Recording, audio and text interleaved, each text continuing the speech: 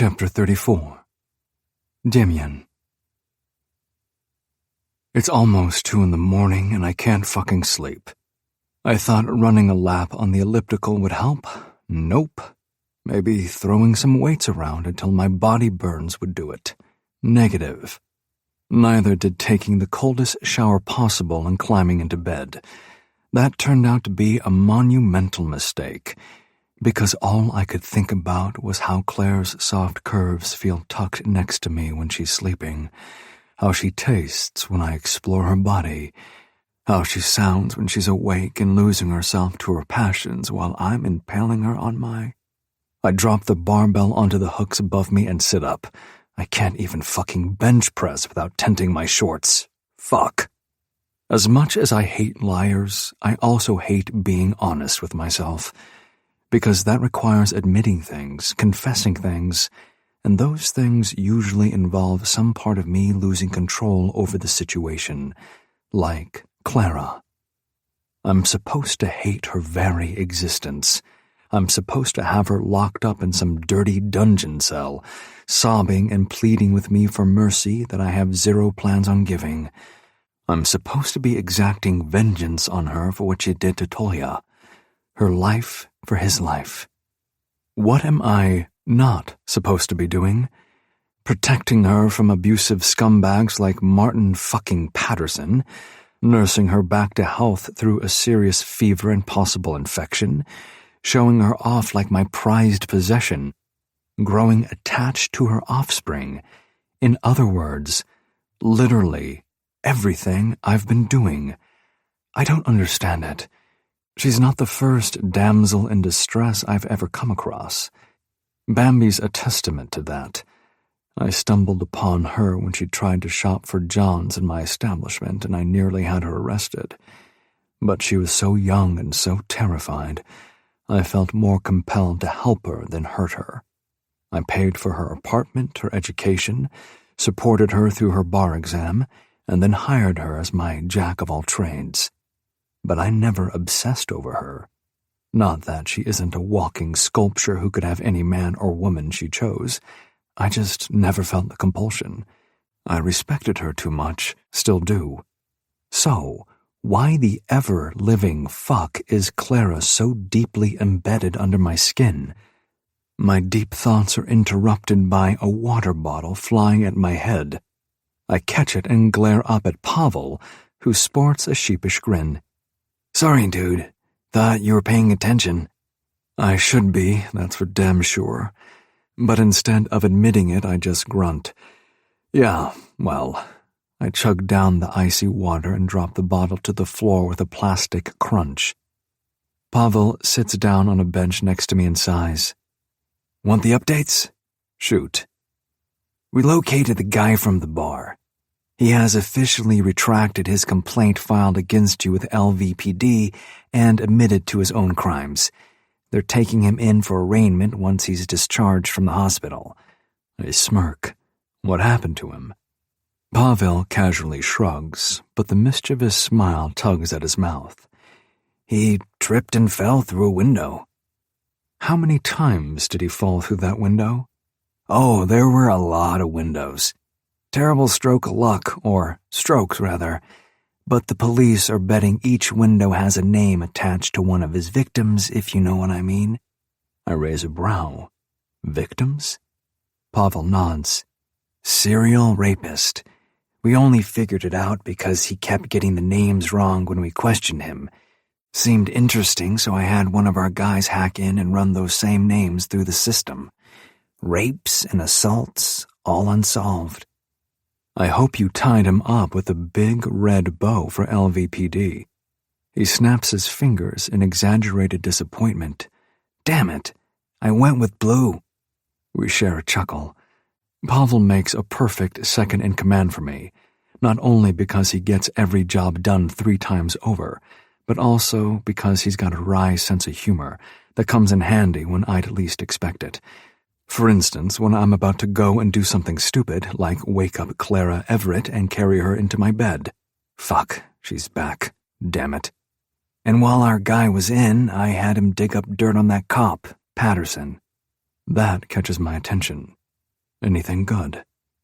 Pavel's eyebrows nearly reach his hairline. Dude definitely has friends in high places.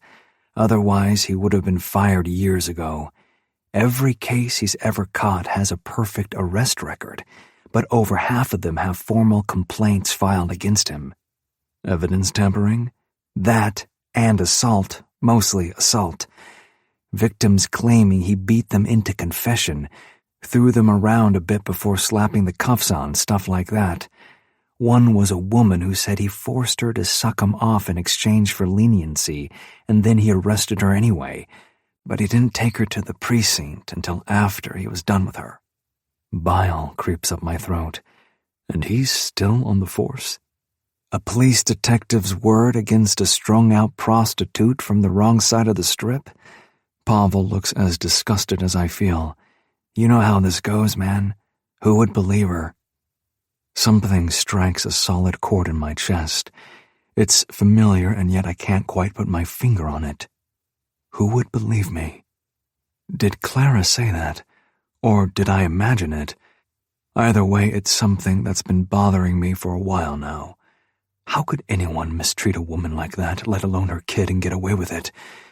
I give myself a little shake and force myself to focus back on Pavel's investigation. So, the big question is, who's paying him off? Who's pulling the strings? Is there a rival organization we need to watch out for? Pavel scrunches his nose. It's unclear right now as to why he's doing what he's doing, or how he keeps doing it. We couldn't find any connections to another Bratva or Mafia or motorcycle club or even the damn IRA, and believe me, we looked everywhere. I do believe him. He never cuts corners, and he's not about to start now. Not when everything and everyone we've been hunting for over a decade is finally in our hands. Which is the other thing that bothers me enough to keep me awake at night. Everything is finally falling into place, but I'm left with more questions and unsolved riddles than actual answers and closure. At this rate, I'll get closure when I'm dead. Detective Everett. I pick up the water bottle and turn it in my hand, half tempted to throw it across the room just to watch something explode. He's been quiet lately, too fucking quiet. Should we be worried? Pavel's scrunched face instantly shifts. I know that look. It's the set jaw, tongue over teeth that he always does, right when someone says something to piss him off. And I know I'm not the one pissing him off right now, so I lean forward. Pav? There's no record of him ever visiting Clara in the hospital. I shrug. So? Ever. He focuses his gaze on me. And I mean ever. I still. The first thing that comes to my mind isn't of Clara the other day, sick as a dog and struggling to maintain her sanity. It isn't of her injured ankle, or the look of pure terror in her eyes when Bambi told us Martin was here.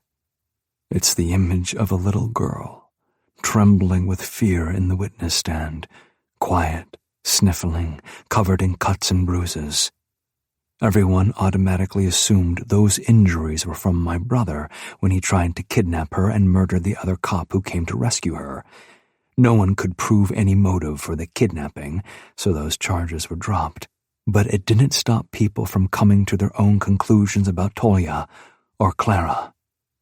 He was there when they took her to the hospital, after they found her.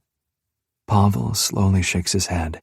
He filed a report, but there's no record of him signing in, and we can't find anyone who remembers seeing him visit her. I frown. Something sick and heavy forms inside my gut. What about when she had a baby? Again, Pavel shakes his head. None of this makes sense. Greg Everett was a loving father who couldn't be more relieved to have his only child, his little girl, found safe and sound inside that warehouse. He said so right there in court. I reviewed the transcript so often I've practically memorized every word. He and his wife thanked the whole of Las Vegas for their love and support, according to him anyway. His wife never spoke a word during those press conferences. Come to think of it, Clara hasn't mentioned her mother once. What about Mrs. Everett? Those who were there do remember seeing Clara's mother sit by her side after they found her, but they also remember she was a very quiet woman, didn't say much to anyone except to get water or ask for the bathroom. And now, dead, a few years after the trial. Suicide. Something very close to empathy washes over me. Too close. I rub a hand over my jaw as I try to process all this information, and as I try to ignore the nagging feeling that we've only scratched the surface. This was all supposed to be easy. It's been anything but that. Pavel sighs and runs a frustrated hand through his hair. Look, I'm nowhere near being a prime example of father material. God help the poor bastard who comes from me. But I gotta say, if my kid was lying in some hospital bed, cold, flu, broken arm, beat all to shit, I don't care. I'd be there, no matter how old they are. He tilts his head to one side and gives me a knowing smirk. And you can't tell me you wouldn't set up camp in that little girl's room either. I should punch him right in that smug smile just to make me feel better. But damn it all, he's right. I'm the exact opposite of Father of the Year. Hell, I'm not even in fun uncle range. But the moment I imagine Willow wearing a black eye and cradling a broken arm, I feel myself simultaneously wanting to run to her side and go to war. So what the fuck is wrong with Everett? Get eyes on Greg Everett 24/7 every fucking day until we figure this shit out or he falls through a window himself. I stand and stretch the tension out of my shoulders. Pavel stands with me, already tapping the orders in a group text to the Bratva's rank and file. I want to know when he so much as sneezes in our direction. Send a plant into LVPD and make sure his relationship with Martin is strictly professional. I'm not going to lose everything just because we read lips wrong. Pavel nods. Done. Oh, how I fucking wish it was. Chapter 35. Demian. I'm only halfway down the hall from the gym when Bambi turns a corner and almost runs into me. She jumps, then quickly straightens and gives me a respectful nod. Does no one sleep in this place? I growl. I heard you were up, she replies, smoothing a hand over her tunic. Reports came in from the schools, and I thought you'd want to know right away. The fact that reports only just came in tells me that, as usual, Bambi went above and beyond to get what I need. When she hunts down records, she hunts down people as much as paperwork, until even the janitor has given a witness testimony. Pavel does too, but his methods are a bit messier. More windows get broken, usually by someone's face. I sigh and nod. You thought correctly, but before you tell me, do I need a drink for this? Bambi's expression darkens. We'll both need a drink. That's how we end up in the now empty party courtyard, perched on stools at the abandoned bar, with an open bottle of liquor for each of us, and only the crescent moon lighting the glasses enough to see how much we pour. I'm tempted to chug straight from the bottle. It's a smuggled import from Russia, one of my father's personal favorites. Strong as fuck. With any luck, I'll be face down at the edge of the pool, and blissfully incoherent to the shitty mess around me in about 3 solid chugs. Unfortunately, that stupid thing called responsibility whispers in the back of my brain to pace myself, while Bambi turns on her tablet and dives into her report. I had a few of my colleagues interview retired teachers, school nurses, whoever we could track down within the city limits. She scrolls through her notes app, and I catch glimpses of photos and personnel files that I'm pretty sure she is not legally supposed to have possession of. It took some squeezing, but I was able to get files unsealed long enough for a quick peek. And Bambi purses her lips. It's too dark to see her clearly, but I can see enough between the moonlight and her tablet to know she's deeply troubled. Can you promise me something? She suddenly asks. I sit up. She'll come to me for supplies, necessities, clarification, the essentials, but it's rare that she'll ask me for a personal favor. Shoot. Exactly that. Her eyes meet mine, even in the dark. Shoot. When you find Greg Everett, when you bring him in to clean up this whole mess, shoot that motherfucker right between the eyes. I was already planning on it, but I bite anyway. Tell me. They knew. She pours herself a shot to the brim and tosses it back. Her teachers, the school nurse, they all knew. Several tried to file a report, but they were dismissed because the case files went straight to LVPD. At the same time, Child Protective Services received them. Her fourth-grade teacher nearly lost her job because Everett tried swinging the accusations back against her, but there was no evidence. I don't want to ask. The vodka's already starting to churn in my stomach. How far back does it go? Bambi opens her mouth to tell me, but she doesn't. She can't. Tears brim on her lashes. It's the first time I've ever seen her come close to crying since the day I met her. Instead, she taps the screen of her tablet and slides it across the counter to me. I shouldn't have looked while downing another shot. The liquor almost goes up my nose. I'm that shocked at what I see. They're the standard pictures the emergency room takes for CPS whenever there's a suspicious case in their midst. Pictures of fingerprint-shaped bruises, swollen eyes, cut lips, patches where hair was torn at the scalp. Broken skin in strips across her back, like someone lashed her with a leather belt. In one photo, the clear imprint of a belt buckle can be seen on her ribs. What makes me want to vomit and eviscerate Greg Everett at the exact same time is the oldest photo of the bunch. Clara can't be more than 3 years old. She's not looking at the camera, but it's easy to see the tears streaking her tiny face. Picture after picture she grows older. The tears lessen her face. What can be discerned becomes more and more haunted. By the time I flip to the pictures taken the night she was found at the warehouse, she's a shell of a person. How? I force myself to grind out the words through my fury and nausea. How the fuck did he get away with this? You've seen him? Bambi does what I've been aching to do and pulls a swig straight from her bottle. He's a charmer, handsome, charismatic, a hero. I hate so fucking much that she's right. I don't make a habit to play cards with Everett, but he's on the news often enough regarding one case or another. And I remember him well from Tolia's trial. He oozes charm and congeniality as far as the local news is concerned. He's a badged crusader who loves his city and cares for his people. The high school quarterback who grew up to become a beloved lawman with a beautiful wife and a little girl.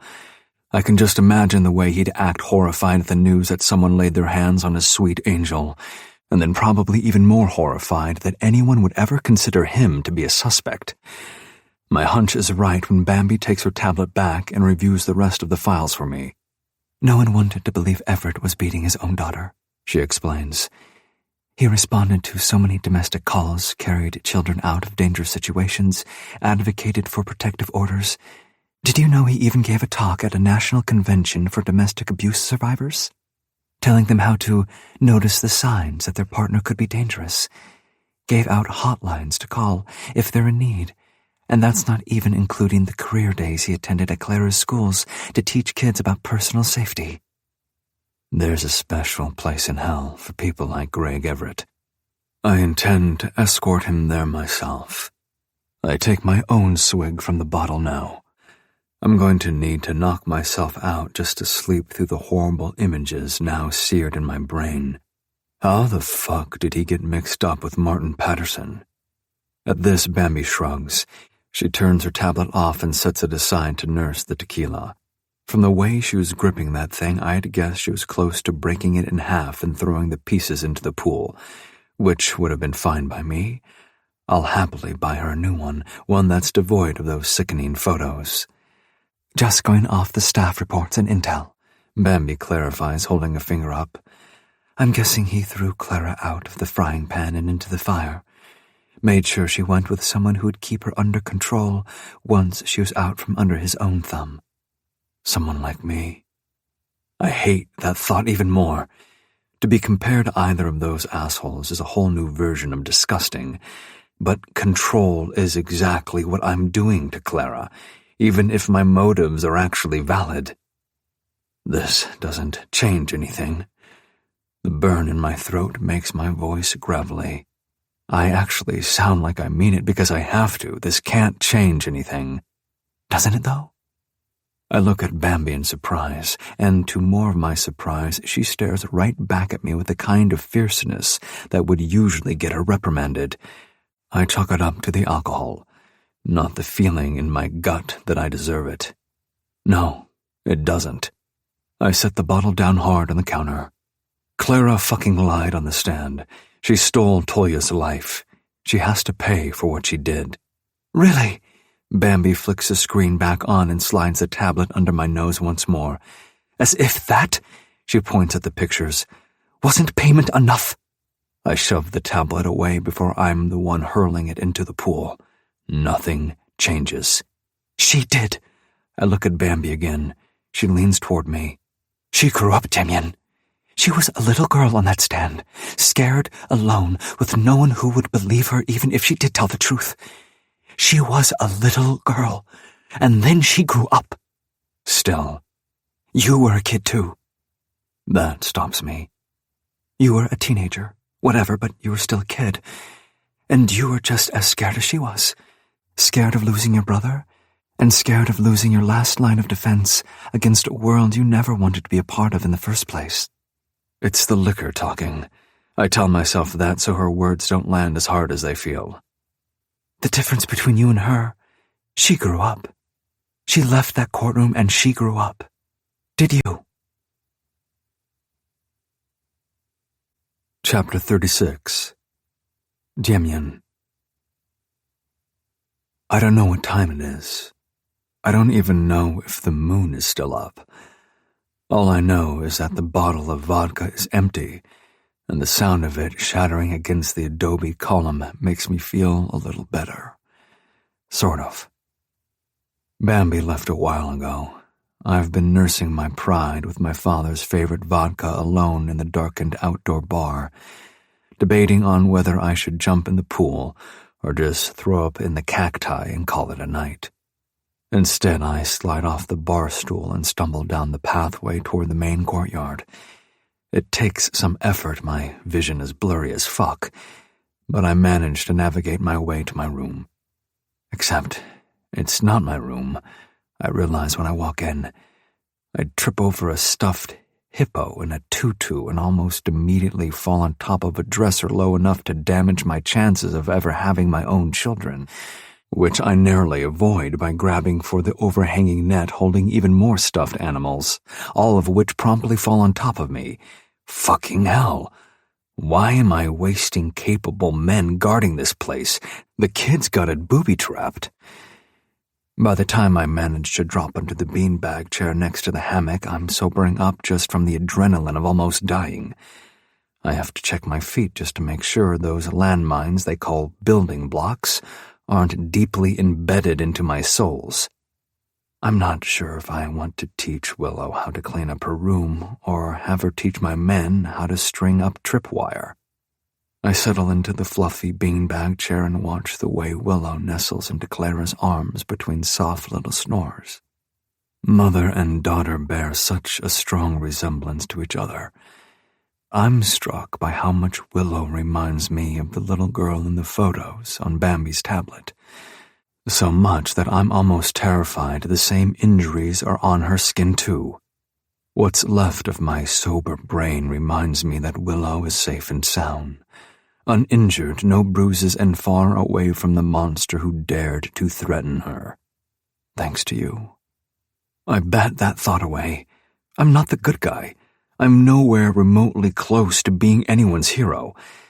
Still, the more I watch them sleep, the more I feel a sense of pride welling up in my chest.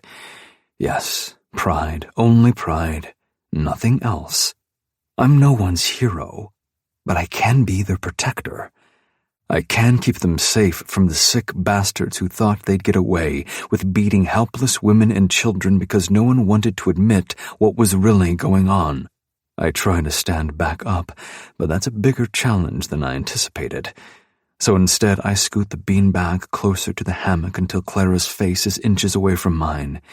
It's the vodka in my veins that makes me tuck a strand of hair from her brow, that makes my fingers linger in her silky waves. It's the liquor blurring my focus that makes me lean in and press a warm kiss to her full lips. And it's nothing but my drunken imagination that makes me feel like she's kissing me back.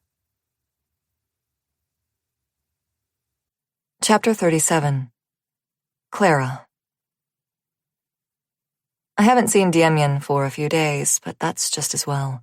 I'm too busy holding up my end of the bargain as his newest maid to play his confusing mind games. I also don't have the courage to ask him what he was doing in Willow's room the morning after that dinner party. Both Willow and I woke up with the first few rays of dawn and, to our surprise, Demian was right there, fast asleep on an overstuffed, outrageously pink beanbag chair, face smoothed clear of all its usual pent-up rage. Willow had to clamp a hand over her mouth just so her giggles wouldn't wake him. We took extra care to tiptoe over him, grab some clothes, and left to change in my new room. Ever since then, I've been doing my damned best to forget how good it felt to have him watching over us.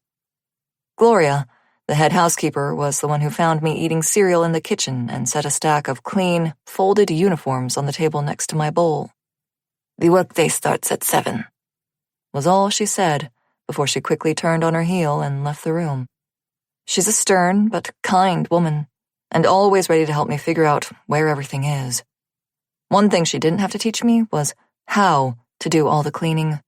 I've been scrubbing Martin's mud off the floors for years, and even before him, my father made me do all the household chores after Mama died. The only thing Gloria has needed to teach me is how not to flinch over every little mistake. I got the ratio of cleaning solution to water wrong, and it started rubbing off the paint in one of the sunrooms. I panicked so hard I started shaking and couldn't breathe. "Dios mío," Gloria muttered when she found me kneeling and bawling over the sudsy bucket. "Pull yourself together, Mia." But them, Mr. Zakrievsky won't know and won't care." Gloria pried the sponge from my clenched fingers and tossed it into the bucket. "Breathe in through your nose. Good. See. Now out through your mouth. And now we start again." "But the wall will be fixed by maintenance. Come." She pulled me to my feet without waiting for me to respond and wiped away the tears I didn't even know had fallen. "Look at me, Mia." I did as she said.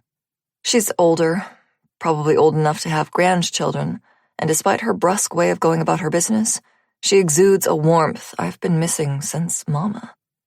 "Wherever you were, you are not there now." I sniffed. At first, I didn't know what she meant. She must have seen the confusion in my eyes because she gently took my chin in her grasp and gave me a soft little shake.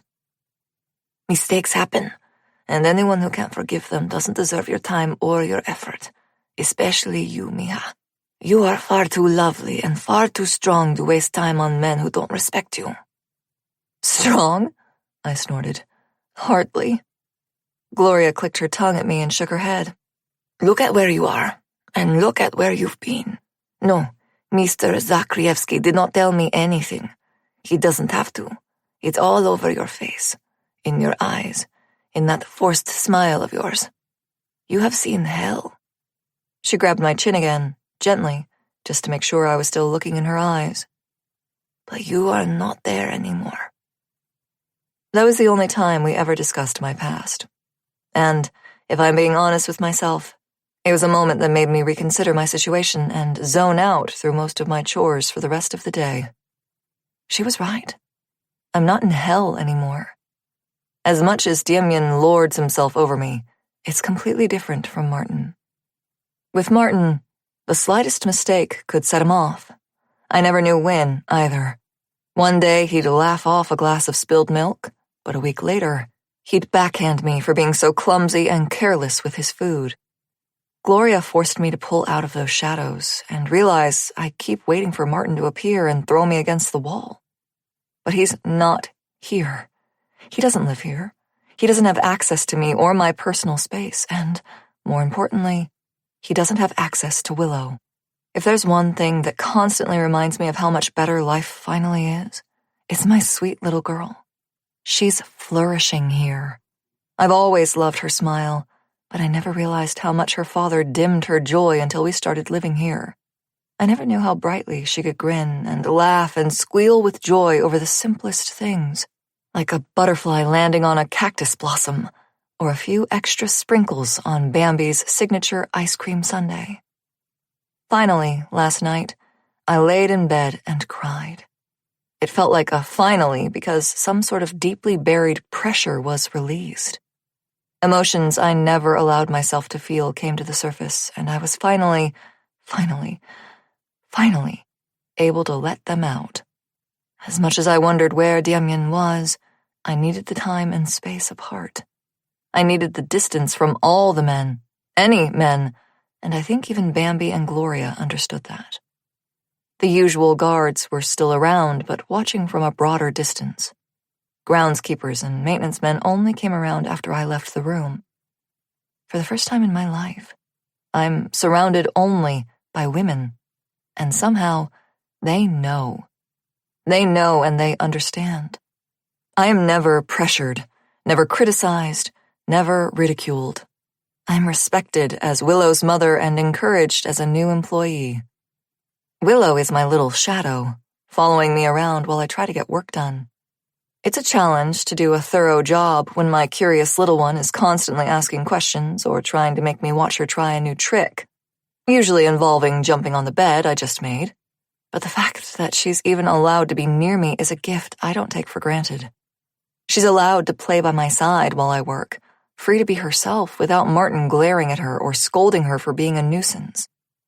That's the part that really tugs at my heartstrings in ways I'm terrified to allow. Not once has Demian ever called Willow a nuisance or acted like he doesn't want her around. In fact, I'm strongly suspicious that he's been avoiding me but sneaking in time with Willow, because every day for a week, the same week I haven't caught a single glimpse of him, she's found me in whatever room I'm cleaning, squealing excitedly over a new toy he gave her. They're good toys, too. The kind that never in a million years would I be able to afford, just because. And Martin sure as hell would never bother to remotely consider. The consideration goes beyond just toys and baubles. The new doll he gave Willow the first day after the dinner party was designed to look just like her, paired with matching sets of clothes for her so she could coordinate outfits. On the second day, he gave her a set of fairy tale books that she was then instructed to practice reading with me. Now it's the end of the week, and Willow is the proud owner of a butterfly growing kit to nurture her interest in biology, a small piano to explore music, a kids-level pottery wheel for functional artistic expression, and a sparkly pink tablet. The tablet in particular gave me panic. The internet is a terrifying place for a parent to send their child, especially one as young as Willow, and at first, I felt the urge to march into Demian's office and demand to know what the actual hell he was thinking. But when Willow handed it over so I could at least activate the parental controls, I froze. They were already on. Demian had her tablet locked tighter than Fort Knox, even though she unwrapped it straight from the box right in front of me. Screen time limits are set at half-hour intervals, educational apps downloaded and activated, and paid for, and the lock screen is a collage of selfies Willow took with me and Demian. I think that's what made me finally cry. What made me sob myself to sleep, unleashing all the emotions I couldn't begin to name even if I had the energy to try. Whatever is going on between Demian and me, it's complicated and messy, and I don't know where it's headed. I can't wrap my head around how he feels about me, or thinks of me, and I sure as shit can't figure out my own thoughts or feelings about him. It's the selfie of Willow and Demian making silly faces for the camera that has me wishing I could undo the past. It's the selfie of them giggling together, her face glowing with joy, and his usual mask shattered apart by the unadulterated grin that actually flows into his eyes. And it's the selfie I know he didn't plan to take, the one that caught him completely by surprise when Willow must have suddenly turned and kissed his cheek right as she hit the button. That's the realest smile of all of them. I'm used to being scared. I'm used to being terrified. I'm not used to being safe or loved. And I'm even more terrified that neither is Willow. Chapter 38. Clara. One thing I'm very grateful for: I'm not expected to clean the entire place in one day. It would be literally impossible, and something I completely expect Demian to suddenly pop out of nowhere and demand I start doing immediately. For all I know, that might have been his plan if it weren't for Gloria's strict cleaning schedule. She has the whole compound broken down into monthly, weekly, and daily schedules, with tasks delegated to the cleaning staff by name and the requirement that we only do what we are assigned. No trading, no laziness, full accountability. The image of Gloria shooing Demian away from her carefully guarded calendar like some naughty child makes me snort with laughter as I carry the bucket of cleaning supplies into the study. Willow glances at me curiously, but doesn't ask what's so funny because she's trying to balance her new storybook in one arm while the other carries her newest doll. It felt appropriate to encourage her to read while I clean the study. There's plenty of comfortable chairs she can curl up in, and hopefully also nap in, until I'm done. And given how large the library part of this room is, it's going to take the whole day. Gloria has a ladder sent in ahead of me. I stare up at it as I swallow back my fear of heights. It's a job, it's keeping me busy, and it's ensuring our safety as well as housing. I can stomach a measly little climb so my baby gets to have good food in her stomach. Whoa! Willow gasps when we settle into the study. Her eyes are wide as she scans the tall bookcases, taking in the dozens of books stored on the shelves. Demian loves stories. I don't have the heart to tell her that half of these books are on law and real estate.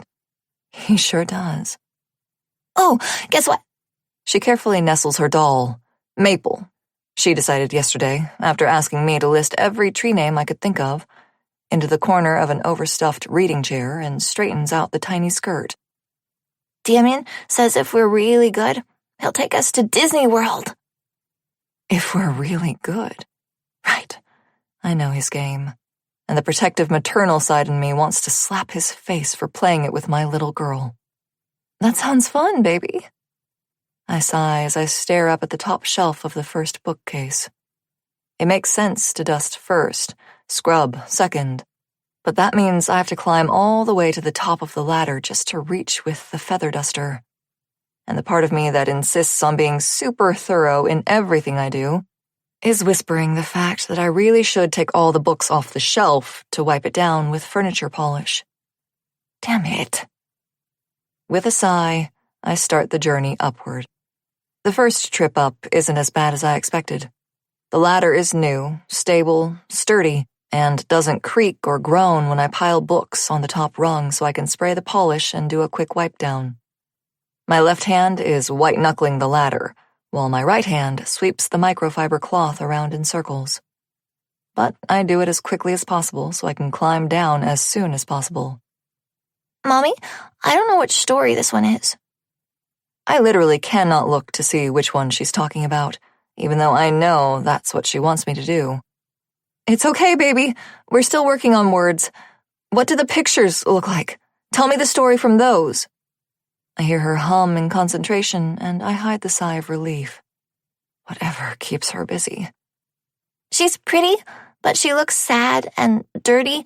Really, really dirty. What is she doing in that picture? I move the next set of books onto the top rung, preparing to tackle the second half of that shelf. It looks like she's cleaning the fireplace. I'm pretty sure I know which story she's opened to. Are there mice and birds? Yeah, Willow giggles. And they're helping her clean. Willow sometimes helps me clean. Sometimes. Her attempts usually cause more mess, but Gloria never says anything, and I don't ever want to discourage Willow from volunteering to pitch in. Lord knows she could stand to apply that energy to her own room. Her family looks mean. I hear the frown in her little voice. Without looking, I know she's pouting. They're making her do all the work. Been there, done that. I'm finally able to move to the next shelf down, which means the next 10 minutes will be spent a foot closer to the ground. Thank God. Oh, a fairy! She's really pretty, Mommy, and she made a new dress. Willow grins and points at the page. I spare a glance this time, now that I'm not clinging for dear life. Look, it's white and sparkly, just like the one you wore. I pause. It is, actually. Well, look at that, you're right. Where's she going, Mommy? I sigh with a smile and start pulling books from the shelf. Oh, you know, girl just needs a night off, away from all the chores, all the screaming. She just wants to go somewhere where nobody knows her and she can wander around and get lost in all the lights and magic.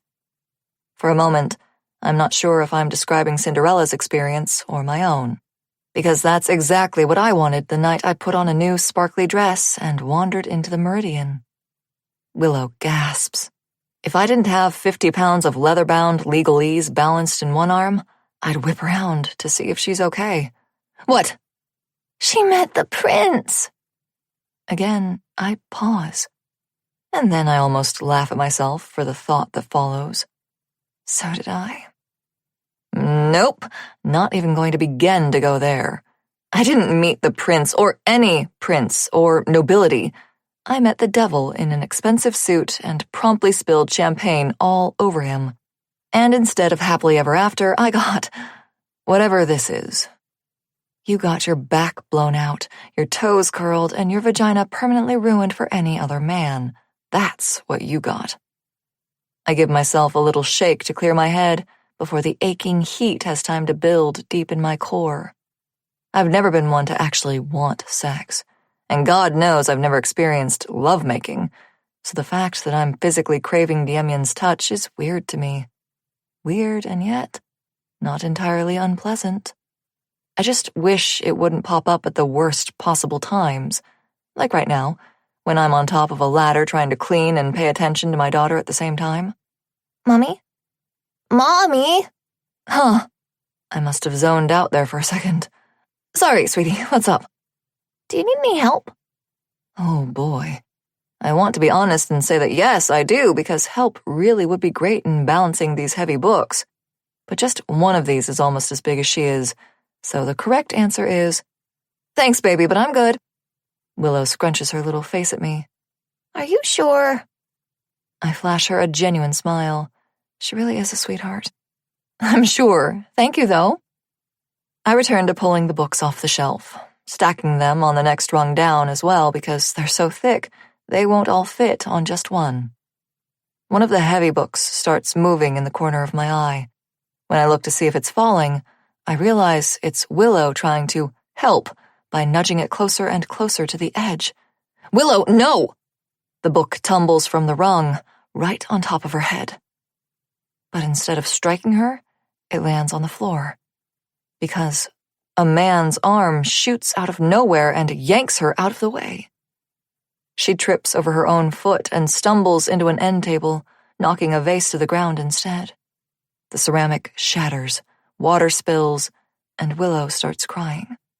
I barely have a second to register that I, too, am falling off the ladder before I'm wrapped up in very familiar, strong arms, and breathing in his all-too-familiar scent. Demian's eyes meet mine and, again, I see something new in them that isn't anger or irritation or hatred. He actually looks concerned? Not possible. Maybe that book fell on my head. He sets me on my feet and quickly turns to Willow. She's trembling, sobbing, and cowering behind the toppled end table. Shards of ceramic float among the spilled water and broken flower stems, staining the expensive wood floor. Oh, God. No. I'm ready to launch myself in front of Willow to take his anger, but before I can, Demian steps over the broken vase and crouches in front of her. Are you okay? He gently asks. Willow doesn't want to look at him. She's so scared. But he sees that, and ever so lightly tucks a finger under her chin to make her meet his gaze. Demian offers her a warm smile. Hey, my louche, it's okay. Are you hurt? She shakes her head. and hiccups. That's good. You know you can tell me if you're hurt, right? She pauses, then nods.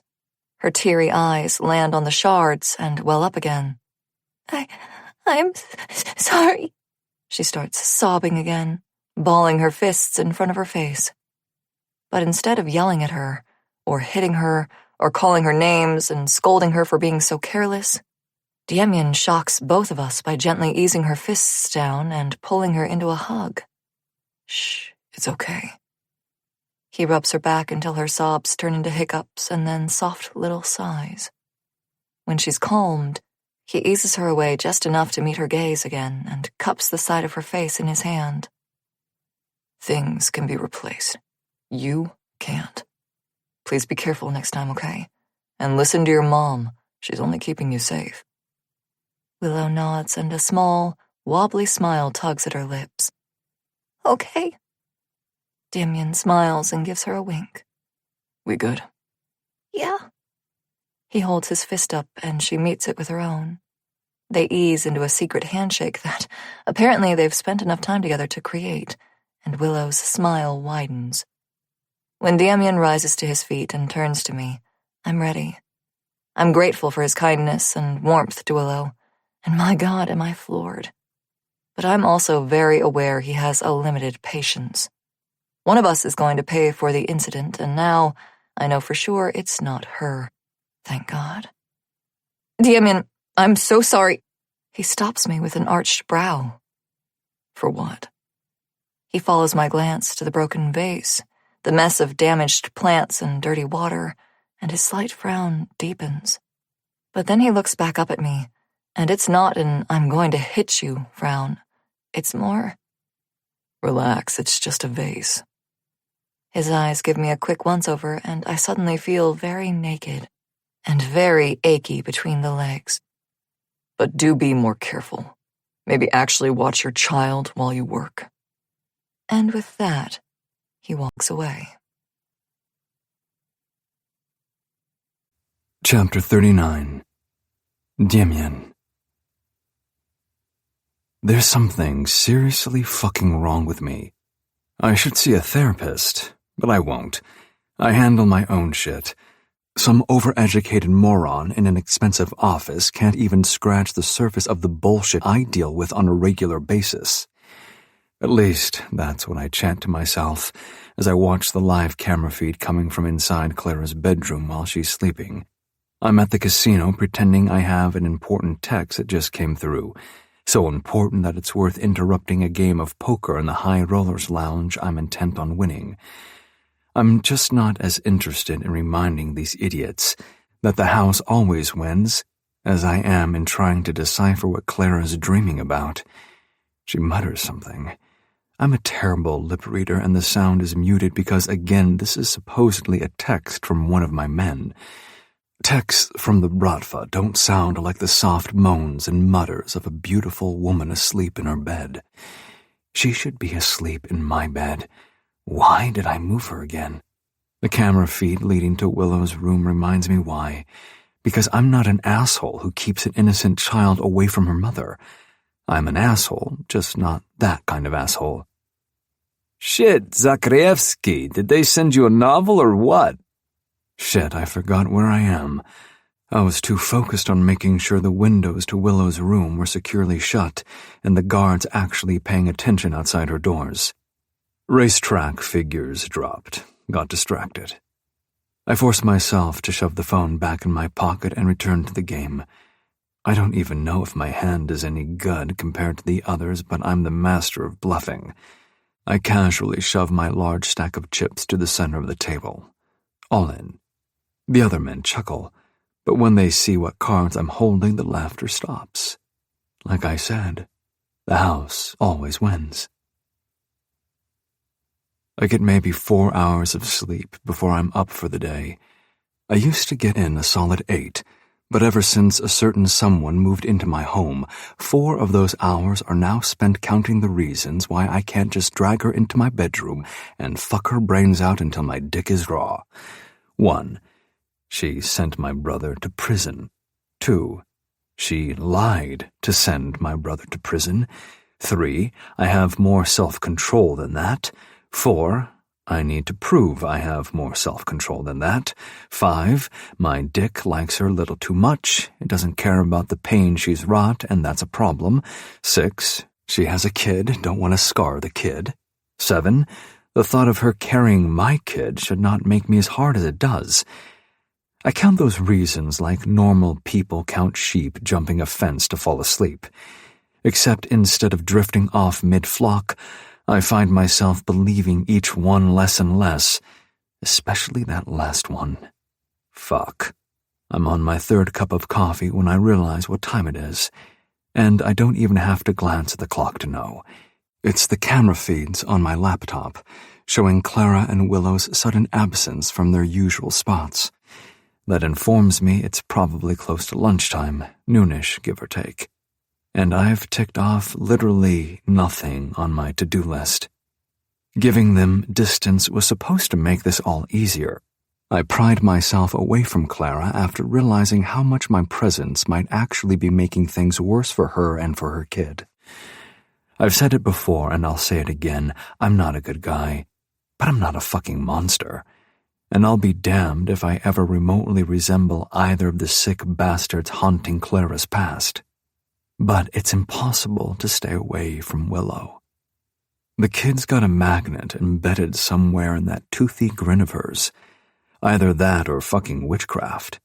It's the only logical explanation as to how and why I, Demian Zakryevsky, Pachan of the powerful and deadly Zakryevsky Bratva, found myself asking a toy store clerk which clothing sets go with their Twinsies Forever dolls. And did they sell the hair accessories too, or was that online only? I questioned my sanity as I walked out of the store, the box doll tucked under one arm and a bag of clothes draped over the other. I wondered why I couldn't just send Bambi to do this shit while I took care of literally anything else. And yet I immediately forgot every ounce of doubt the moment Willow squealed with joy and hugged me, asked me to help her open the box, and immediately introduced me to her new, as yet unnamed friend. The warm feeling I get in my chest whenever that kid smiles at me is just my pride. Pride in knowing I'm the one to make her smile like that. Pride in silently reminding her that I'll always protect her from the demons in the dark. I give myself a little shake to pull out of yet another daydream. My fucking lord, I've never spaced out this easily. My stomach rumbles, reminding me I didn't eat breakfast, so I force myself to close my laptop, which is easier to do when I remember I can still access the feeds on my phone if I need to. I might have a major fucking problem. It's hot as hell the second I step out into the open walkways that connect the different buildings into one large villa. At the time, it seemed like a great idea to have this place designed for desert living, keeping everything open as much as possible to allow breezes to naturally flow through the compound. It's energy efficient, aesthetically pleasing, and continues the sense of ethereal magic that makes the Meridian so memorable to guests and clients alike. That's what the architect told me. I didn't really fucking care about the why, just that it got done as quickly as possible. But I should have added outdoor AC units to the paths. Additional costs be damned. It's less than a minute of a walk from my office to the kitchen and my shirt is already sticking to my chest. The second I open the door to the outer foyer, I feel the air cool and I pop the top buttons of my shirt. When I yank the refrigerator door open, cold air washes over me.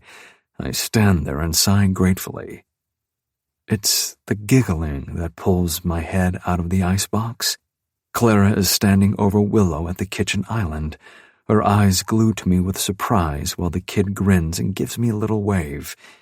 She's holding a crayon in that same hand, apparently mid-coloring session while her mother works on cleaning the kitchen. I give Willow a wink as I take a swig from a water bottle. This seems to be enough to appease the girl, and she returns to her coloring book. "And then what happened, Mommy?" Clara blushes. It's definitely not from the heat. Her eyes are wide as she watches me watch her. "Oh, well, Right. She turns back to Willow and simultaneously moves to the microwave, spraying the inside with a cleaning solution. Well, a promise was a promise, and even though she lived with him, she still needed to kiss him. Interesting. Willow darts a glance up at me and giggles again. But he's a frog. Ah, that one. Clara laughs as she scrubs. Yes, he is. But she made a promise, and a promise can't be broken. So it doesn't matter if he's a frog or a toad, or a super warty gremlin with horns. If she promised to give him a kiss for helping her, that's what she needed to do. Ooh. The kid scrunches her face in playful disgust. I wouldn't kiss a frog. I don't blame you, I rumble. Clara nearly smacks her head against the microwave door when she hears me chime in. Some frogs are venomous. You wouldn't want to kiss those. Willow's eyes nearly bug out of her head. Really? I nod and pull out a tub of cookie dough ice cream. Really? They live deep in the rainforest, and they wear bright colors so you know not to touch them. That is so cool. It's usually the prettiest frogs who'll do the most damage, Clara murmurs. I narrow my eyes at her. She notices. Her guard was already up, but now the wall is sky high. She's instantly finding non-existent grime to wipe up on the kitchen island. I recognize that maneuver for what it is.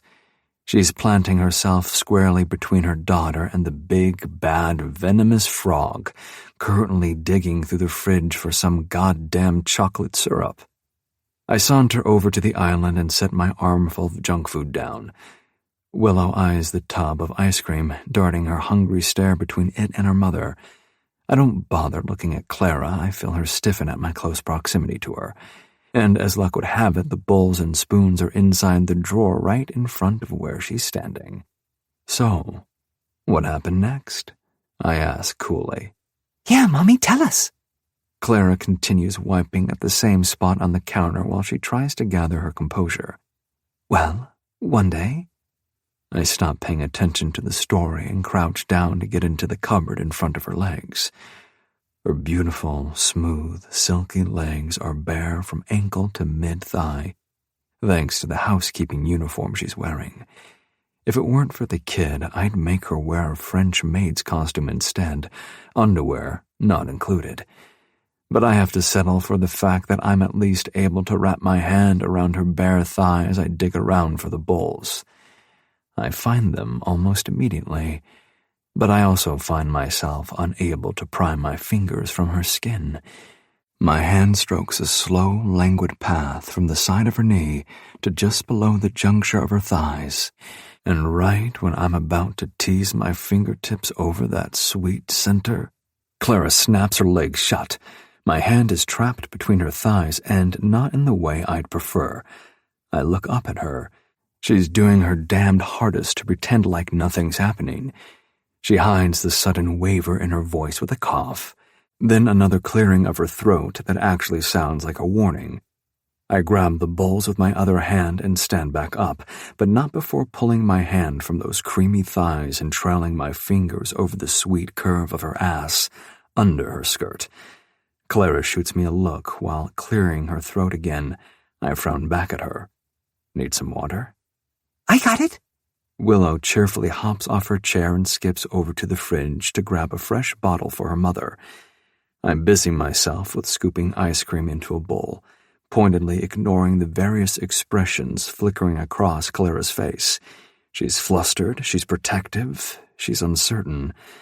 I know for a fact she's also aroused, and unable to do a damn thing about it. Chapter 40. Demian. Willow quickly returns with the water and hands it to Clara before climbing back onto the bar chair and sorting through her crayons. Clara mutters something that vaguely resembles a thank you. Did you eat lunch? I ask the little girl. She nods. Yep, Mommy made sandwiches and carrot sticks. Did you eat all of it?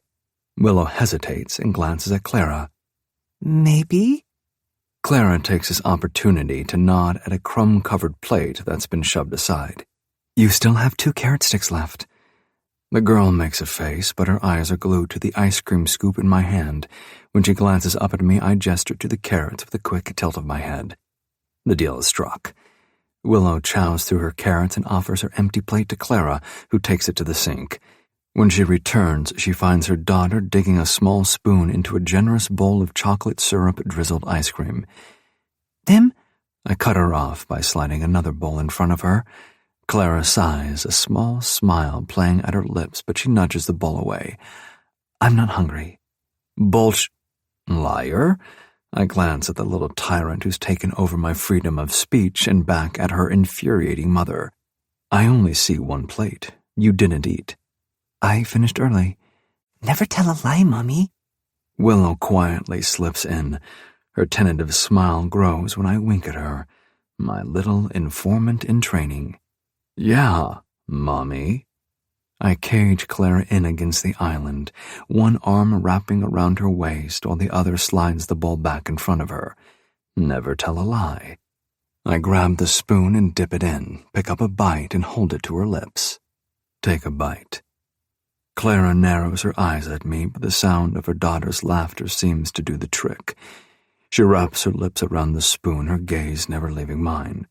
I'm suddenly very aware of the way she feels pressed so close to me, the way the soft fullness of her breasts rubs the side of my chest, the way she fits so perfectly tucked inside my arm. She blinks at me for a moment before quickly turning around to face Willow, but I don't let her get away that easily. I'm too addicted, and she's just given me a taste of what I want. Both my arms wrap around her waist, slowly but firmly pulling her into me. I bury my face in her hair, breathing her in. She smells different. Not bad, just different. Like sweet melons and sunshines, not the rich spice of my own scent. I have no idea what mother and daughter are talking about as they eat their ice cream, and I've completely forgotten about my own bowl. I'm too busy trailing my mouth down the nape of her neck and inhaling her, trying to catch a whiff of myself on her skin or her clothes or anywhere really. You smell different, I finally whisper against her shoulder. Clara blushes a beautiful shade of pink and finishes the last bite of her ice cream. New shampoo and body wash. Do you like it? My arms tighten around her waist. I like the other one better. That pink melts into a red as she realizes what I mean. Oh, sorry, I don't, She straightens and collects the now empty bowls for the sink. I need to get back to work. 1 minute she's warm and pliant in my arms. The next she's gone. Suddenly I don't like how the cold air feels.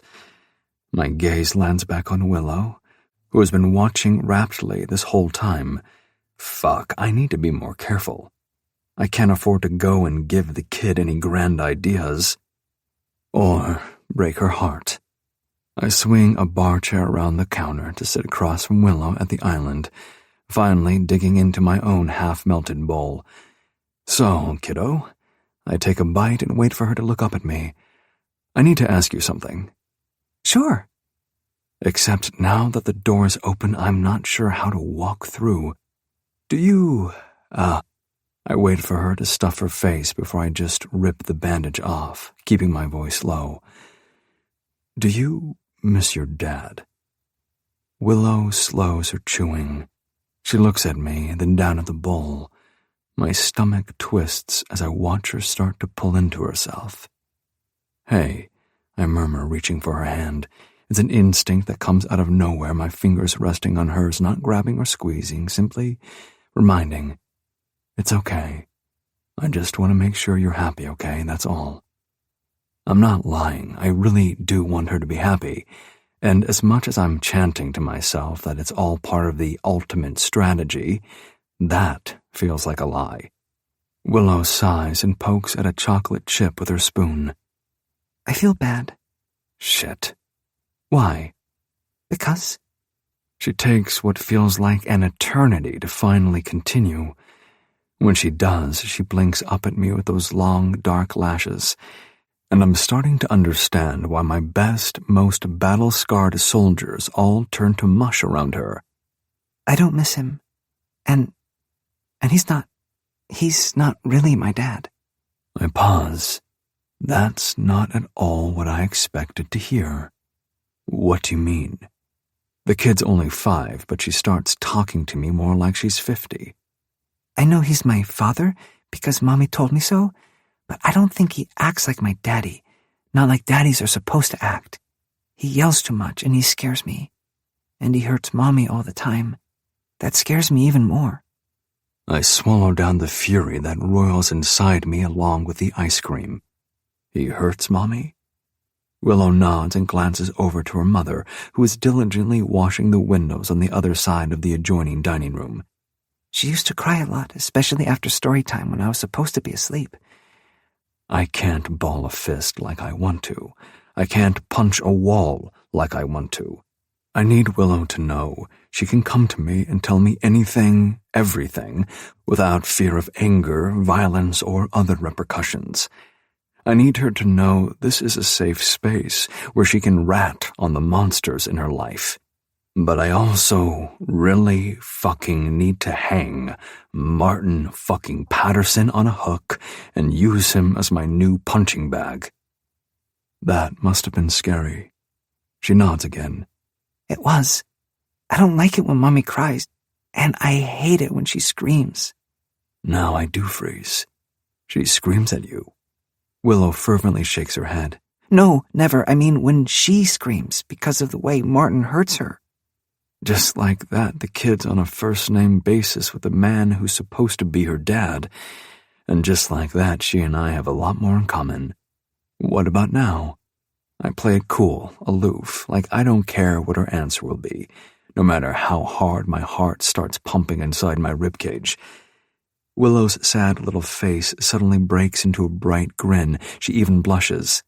I love it here, and Mommy does too. Oh, how do you know?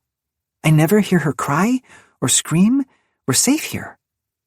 The kid eyes me with a twinkle of knowing mischief. And she really likes you. I damn near choke on a ball of cookie dough. Is that so? Willow nods with that same grin stretched from ear to ear. She talks about you a lot, and she looks for you all the time. She leans forward and cups a tiny hand around her mouth. I think she likes you. She whispers fiercely. And how would you know? She shrugs. Mommy told me. Sounds like Mommy's been doing a lot of talking when I'm not paying attention to the CCTV, which is quite a feat since I'm never not paying attention. And despite Clara's hesitation and clear attempts to stay as far away from me as possible, I'm less inclined to believe it's because she despises me. Demian? I tear my gaze away from where Clara's bent over a table and give Willow my undivided attention as much as humanly possible. Yeah? Why don't you have any kids? Well, fuck. I'm not ready for this question, nor am I prepared for the way it backhands me with her sweet innocence as she asks it. I blow out a puff of air. Shit, she should start coming with me to interrogations. I haven't broken into a sweat like this since I was tied to a chair at 17, and it's not because I'm afraid of giving her the wrong answer.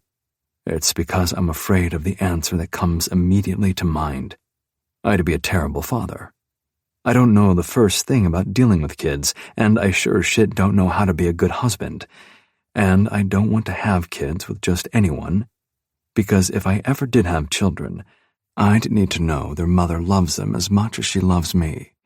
And no one is stupid enough to love me. That's just fucking dangerous. The kitchen falls silent. I'm painfully aware I've just dropped some juicy word bombs in front of a 5-year-old who is officially staring at me like I've grown 3 extra heads. From the sounds still coming from the dining room, Clara didn't hear a word of it. Thank God.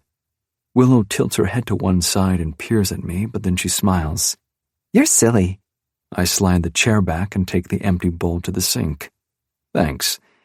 I nearly drop it into the soapy water when I suddenly feel a tiny human wrap herself around my leg and squeeze. I don't know what to do. Willow is hugging me like her life depends on it, and when I look down at her, she beams up at me. So I do the only thing that seems rational, and I very lightly pat her on the head. See? She asks, like I should know exactly what she's talking about. You're a great daddy. And before I have a chance to process that bombshell, Willow lets go and skips away to join her mother in the dining room. She leaves me to clean up the ice cream, and worse, she leaves me with my darkening thoughts spiraling into panic. What the fuck have I gotten myself into? Chapter 41. Clara. Mommy? Yes, baby?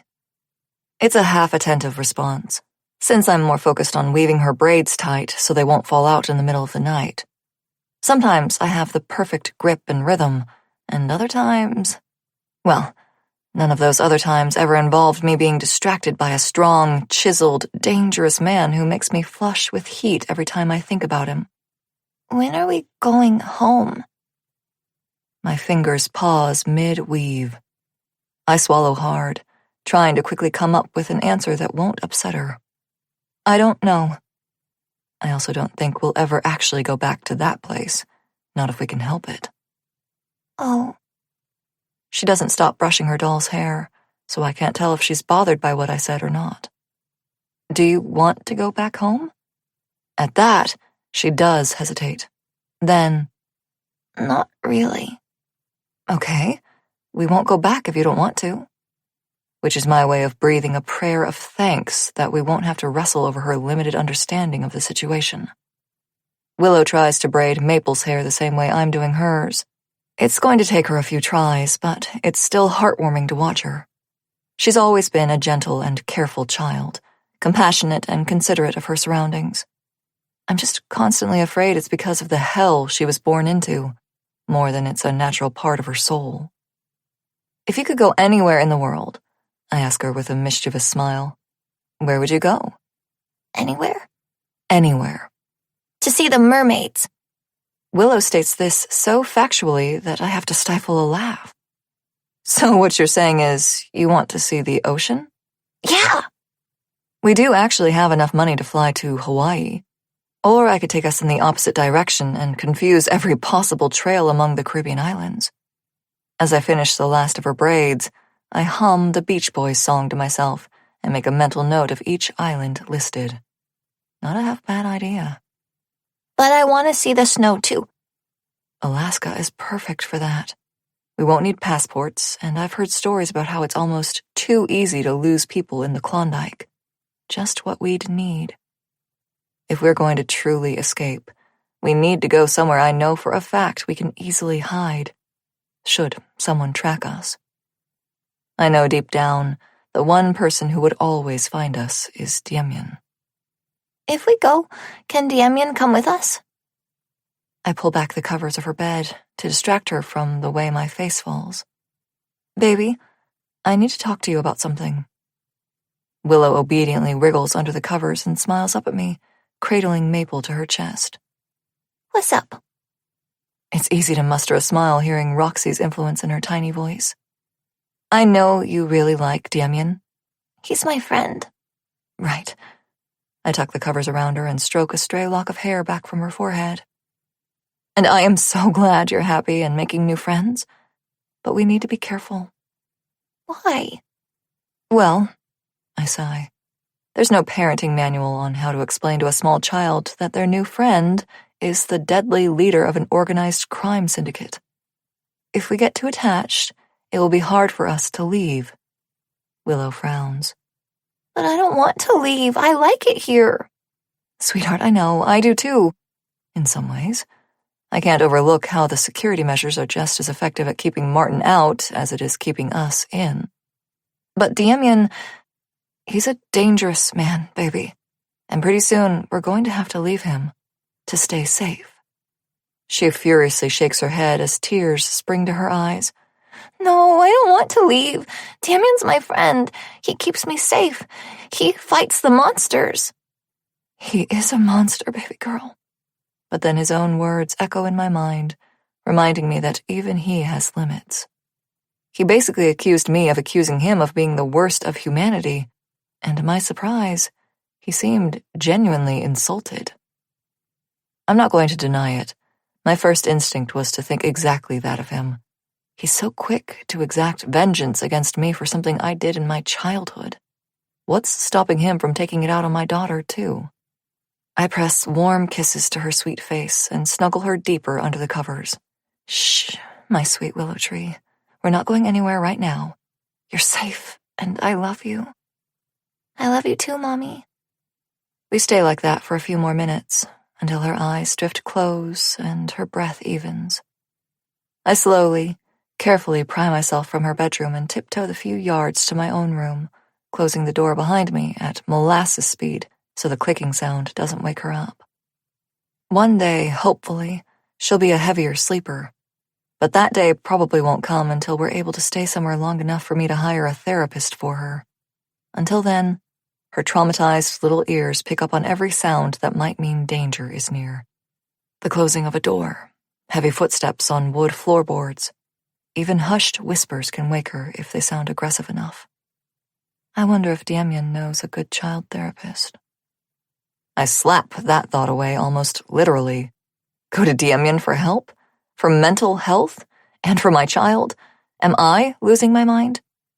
But then I remember the way he was with her today. So warm, so kind and funny, not an ounce of tension in his body.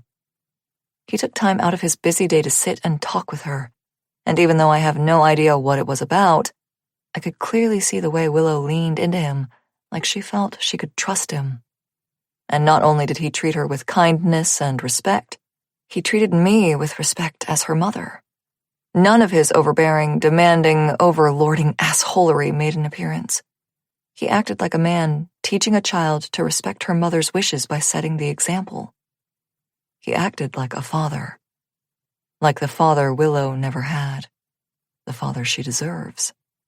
The realization should bring me to tears, but something else happens instead. My mind wanders to another version of that same thought. Demian Zakrievsky, powerful and dangerous leader of Vegas's underworld. Father to my children.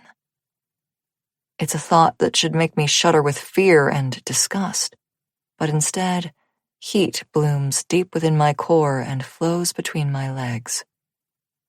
Demian, strong and possessive, holding me in his arms as his hands caress the swell of my stomach where he's filled me with his baby. Demian, firm and demanding, whispering in my ear for me to give him what he wants as he presses me into the bed and works himself deep inside me. I'm standing at the foot of my bed, so I imagine him there, reclining on the mattress, propped up against the soft stack of pillows like some dark king of the underworld, beckoning me to service him. No, beckoning me to surrender to him. I won't do that. I can't do that. But for just tonight, for a little while, I can pretend, can't I? Chapter 42. Clara. I can pretend, can't I? I close my eyes as I slip my dress off, feeling the cool air of the room caress my skin as the fabric pools around my feet. I don't have a bra to wrestle with. My nipples tighten as they're stroked by the breeze from the vents. I try to pretend it's Demian standing behind me, teasing them to stiffness. When my hands smooth up my stomach to cup my breasts, it's Demian in my mind doing it to me. When I pinch, then roll my nipples between my fingers, I can almost feel his calloused fingers instead. I realize in the back of my mind that this is mine, my room, my fantasy. Demian can be whoever I want him to be. I can make him touch me and speak to me exactly how I want him to. So I'm surprised and aroused beyond all reason when I feel myself slide my panties down my hips and cup myself in my hand. Because, even in my fantasy, in this moment, I have full control over. Demian still has full control over me.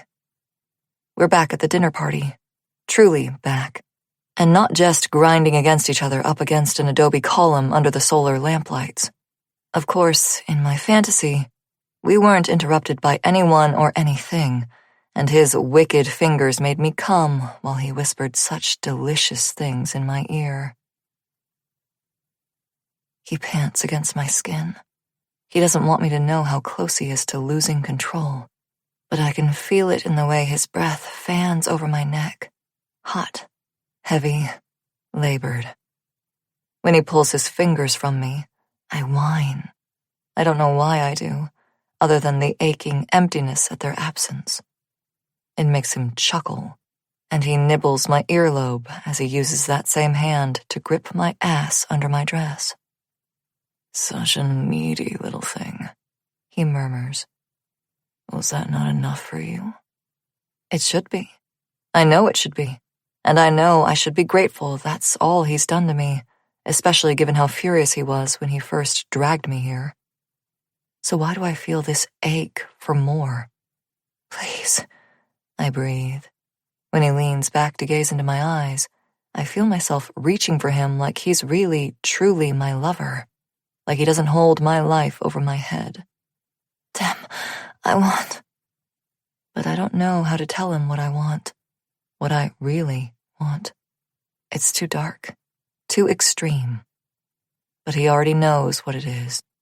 His mouth curls in a wicked smile, and that hand in my hair tightens, pulling me to him as he lets out a low, sexy growl.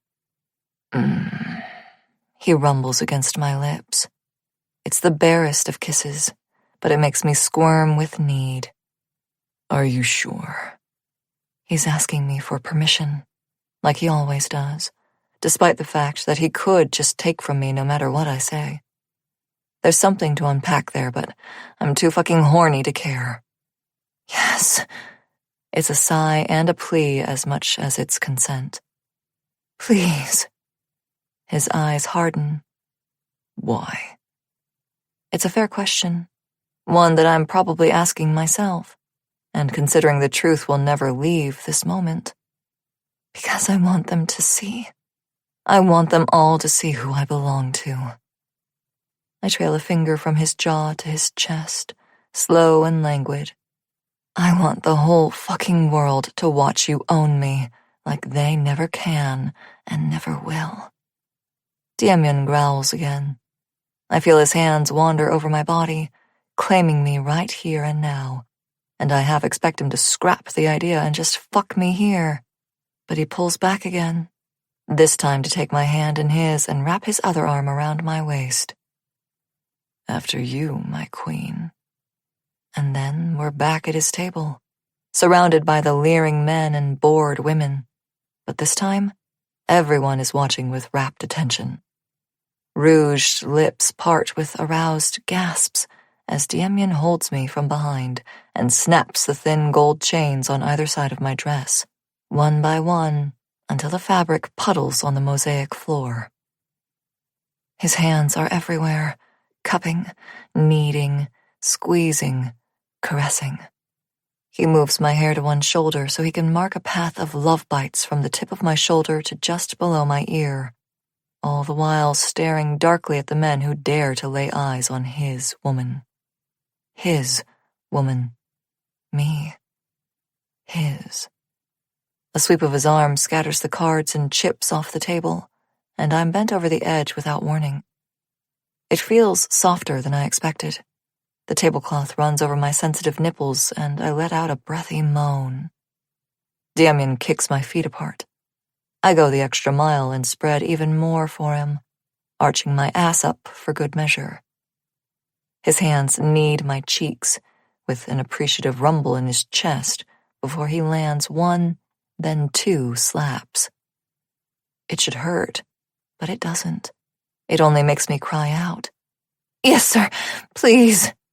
"Please what?" He drags a finger through my dripping slit just to torment me. "Be my good girl and use your words." I can't. I want to, but I just can't. Not even here, not even now.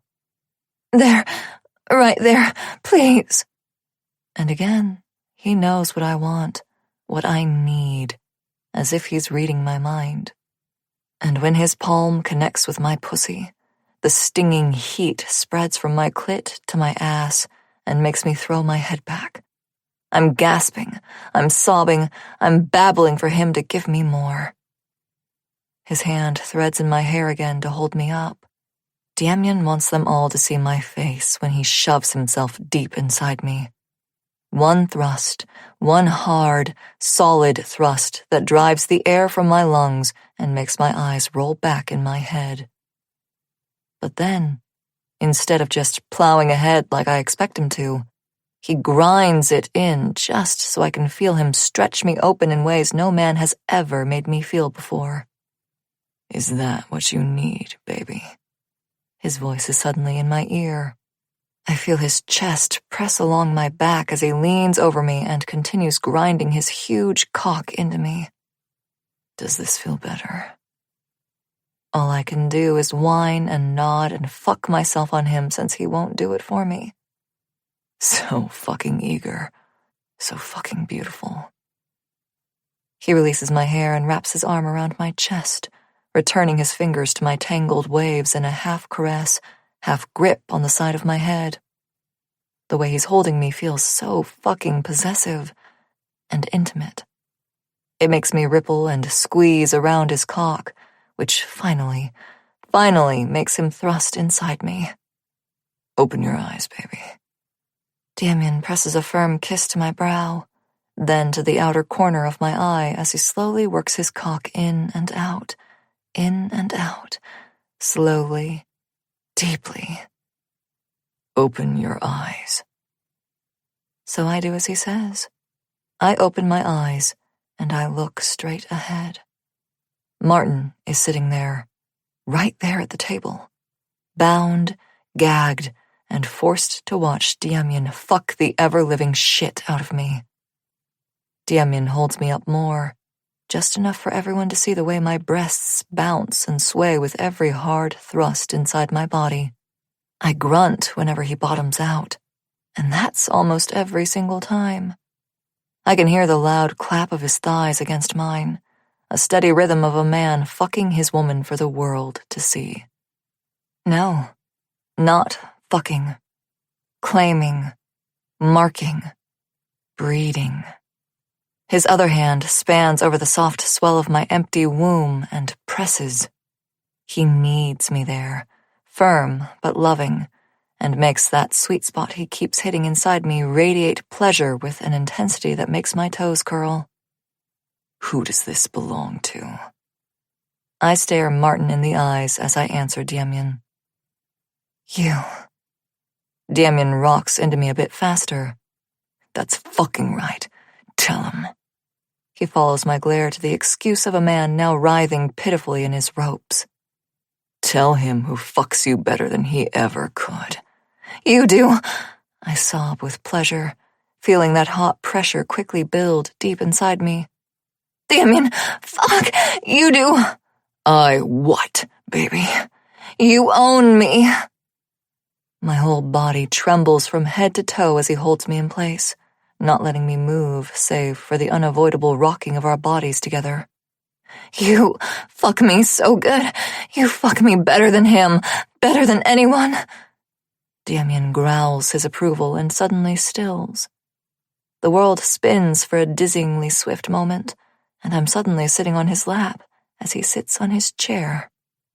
It's more throne than chair now.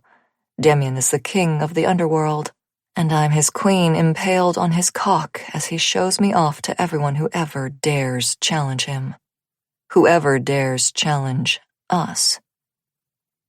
His hand slips around my throat, but not to strangle me, only to pull me back so his bare chest, damp with perspiration and heaving with his own gasps, is flush with my spine. His other hand dips between my legs, which are spread wide on either side of his own. He finds my clit, and when he rubs, I cry out his name again. Show them, baby. You want this. Now, take it. I do. I fucking take it. I take him, rolling and writhing my hips until I work up a rhythm that has both of us groaning and gasping out of control. I'm so fucking close, and I can feel that he is too. Show him how beautiful you are when you come on my cock. Show him the way you look when I fill you up. Demian pulls me down hard as he thrusts up, thickening inside me even more. Me, not him. Another hard thrust. I'm almost fucking there. You're mine, Clara. Only mine. Demian uses his fingertips to turn my face to his. Don't fucking forget it. I'm bucking, I'm screaming, I'm muffled by his mouth slanted over mine, swallowing his own cries as he fills me with liquid heat I swear spreads all the way to my toes. I can't stop writhing on his cock, and he won't stop coaxing every toe-curling spasm from me. We're falling together, and we don't care who watches us. We don't fucking care as long as they get the message loud and clear. One message. 5 little words. I belong to Demian Zakrievsky. I don't know how long I've been passed out like this. Face down, ass up, legs spread like I'm in heat and waiting for my stud to walk in. And the long end of a hairbrush slowly easing from my soaked slit. The only reason I know I've been biting down on my pillow is because my teeth are still pressed around a solid chunk of it. Unlike the sopping mess between my legs, my mouth is dry and tastes like cotton. Cotton, sweat, and shame. I have nothing to be embarrassed about. Logically, I know that, but I cannot believe that, out of all the fantasies my brain could possibly come up with, that's the one it conjured. Just remembering it suddenly makes my thighs quiver. Nope, this was a one-time thing. Demian is not allowed to take advantage of me in my own fantasies. He's already living rent-free in my head. Once I'm finally able to feel my legs again, I roll off the bed and angrily yank on the first tank top I can find. But then I realize I should probably take a shower, so I yank it right off again and shuffle my way to the bathroom. The sight of Demian's body wash in place of my own makes me sigh. Not because I'm irritated, but because despite the promise I just made myself, I know I won't make it through this shower without imagining him in there with me, taking care of me tenderly after using me like he did out there on the table, rewarding me for being his good girl. Fuck.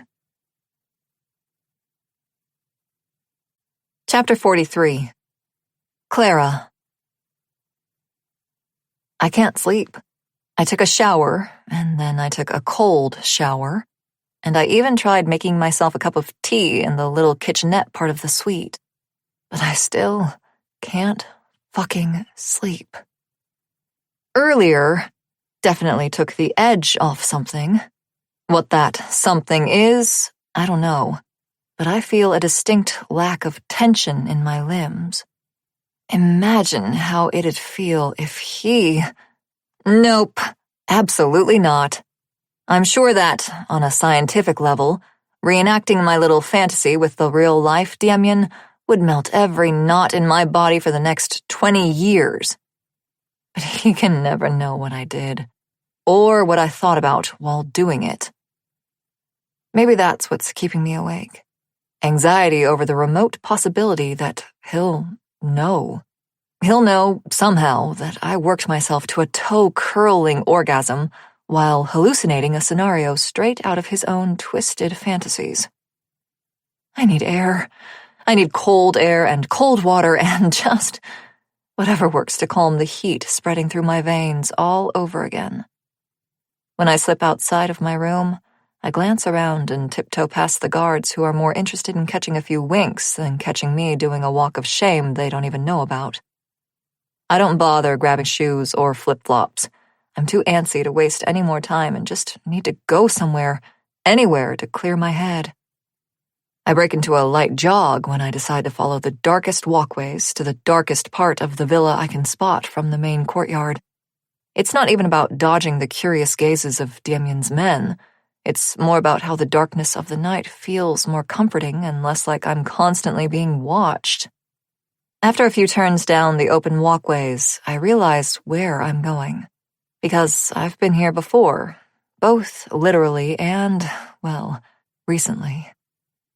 The archway over the entrance to the dinner party courtyard feels more ominous than it did that night.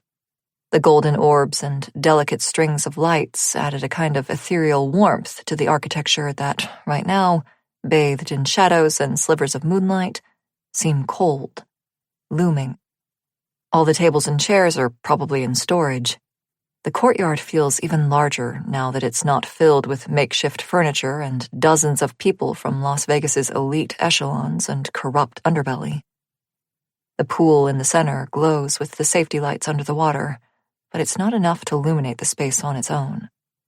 What is enough to light the mosaic tiles swirling beneath my feet is the glittering stretch of the Milky Way high overhead in the midnight sky. Within the city limits, a few stars are able to peek through the light pollution from all the neon signs of casinos and hotels and Showtime banners, but it's not the same. It's nothing compared to the breathtaking beauty of the heavens at midnight, out in the deep, dark desert of Sierra Nevada. Planning your escape. I about damn near jump into the pool. Demian's voice right behind me is so unexpected. I do actually jump and clutch a hand to my chest. When I can finally feel my heart actually beat again, I suck air into my lungs just to let out a sardonic, breathless laugh. No.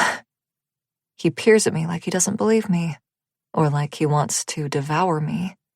In the good way. He knows.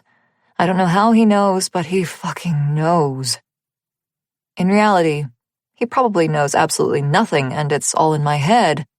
Demian could just be looking at me like he's a starving man eyeing a filet mignon because he wants to, and because he's a guy and it doesn't take much for the blood to drain from a man's head to his other head. Yeah, there's no way he knows. It's just him being him. I wondered. You wouldn't get very far. He gestures to my bare feet, a wry smile twisting his full lips that, in my fantasies, branded me everywhere anyone could see, and several places they couldn't. I clear my throat to hide the wheeze. I just needed some air. I straighten my back, wanting him to see I'm not in the mood to be toyed with. Don't get me wrong, we will be leaving soon, just not right now. Demian just nods. I can't tell if he's pissed or actually taking my words to heart. I needed a drink. He holds up a bottle of something undoubtedly alcoholic and inclines his head toward a row of sunbathing chairs. Care to join me? A part of me wonders if this is a dream, some weird way for my fantasies to continue while I'm sleeping. I'm surprised that he actually wants to spend time with me in any capacity other than to torment me. I'm even more surprised that he just casually glossed over the fact that I announced to his face that I refuse to be his prisoner for much longer. But it's hard to deny this is real, especially when I feel him tug on my hand and then pull me on top of him where he's made himself comfortable on the lawn chair. And instead of doing something to seduce me or chastise me, Demian simply tucks his arm around me, and we lie there just like that, side by side, gazing up at the stars in the midnight sky. What's your favorite color? He asks. I snort. Come out of left field, why don't you? Purple? Bright purple, or one of those wisty pastel types. I have no idea where any of this is coming from, but I'm not going to fight it, or question it. I don't have the willpower. You know those cactus blossoms that aren't really pink, but they're not like a plum or a grape color either? That. In general, I mean, but in clothing and stuff. Plum. Demian nods and takes a swig from the bottle. It's strong stuff. I can smell it from here. Plum's a good color. Silence settles between us. Now I'm pretty sure I'm dreaming, because this is weird as hell. I turn my face to look at him. What about you? Silver. He answers without hesitation. I think I know why. Huh, like silver bullets, knives, chains? No. Demian points at the moon. Like that. That kind of silver. Where it's not really what people say it is, but there's no other word to describe it. I like things like that. Things that defy explanation. Things that can't be captured. I don't know what to say in response to that. Someone calm and poetic has taken over Damian's body, and it's weird. And oddly enough, kinda nice. That's beautiful, I murmur to myself. Because it is. I just never would have expected it to come out of his mouth. Demian shrugs. That same silence returns, but it's not as heavy. I don't know what else to say, so I just gaze up at the stars and wonder how long it will take for me to count them before I fall asleep. And it's then that I wonder if Willow's room was placed for this exact reason, so she can count the stars and drift to sleep under their silvery light. Her bed canopied by the heavens, and her windows curtained with the lush ferns and foliage of the solarium.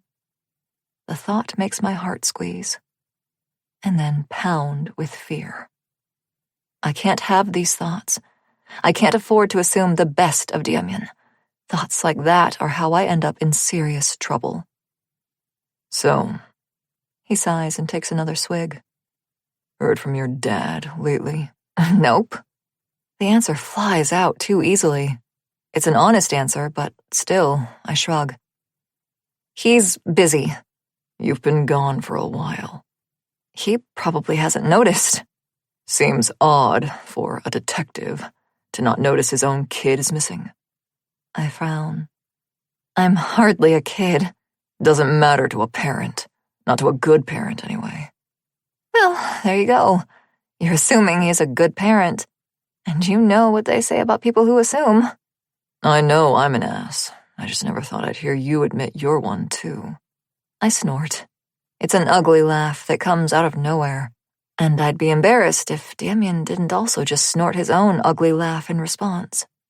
He turns his face to look at me with this half-amused, half-perplexed expression. Admit it. I tease him with a nudge of my arm against his. You like my ass. He narrows his eyes at me, but that smirk doesn't entirely vanish. It's kept you alive so far. I know he's returning my tease, but it still makes my mind go places, reminding me of who, or really of what, he is. I shift onto my side to face him more, unintentionally tucking myself closer to him in the process. And I do my damned hardest to ignore the way his arm around me tightens a bit more, his fingers just barely stroking my skin. So, is that what you usually do when you make people disappear? Kill them and, I don't know, bury them in your garden? Cuts costs on fertilizer. Demian sets the bottle down on the ground next to him. No, I usually don't make it a habit to disappear people. Brings too many detectives sniffing around, and one dead man isn't worth losing an entire empire. If I have to kill someone, I make sure it gets called in. Better they find the body and follow a vague trail somewhere else.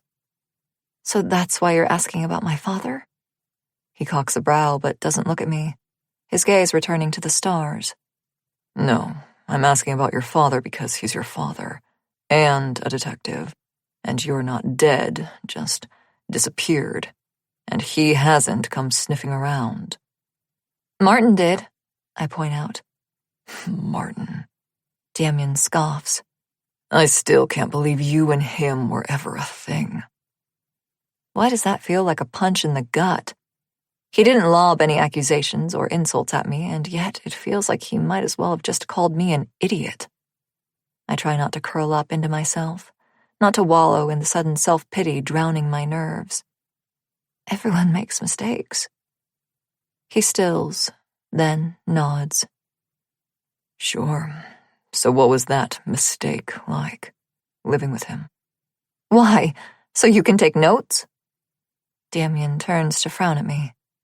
Easy there, it was just a question. Shit. I snapped at him without thinking. But at the same time, I can't deny it feels good to stand my own ground. Well, it sure wasn't a life inside a desert villa with our own personal chef, I'll tell you that much. Well, maybe for him it was. I was his personal chef, and maid and accountant, except for when he didn't want to hear the truth. At Demian's silent nod for me to continue, I sigh. The truth was, and probably still is, that he spends outside his means, and never on anyone but himself. He was first in line at the Apple Store for their newest laptop, but I was first in line at the food pantry just so Willow would have enough to eat for the week. Damian's expression darkens.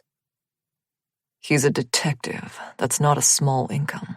The fuck kind of man doesn't provide for his family. I know I'm probably digging my own hole in whatever ditch he'll end up throwing me in, but, oh well, I've come this far. What's one more nail in the coffin? The kind who makes sure to never marry his live-in girlfriend, so she can't hold any claims for his finances. It only worked for him during tax season when he claimed Willow and me as dependents. And yet you stayed with him. Where else was I going to go? I've had this conversation before, with Roxy, who would make sure at least once a week for the past 6 years to beg me to leave Martin once and for all. Pretty sure she had it as a reoccurring calendar event. I just couldn't bring myself to do it. I wish I knew why. Demian lies there in silence for a while. I don't feel like breaking it with my own questions. Not yet, anyway. I'm feeling too raw and too exposed under his scrutiny and judgment to launch my own interrogation. Even though I have to admit, this feels less like an interrogation and more like he's wanting to get to know me. Which is ridiculous. We don't have that kind of relationship. We never, ever will. At least you're out of there now. Demian picks up the bottle and downs a hard swig before putting it back down on the tile. Yep, I sigh. Out of the frying pan and into the fire. He stills. Me and my big mouth. But instead of chastising me or worse, Demian simply slides his gaze to mine without turning his head. If things were so bad with Martin, why not run to the police, to your father? I scoff. Seriously? They are the police. And who do you think introduced me to Martin in the first place? How thick is his skull that he can't put 2 and 2 together? Run to the police. Like I hadn't tried that already, multiple times, even before I met Martin. Back when Mama was still alive. The memory stings my eyes and I shove myself away from him. I don't care that it makes me clumsily roll off the chair. I need to get away from Demian and his painful, prying questions he has no business asking. He's never cared before, so why start now? Clara. I feel him reach for me, but I dodge his hand. Time to leave. I'm about 3 yards away from that looming archway when his arms wrap around me from behind. The gesture feels so warm, so intimate, it almost makes me want to cry. Cry from frustration, to be clear. But also because I want so much that which I cannot let myself have. Clara. Damian's voice is gentle in my ear. I can smell the vodka on his breath. His hold eases when he feels me slow to a stop, enough for him to move his hands to my waist and hold me there. I try so hard to ignore the way his thumbs trace slow, lazy circles along the small of my back, or the way his mouth presses something like a kiss to my shoulder, then my neck, before he speaks again. Let me know if you need something better than a hairbrush next time. I'll be happy to accommodate. Shit.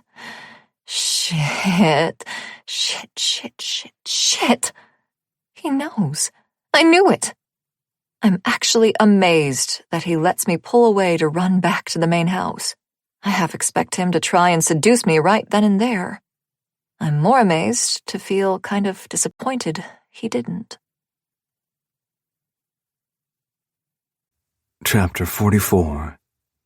Demian. Coffee used to be the best fix for a mild hangover. Used to be. Until a certain siren moved into my home. Now it seems like she's the only fix for anything. And I'm the sailor losing my fucking mind with this obsessive need to be near her, to touch her, to look at her. Fuck the consequences, as long as I can fuck her. What's left of logic in the back of my mind whispers reminders of why I can't just abandon the plan, just so I can bury my dick inside her whenever I want. Logic is pretty damn convincing, as it turns out. So I do the next best thing. This time I'm still in bed, up before dawn as usual. Everyone else is still asleep, which means I have a rare period of free time before anyone needs me to attend to things. Right now I have my own thing that needs attending to. The laptop rests on my lap on top of the blankets. The screen is showing me clear footage from yesterday's little adventure inside Clara's bedroom.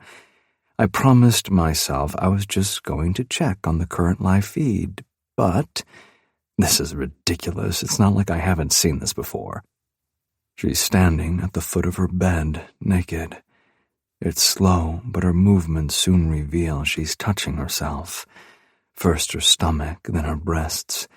It makes my mouth water just watching.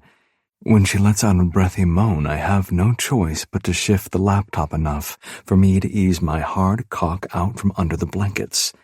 I shouldn't, but I'm going to. It's impossible not to. With the way Clara slowly peels off her panties and exposes her sweet ass to the camera, I can just make out the details of her pussy framed between her thighs, and I wrap my fist around my cock at the sight. I'm practically salivating, needing to taste her again. Please, she moans to no one in the room. Dem, I want... Yes, baby. Tell me what you want. In my mind's eye, I'm there with her in the room, standing behind her and kissing her neck, as if it's my hands wandering over her body, my hands cupping her breasts and rolling her plump nipples between my fingers, my hands caressing her silky skin and sliding down to spread her legs so I can give her exactly what she wants, what she needs. The fact that the only words she continues to moan and sigh are please, yes, and sir, makes my dick throb and my hand move a bit faster. I want to take my time and draw this out, but then she bends over the edge of the bed and slides onto the mattress like she's in fucking heat. Never mind, forget taking my time.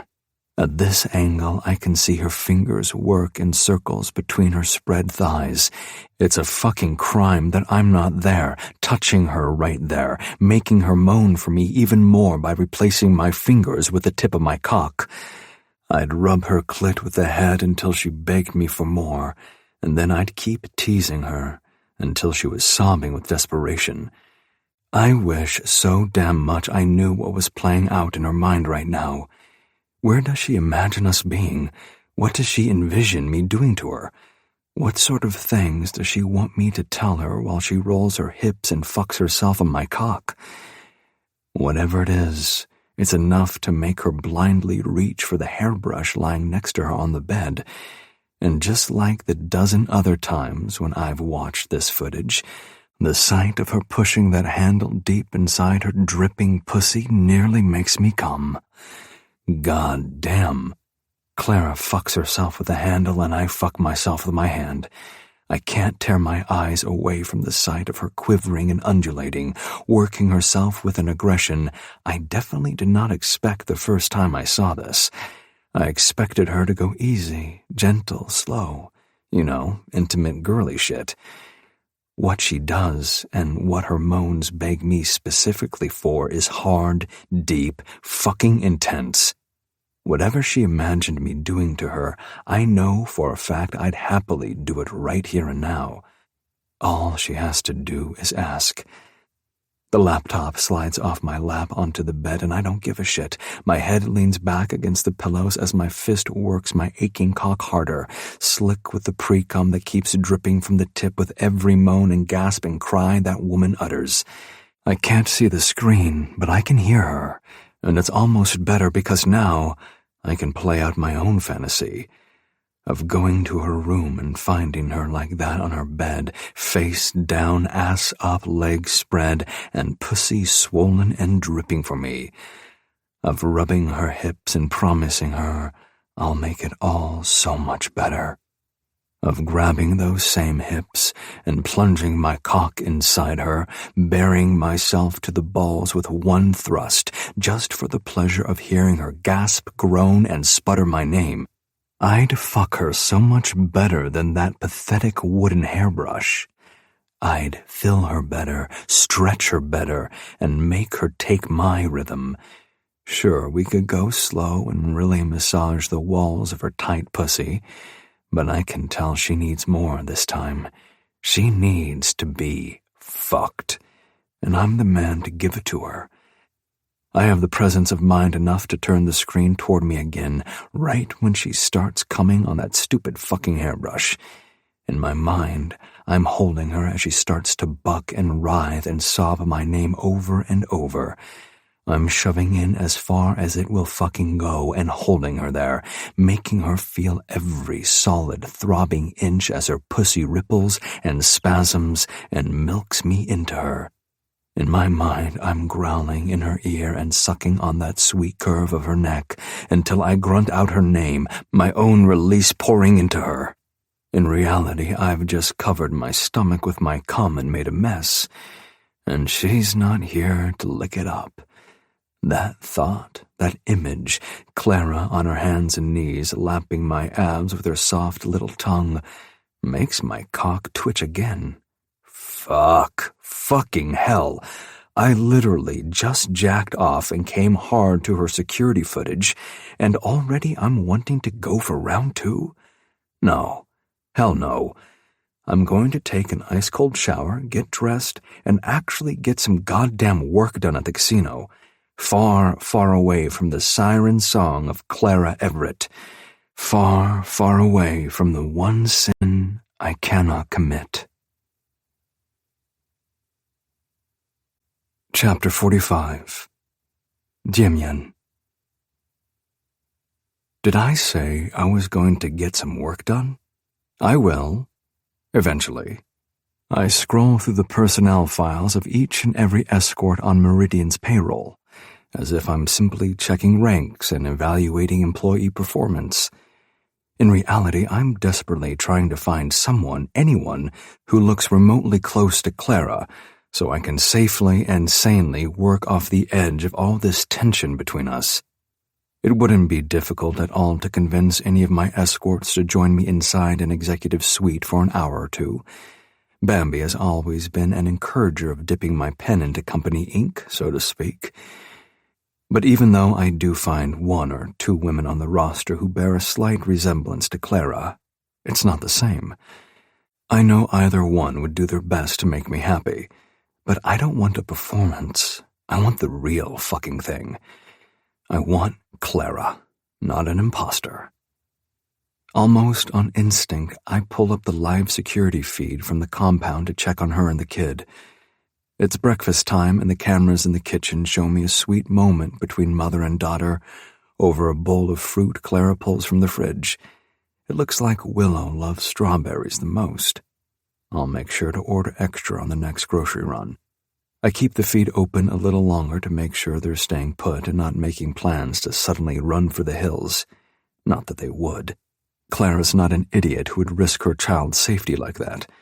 But I need a reason to justify why I keep pulling up the cameras to check. Not that anyone's questioning me. They know better. I just don't want or need Bambi's skeptical eyebrow to pop up as often as it does while we're at work. Like right now, as she drinks her coffee and stares at me. So I'm thinking about organizing a Greco-Roman palace-themed orgy for next Tuesday. Huh?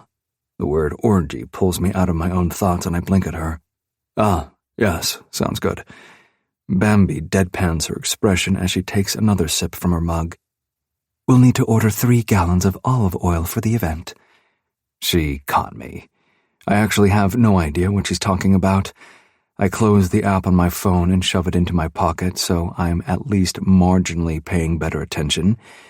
Speaking of events, I segue as a cover. How's that wedding reception at the hotel going? Everything set up for tonight? Part of being a luxury hotel includes providing luxury accommodations to wealthy brides and their even wealthier families. I don't usually involve myself with that end of the business, but it provides enough of a distraction to pull my mental focus back into actual work.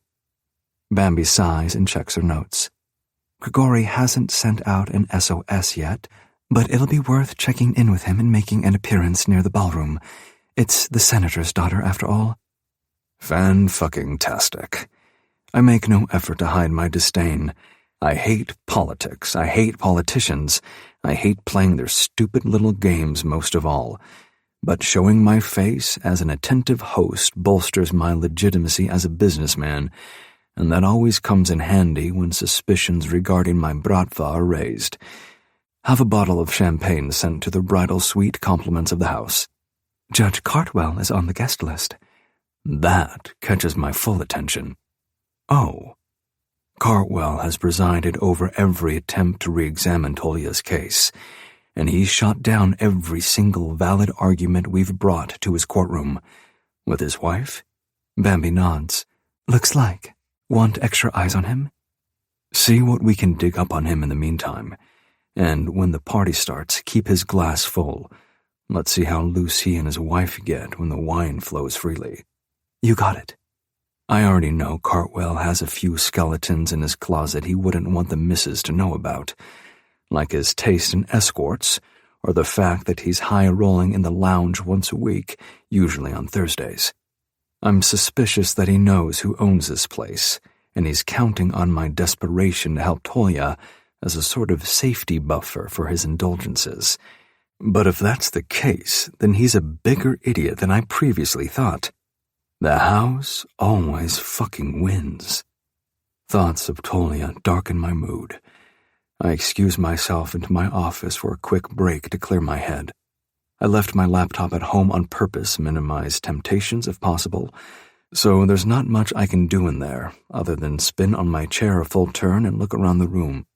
My eyes land on a photo album I haven't pulled out in years. It's something Tolia and I made together back when we were kids. Back when we only had each other, facing down a bleak family life with a beast of a father and a ghost of a mother. We collected the weirdest shit to stick between the pages next to our grinning faces. Napkins from our favorite restaurants, tickets from movies, smooth stones we found on the pavement and thought were cool. If we found joy in something we could stick tape to, we added it to the album. Tolia probably did it more for me. I don't remember seeing him collect anything for his own interests, while I practically had a museum in my room.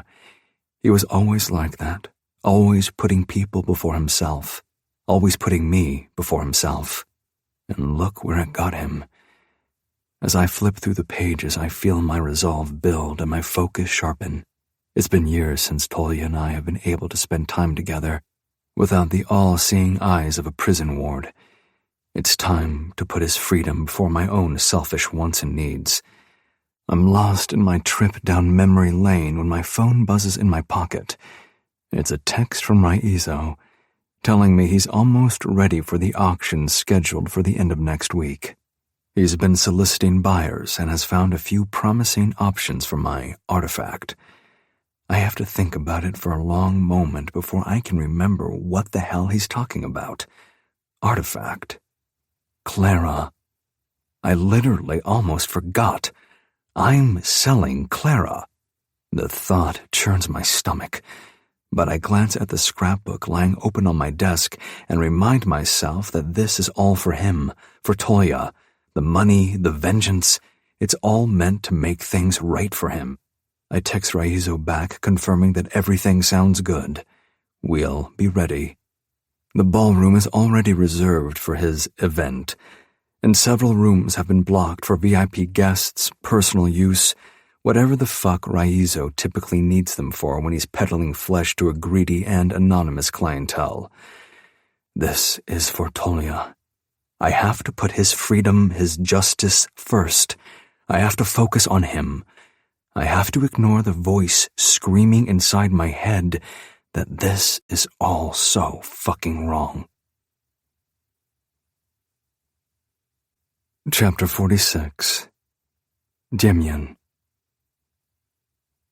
I don't return back to the compound until late afternoon, and not until after making the briefest appearance possible outside the senator's daughter's reception to check on things. A single head nod, a perfect smile, and a quick signal to Grigori to start manning the doors, as well as the bar to make sure no one gets in or out without us knowing. With any luck, Cartwright will get inebriated enough to start spilling his guts. Even better, since it's a political wedding, there's a whole guest list of public officials we'll be able to harvest juicy blackmail fodder from. It's not extortion if no one reports it. Demi! I'm greeted by Willow the moment I walk through the front door of the main house, her little arms extended up for a hug. Without even blinking, I swing her up into a big bear hug and kiss her cheek. How's my girl doing? Because, yes, at some point she became my girl.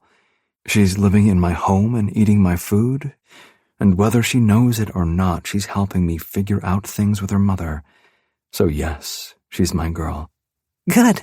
Willow giggles and wraps her arms around my neck. I helped Mommy clean the sunroom today. Did you?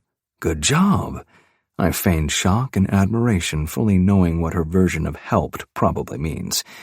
She more than likely supervised, while Clara did her best to teach her different things like sweeping. It's a habit of hers I've noticed, and I kind of admire it. From afar. Want to help me clean my office? Yeah! I tuck Willow into the crook of one arm, while I grab my briefcase with my free hand and lead us to my home office. My version of cleaning involves letting Willow play with markers or something while I review reports from the daily Bratva dealings.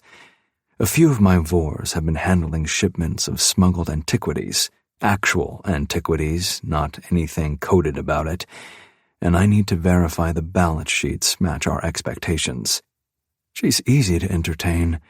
I set her down inside my office, and she immediately skips over to plop herself onto one of the lounge chairs. I expect her to ask me for something, but she only smiles at me and kicks her feet against the cushion to make them bounce. What do you want to clean first? Ah, right. Here, I glance around for something she can clean with. How about you help me organize the books, smallest to biggest? I'm not sure how advanced her reading skills are, so that seems like a safe strategy.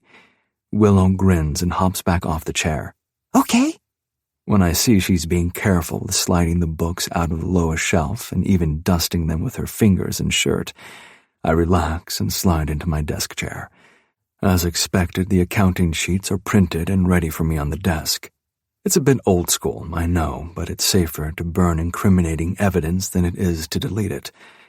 Pavel did a thorough job ensuring every crate contained exactly what we'd ordered, and by the looks of it, he even negotiated a better price over the shipment of those silly nesting dolls. The sound of breaking glass and a gasp yanks my attention from the paperwork. Willow's eyes meet mine, then quickly dart away as she drops to the floor and scrambles to pick up the pieces of a picture frame. I'm sorry. Her little voice wavers, her eyes filling with tears. I'm sorry. I'm not even thinking about the mess. The second I see her picking up broken glass, I rush to her side and crouch down to help her, but when I do, she drops whatever is in her hands and stumbles back on her heels. I'm sorry, I didn't mean to. I'm so sorry, Daddy. Willow bursts into tears and curls up into herself, wrapping her arms over her head in what is an unmistakable attempt to protect herself. Normally, I'd be pissed. The picture inside the frame was one of my favorites, Atolia and myself, when we were kids. Both of us were sunburnt and scraped, but we were genuinely happy. But as I look at Willow and see the way she instantly cowers in fear, her body trembling almost violently as she sobs and hiccups through her sobs how sorry she is, the only person I'm pissed at is Martin. Hey, I soften my voice and reach for her. Hey, it's okay. Come here. She doesn't want to at first, but I gently pry one arm away from her head. It's enough to peek at her and get her to see my face. Come here, sweetheart. It's okay. Willow sniffs and slowly unfurls, inching her way into my arms. Are you hurt? I make a point to carefully examine her hands. No signs of damage. Did you cut yourself? She slowly shakes her head. No. That's good. I was worried. She looks at me and I see the confusion in her eyes. Confusion that shouldn't be there, along with the fear that no man should have ever instilled in her. You were? She asks between sniffles. I nod solemnly. Glass is very sharp and can hurt you. Next time, just ask a grown-up for help, okay? Willow looks at the broken frame and starts to breathe faster in panic. But I broke you. I tuck a finger under her chin so she looks me in the eyes. Things are replaceable, Matryoshka, but you are not. Her bottom lip trembles. I'm not sure if she believes me or if she understands, but I want her to know she's safe with me, that I'm nothing like the asshole who haunts her nightmares. So I do the last thing I'd ever expect of myself. I scoop Willow up into my arms and carry her around the room, slowly rocking her as I hum the melody of a soft lullaby I've long forgotten the words to. She tucks her head under my chin. She's so small that I can easily cradle her with one arm and stroke her hair back with my free hand. It's something that comes naturally to me, something that just felt right to do, which confuses the absolute fuck out of me. I don't have a paternal bone in my body, and I sure as shit don't have the best examples of healthy parenting from my own mother and father. Mom was too busy sleeping around to spend any time with her own children while Dad was, well, he was Dad.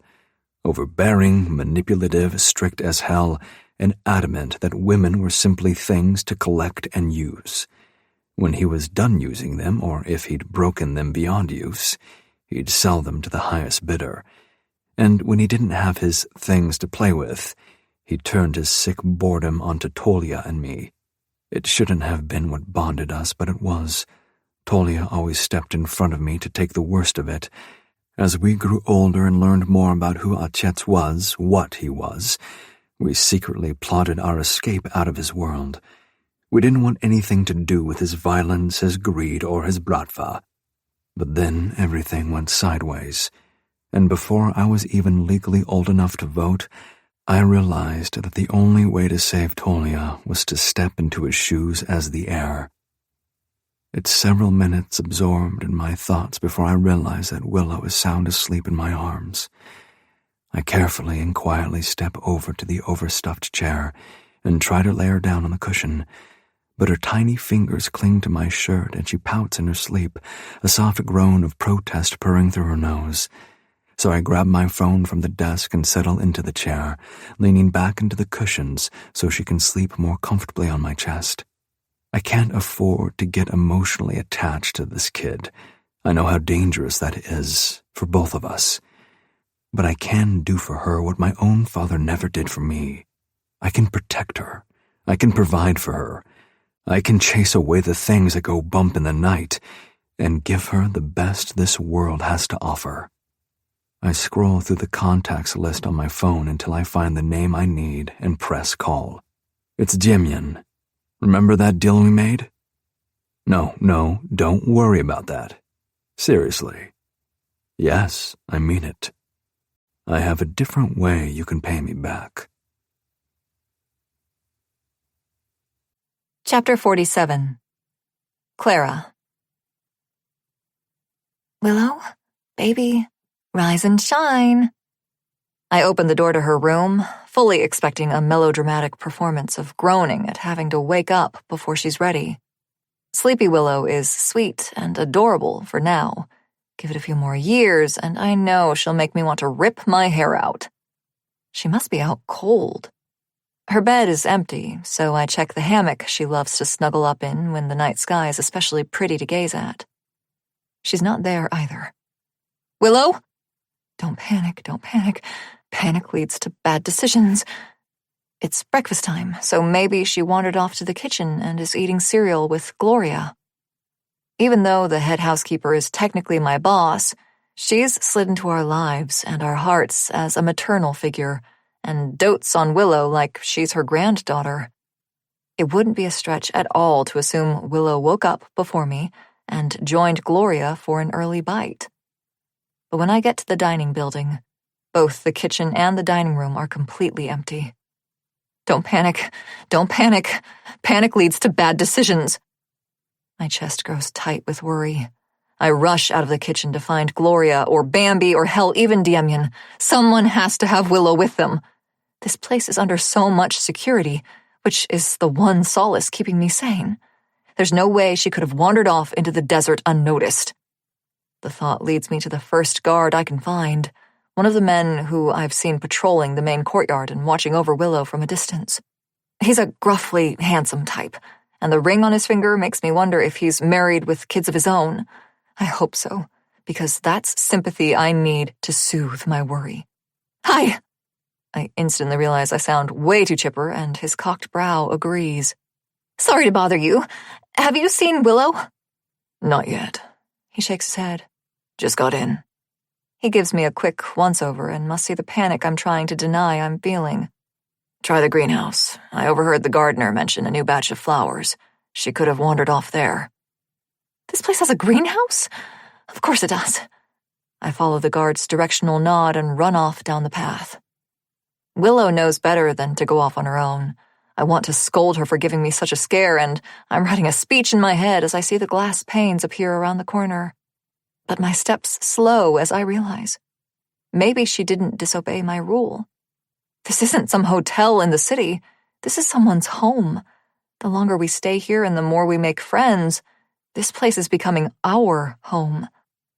I'm not sure where to file that thought, so I let it simmer as a reassurance that Willow is safe here no matter where she wanders.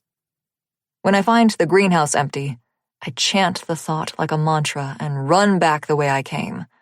She has to be somewhere, with someone. Do not panic. Oh, thank God, I exclaim when I run into Bambi in one of the convertible lounge rooms.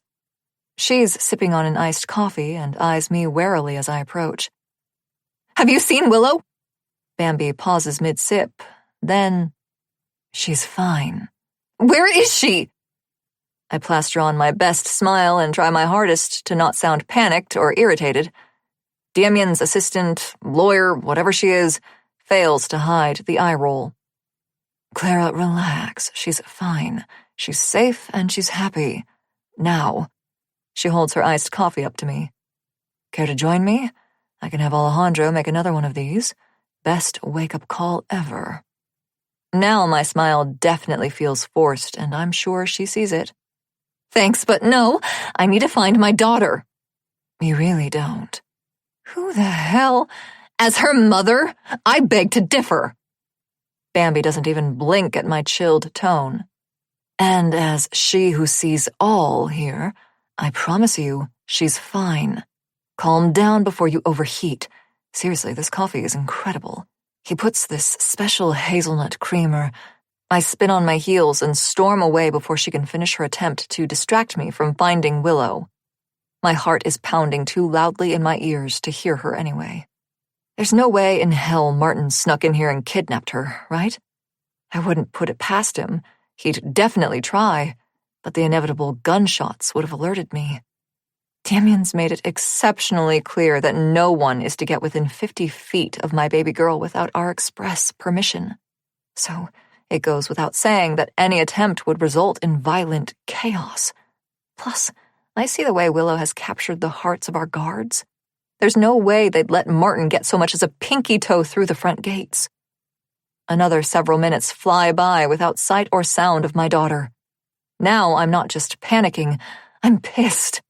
I know one person here who should have eyes and ears on her at all times, and, judging by the way Bambi dodged my questions, he's the same person who probably told her to keep her mouth shut.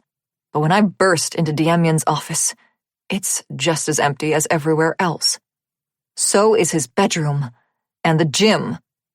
It's when I storm through the garage filled with expensive cars, but not Demian or Willow, that I get an insane idea.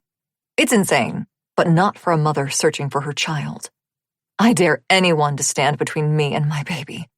I grab the first set of keys my hand reaches off the hanging board and use the fob to unlock the car.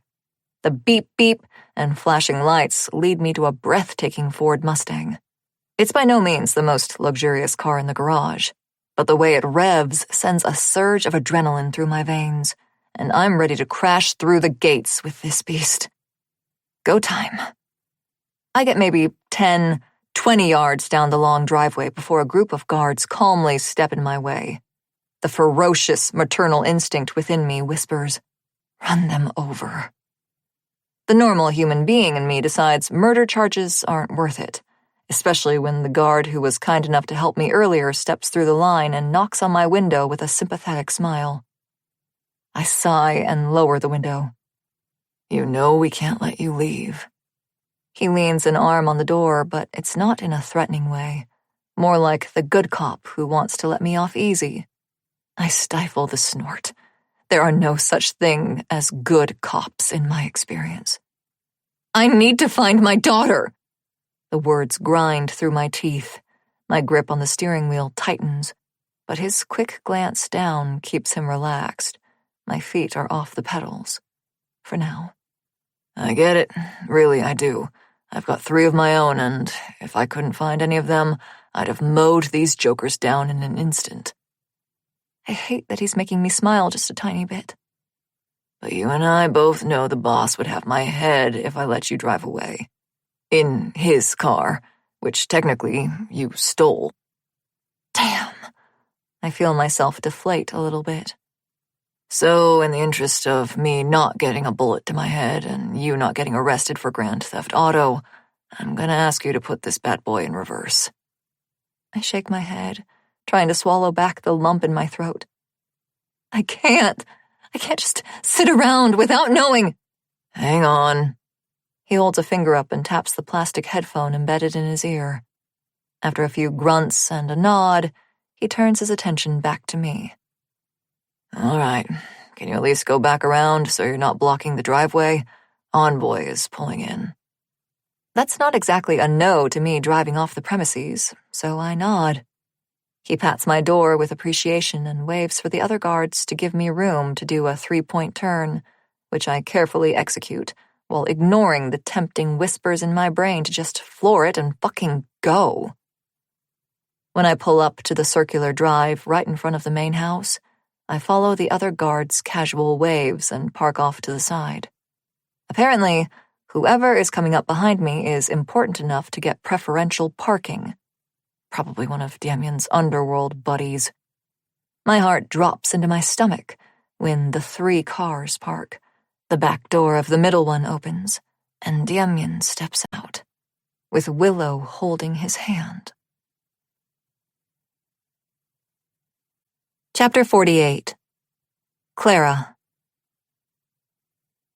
I leap out of the Mustang, almost forgetting to turn it off and grab the keys before I do. My brain struggles to process a billion things at once.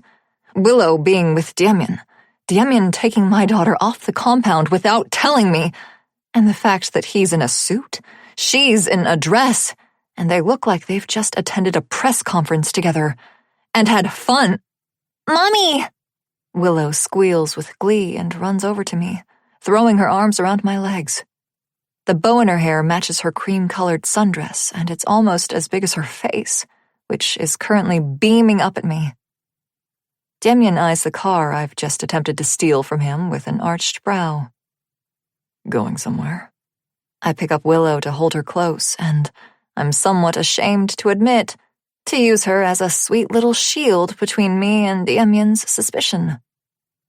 "We're out of eggs." "Tell Gloria to add it to the order. Save the fuel." He casually strolls over to me and discreetly snatches the keys from my fingers. "Willow, why don't you go get changed into your swimsuit and find Bambi? It's going to be a perfect day for the pool." Willow grins and wriggles her way out of my arms to go do exactly that. "Are you gonna tell Mommy?" Demian winks at her. Promise. "'Kay." And just like a kid who wasn't missing for half a day, she runs off into the main house and out of my view. I brace myself for the full force of Demian's fury, but it doesn't come. Mine, however, does. "What the fuck were you doing with my child?" Guards and chauffeurs alike pointedly avoid looking at us as they move around Demian and me, driving the vehicles back to the garage and giving us a wide berth. I don't blame them. I'm about to skin Demian alive if he doesn't give me one hell of a good explanation. Demian remains unfazed, and it's very fucking irritating, maddening, murderous thought-inducing, actually. "What were you doing with my car?" "Trying to find my daughter, who was missing." He smirks. He fucking smirks, the bastard. "Walk with me." He wraps an arm around my waist and presses his hand to the small of my back. I hate him so much right now, but I hate even more the way a shivering warmth spreads through my body at the way he touches me. He's steering me toward his office, but not forcefully. Just enough to assert his dominance in this situation, even though we both know I'm about to claw his eyes out. "First of all, I'm insulted that you think there's any possible way Willow could just suddenly go missing from under my nose." I refuse to admit I've been thinking the same thing all morning. Instead, I grind my teeth and glare at the floor as we walk. "Second of all, I know for a fact that Bambi already told you she was safe and sound." "Bambi didn't tell me shit!" I hiss. Demian rolls his eyes. "She told you enough for you to fucking trust me." I bark out a laugh as we enter his office, and he shuts the door behind us. "Trust you? That's rich. You kidnapped my daughter." It's his turn to laugh, and when he does, I feel the sudden urge to grab something heavy and throw it at his stupid head. "Right. I kidnapped your daughter, changed my mind about halfway through, and brought her right back. To my house, where I'm constantly surrounded by both of you." As he sits down in his leather chair and gestures for me to sit in the one facing his desk, I feel my anger dissipate. Just a bit. Enough to at least entertain more reasonable possibilities. Demian pulls a thick folder from God knows where and slides it across the desk to me. "I got her enrolled for kindergarten. They just needed to meet her and perform a formal evaluation before they approved her admissions. She passed with flying colors. They love her." My fingers tremble when I start flipping through the flyers and pamphlets stuffed in each side of the folder. "What? Where is this?" He sighs, but he's not irritated. He actually looks amused. "It's a private Montessori elementary school with a high matriculation rate into Ivy-bound prep schools.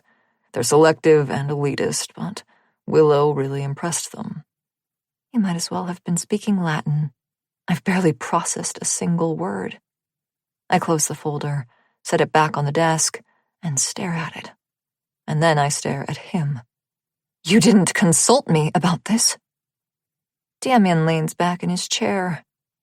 "I don't recall needing to consult you about anything I do."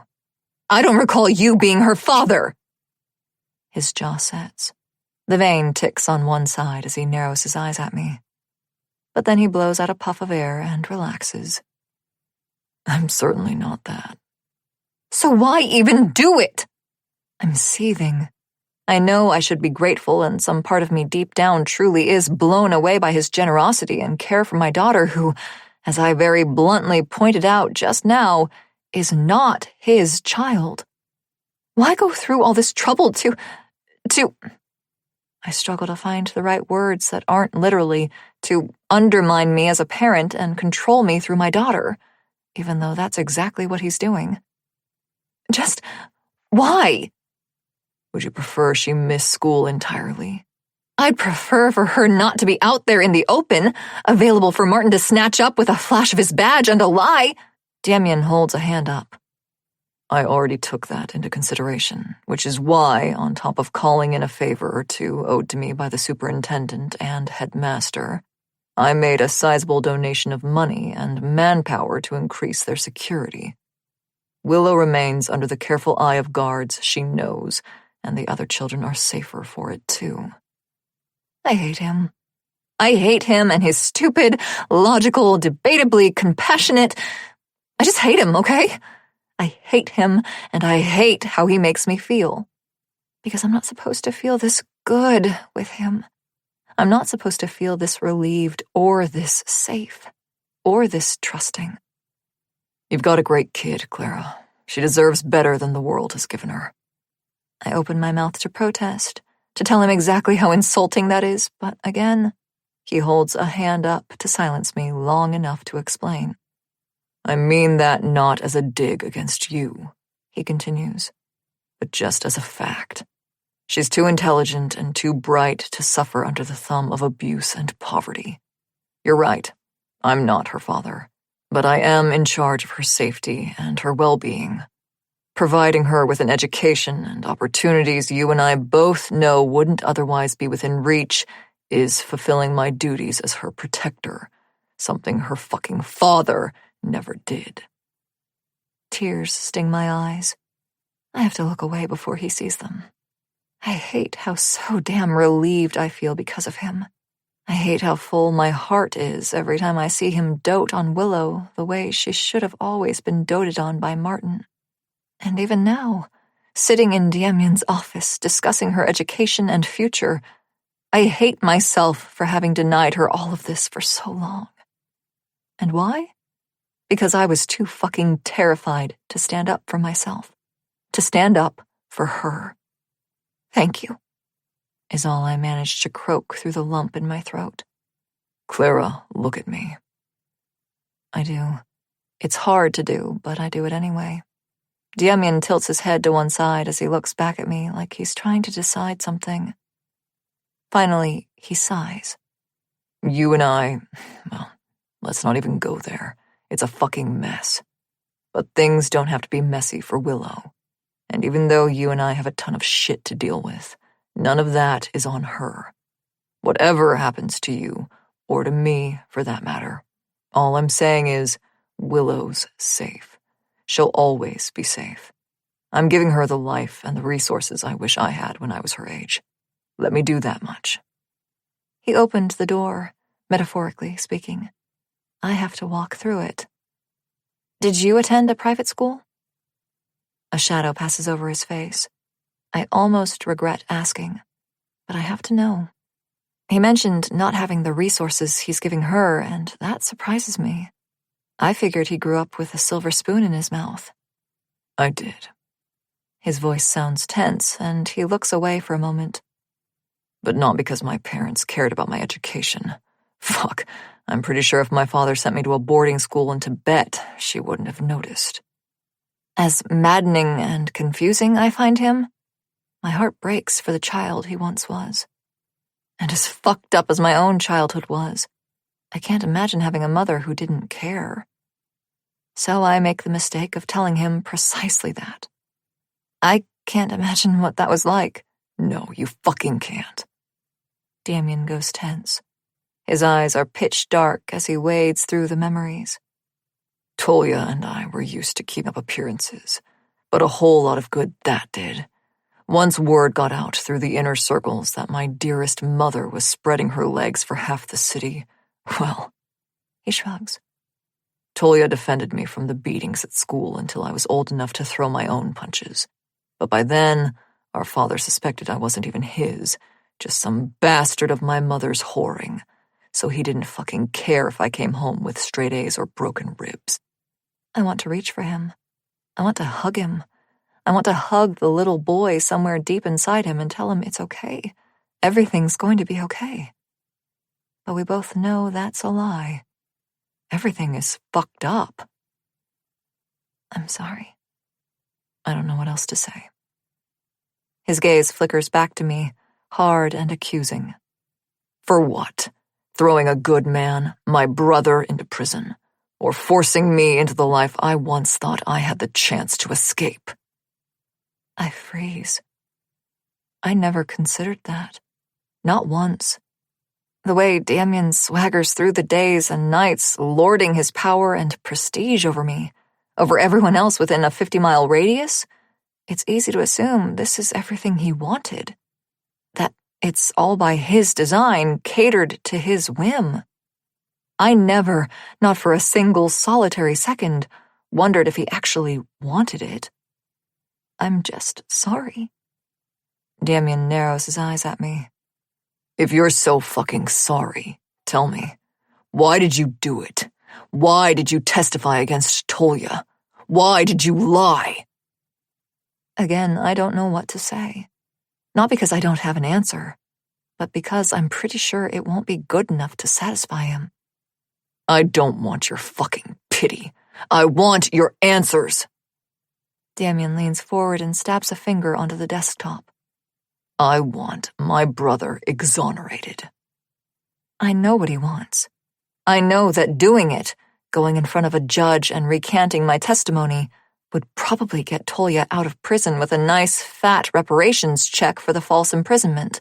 Because the more I learn about him through Demian, and the more I look at the photos while I clean or hear snippets of gossip from the household staff and men I'm pretty sure have been with the family since he was a baby, the more I'm seriously doubting Tolya ever intended to harm me, or Michael Little at all. But what Demian doesn't know is that I can't just plop in the witness stand and take back everything I said, not because I don't want to. It's because it requires the arresting officer to attend the hearing. And I can't stomach the thought of challenging my father, the arresting officer in question, after I'd earned a few scars back when I gave my initial statement. I'm sorry. It's all I can say. It's all I can give. I stand up and wait for Demian to bark an order at me, but he only glares at me. I move to the door, still ready for the barrage of insults and demands, but he doesn't say a word, so I leave. My stomach is in knots as I make my way to the main courtyard, where I hear Willow laughing and splashing in the pool. I feel even worse knowing how much she adores Demian. She doesn't know the real reason why we're here. She doesn't know just how dangerous our situation is. No, not our situation. Just my situation. Because whatever Demian may be, he's a man of his word. I've never once seen him go back on a promise or break a deal. If he says Willow is safe no matter what, I believe him. If he says I'm fucked, I believe him. Chapter 49. Demian. Today has turned into a clusterfuck. I woke up feeling eager to do something good for a change, not something with an ultimatum attached or some sort of quid pro quo string dangling from it. I took Willow out to breakfast at my favorite Russian tea house. We ate macaroons and honey cake, and I taught her how to curse in Russian. It worked out that the interviewing administrators didn't know what she said, but were excited that she knows something other than English. I don't know what I was expecting Clara's reaction to be, or rather I don't like what I wanted her reaction to be, because I shouldn't fucking care either way. And yet here we are.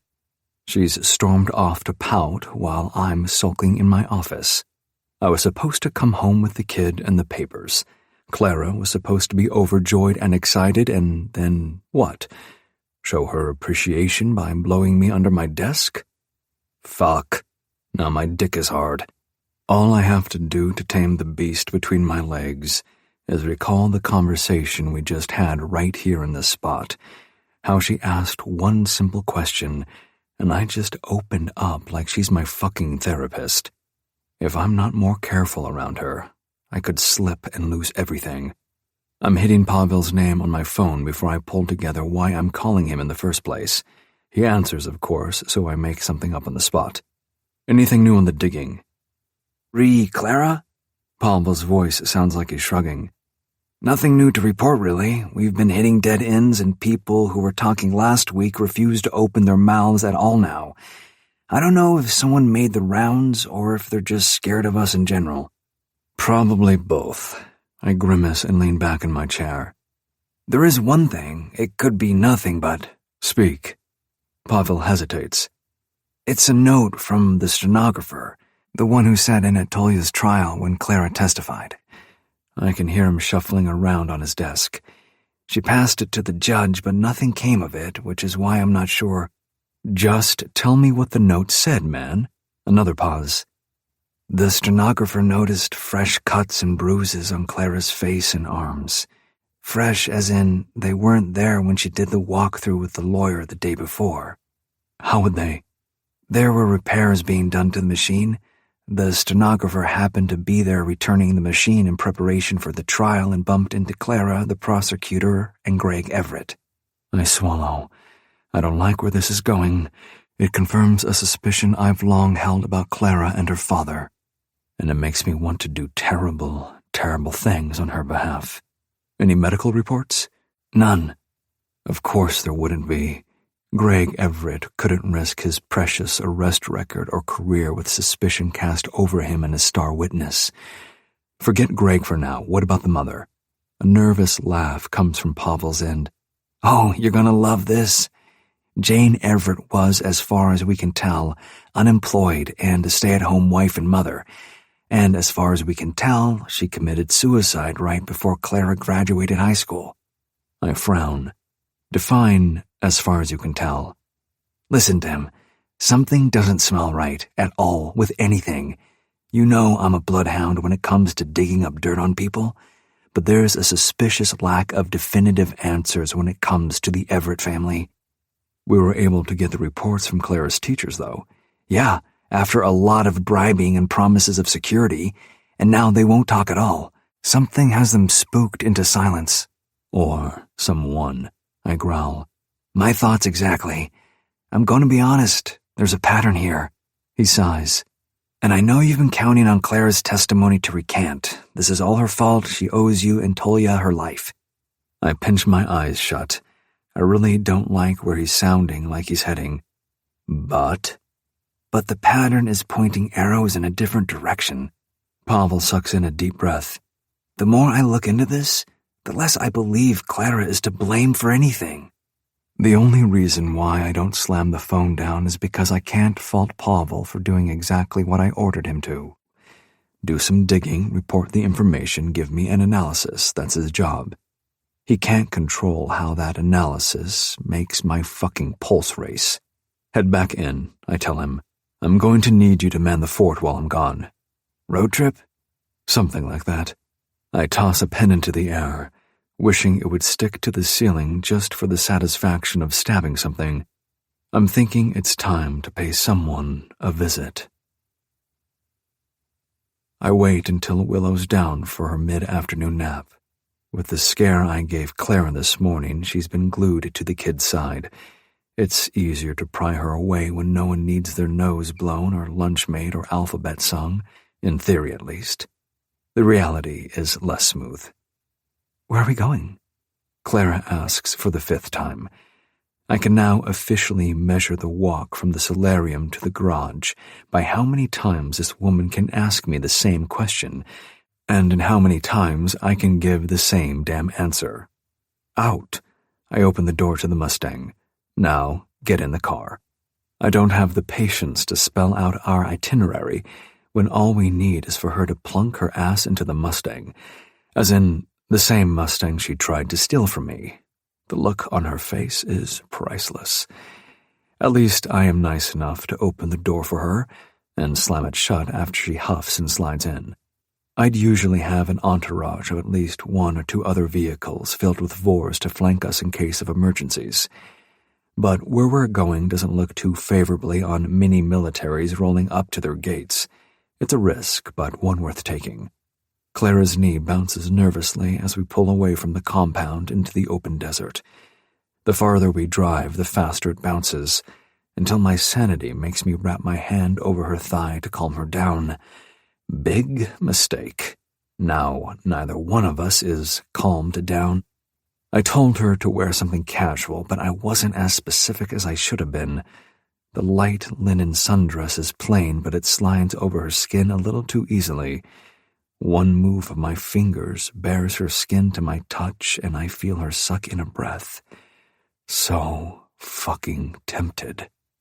We have about an hour until we'll arrive at our destination. An hour is enough to work her sweet pussy into a hot, wet frenzy, but I'll only manage to work myself into a hard, aching mass of frustration if I indulge. And this trip is for business, not pleasure. I manage to keep my fingers away from the siren song between her legs, but I do keep them on her. I tell myself it's so her nervous tension doesn't drive me insane and distract me from driving. I tell myself the squeeze I give her thigh is a silent expression of power and authority. I don't know how to explain away my thumb stroking her soft skin. I'm sorry. For earlier. Clara's gentle voice suddenly breaks through the silence. She lays her head back against the headrest as she looks at me. For freaking out like that. I almost tell her that it's okay. I get it. Her kid was missing. I'd tear the place up and go on a manhunt too. But then I remember that I'm supposed to be pissed she tried to steal my car and run off. So I just grunt and nod once. I can't let her start thinking I'm negotiable, because I'm not. Too many people mistake reasonable with negotiable. Thank you for taking care of Willow. Her hand slowly rests on top of mine, and for one swift moment I almost turn mine over to lace our fingers together. What the fuck is that about? I don't hold hands. I keep my distance from the weaker sex. Women are toxic creatures who cause nothing but pain and torment to anyone they latch onto. I should have learned from my mother. I did learn, after a while at least. There was once a part of me that might have believed in shit like love. That part died years ago. At least, I thought it did. I can't entertain the faintest whisper of affection when it comes to Clara. That would be the worst betrayal of them all, and against my own flesh and blood, no less. Hey, Tolia, how's prison? Meet my new girlfriend, Clara. You remember her, right? She's the one who put you here.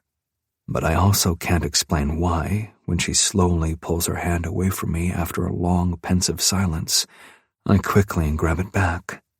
Something instinctively reacts to her pulling away in more ways than one, and I won't have it. She's mine. Whatever the fuck this is, she's mine. She doesn't get to pull away from me, not without a reminder of exactly where she belongs.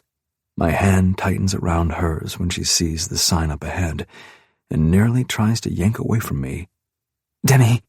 I hear the panic in her voice, but I clench my jaw and keep driving toward the dark gray stretch of concrete and barbed wire slowly forming in the distance.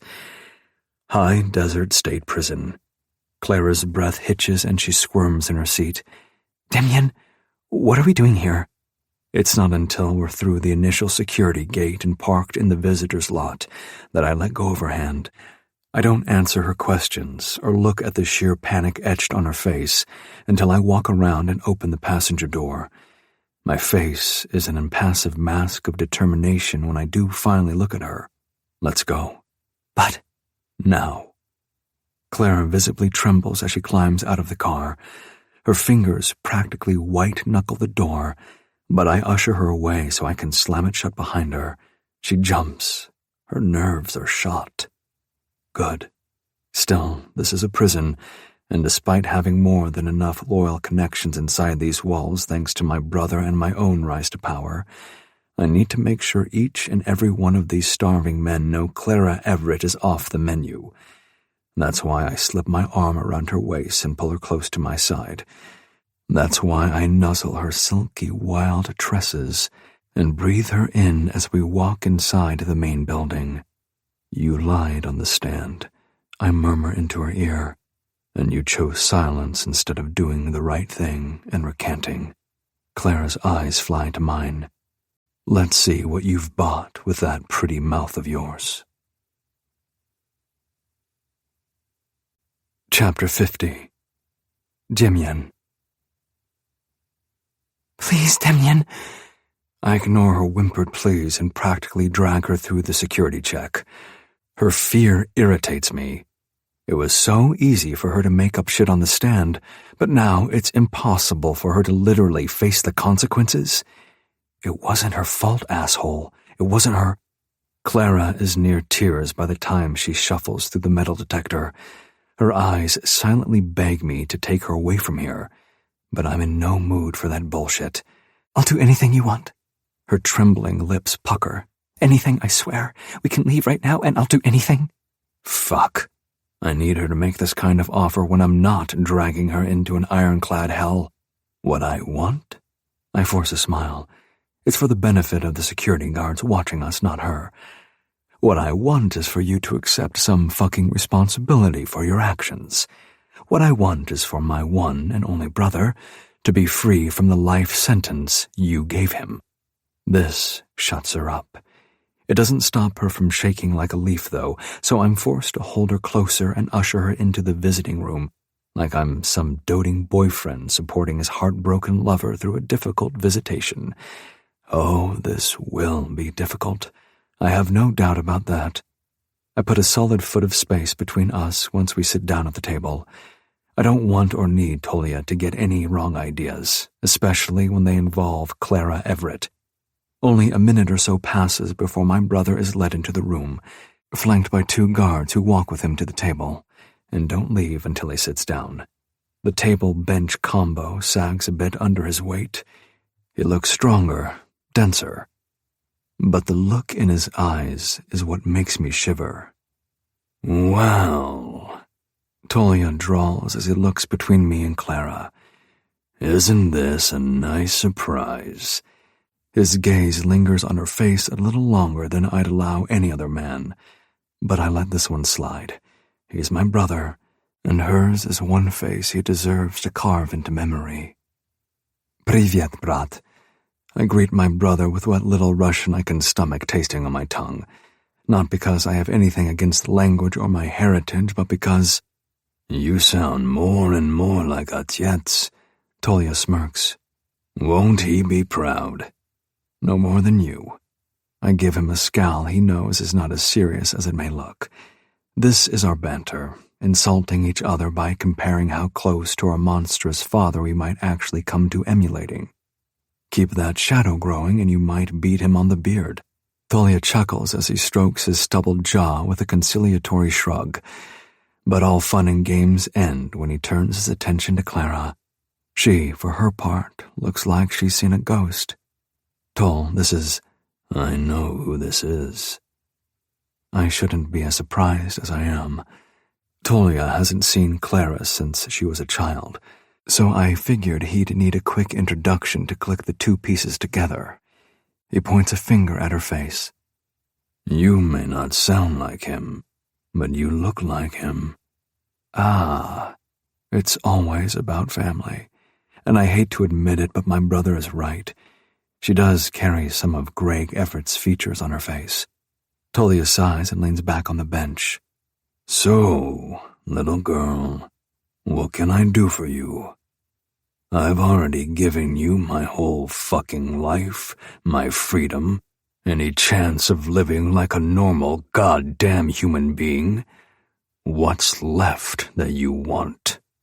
Every word is dripping with the venom any falsely accused man would feel against the prosecution's star witness. I'd probably say the same damn thing in his shoes. Still, I'm not loving the tone.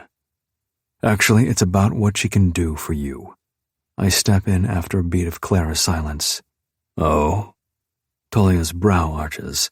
His gaze slides over her body a little too slowly for my liking. And your case. He grunts and folds his arms across his broad chest, finally shifting his gaze to me. I want to ask about the new tattoos darkening his biceps, but now is not the time. What about my case? I nudge Clara under the table so she'd actually speak up for once, but all she does is shiver and lower her wide-eyed stare to the table. I resist the urge to roll my own eyes and lean forward. We may be able to get an actual appeal for dismissal. Clara can recant her testimony. Tolia scoffs. Which part? I frown. All of it. Can't lie in an appeal. Perjury and all that. She lied when she testified against you. I'm practically leaning across the table. He's not making any fucking sense. Now that she's on our side, she didn't lie. I freeze, partly because I'm not sure I heard what I think I just heard, but mostly because my bloods run cold. What? Tolia stares at Clara without blinking. You didn't lie, didn't you, Malushka? Clara shivers again, then, still staring at the table, slowly shakes her head. The fuck? I narrow my eyes first at her, then him. She said you were in that warehouse where Little was killed. You were nowhere near it. That's what my lawyer assumed and what you assumed. Tolia shrugs a shoulder. It seemed like a good idea not to correct anyone. Now he's the one glaring at Clara. Until you showed up. Clara winces, and for the first time since we've sat down she speaks. I'm sorry. Tolia barks out a cold laugh. Sorry. You're sorry. No, Malushka. I'm the one who's fucking sorry. When she doesn't look up at him, he slams his fist on the table, making her and the guards jump in surprise. I wave them off before they come over. After a tense moment, they ease and return to their idle watch. Look at me. Tolia snarls. Show some goddamn respect. You owe me that fucking much. Clara's beyond shivering, but she manages to lift her gaze to meet his. She deserves this. She deserves every ounce of his wrath, and he deserves to look his accuser in the eye and let her know exactly what she's done to him. So why do I want to put a stop to this? I should have left you in that fucking car. Tolia bites each word in her face. I tried to do something good for once in my life, and what did I get? Tell me, Miss Everett, what did you fucking give me for trying to save you? Tears brim her lashes, but she doesn't respond. See, that. He shakes a finger at her face. That, right there. Hear that? That's what landed me in this god-forsaken shithole. I'm tired of his riddles, and my tolerance is wearing thin the closer he leans toward Clara. The hell are you talking about, Brat? Tolia doesn't flicker his gaze from her for a second. She didn't tell you. Fucking figures. She didn't tell the judge either. He scoffs. I saw a little girl get snatched from the streets and stuffed into the trunk of some beat-up shit show. I followed them to the warehouse and waited for him to leave before I went in, and I found her stuffed inside some shipping crate, ready to be sold to some sick bastard. Fucking hell. I managed to swallow despite the dryness in my mouth.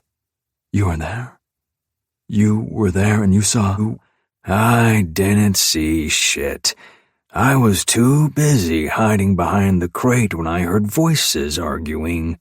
He pitches his voice into some sick sing-song. I didn't want to leave such a sweet little girl all alone. Tolia swiftly takes her hand. It's not quite a grab, not enough to alert the guards to any trouble, but I see the way he holds her fingers firmly in his, and I feel my own clench into a fist. You want to pay me back? He asks her insincerely. You want to make up for your silence? For the fact that you made it look and sound like I was the one who kidnapped you and hurt you? He tugs her closer by her hand and lifts her fingers to his mouth.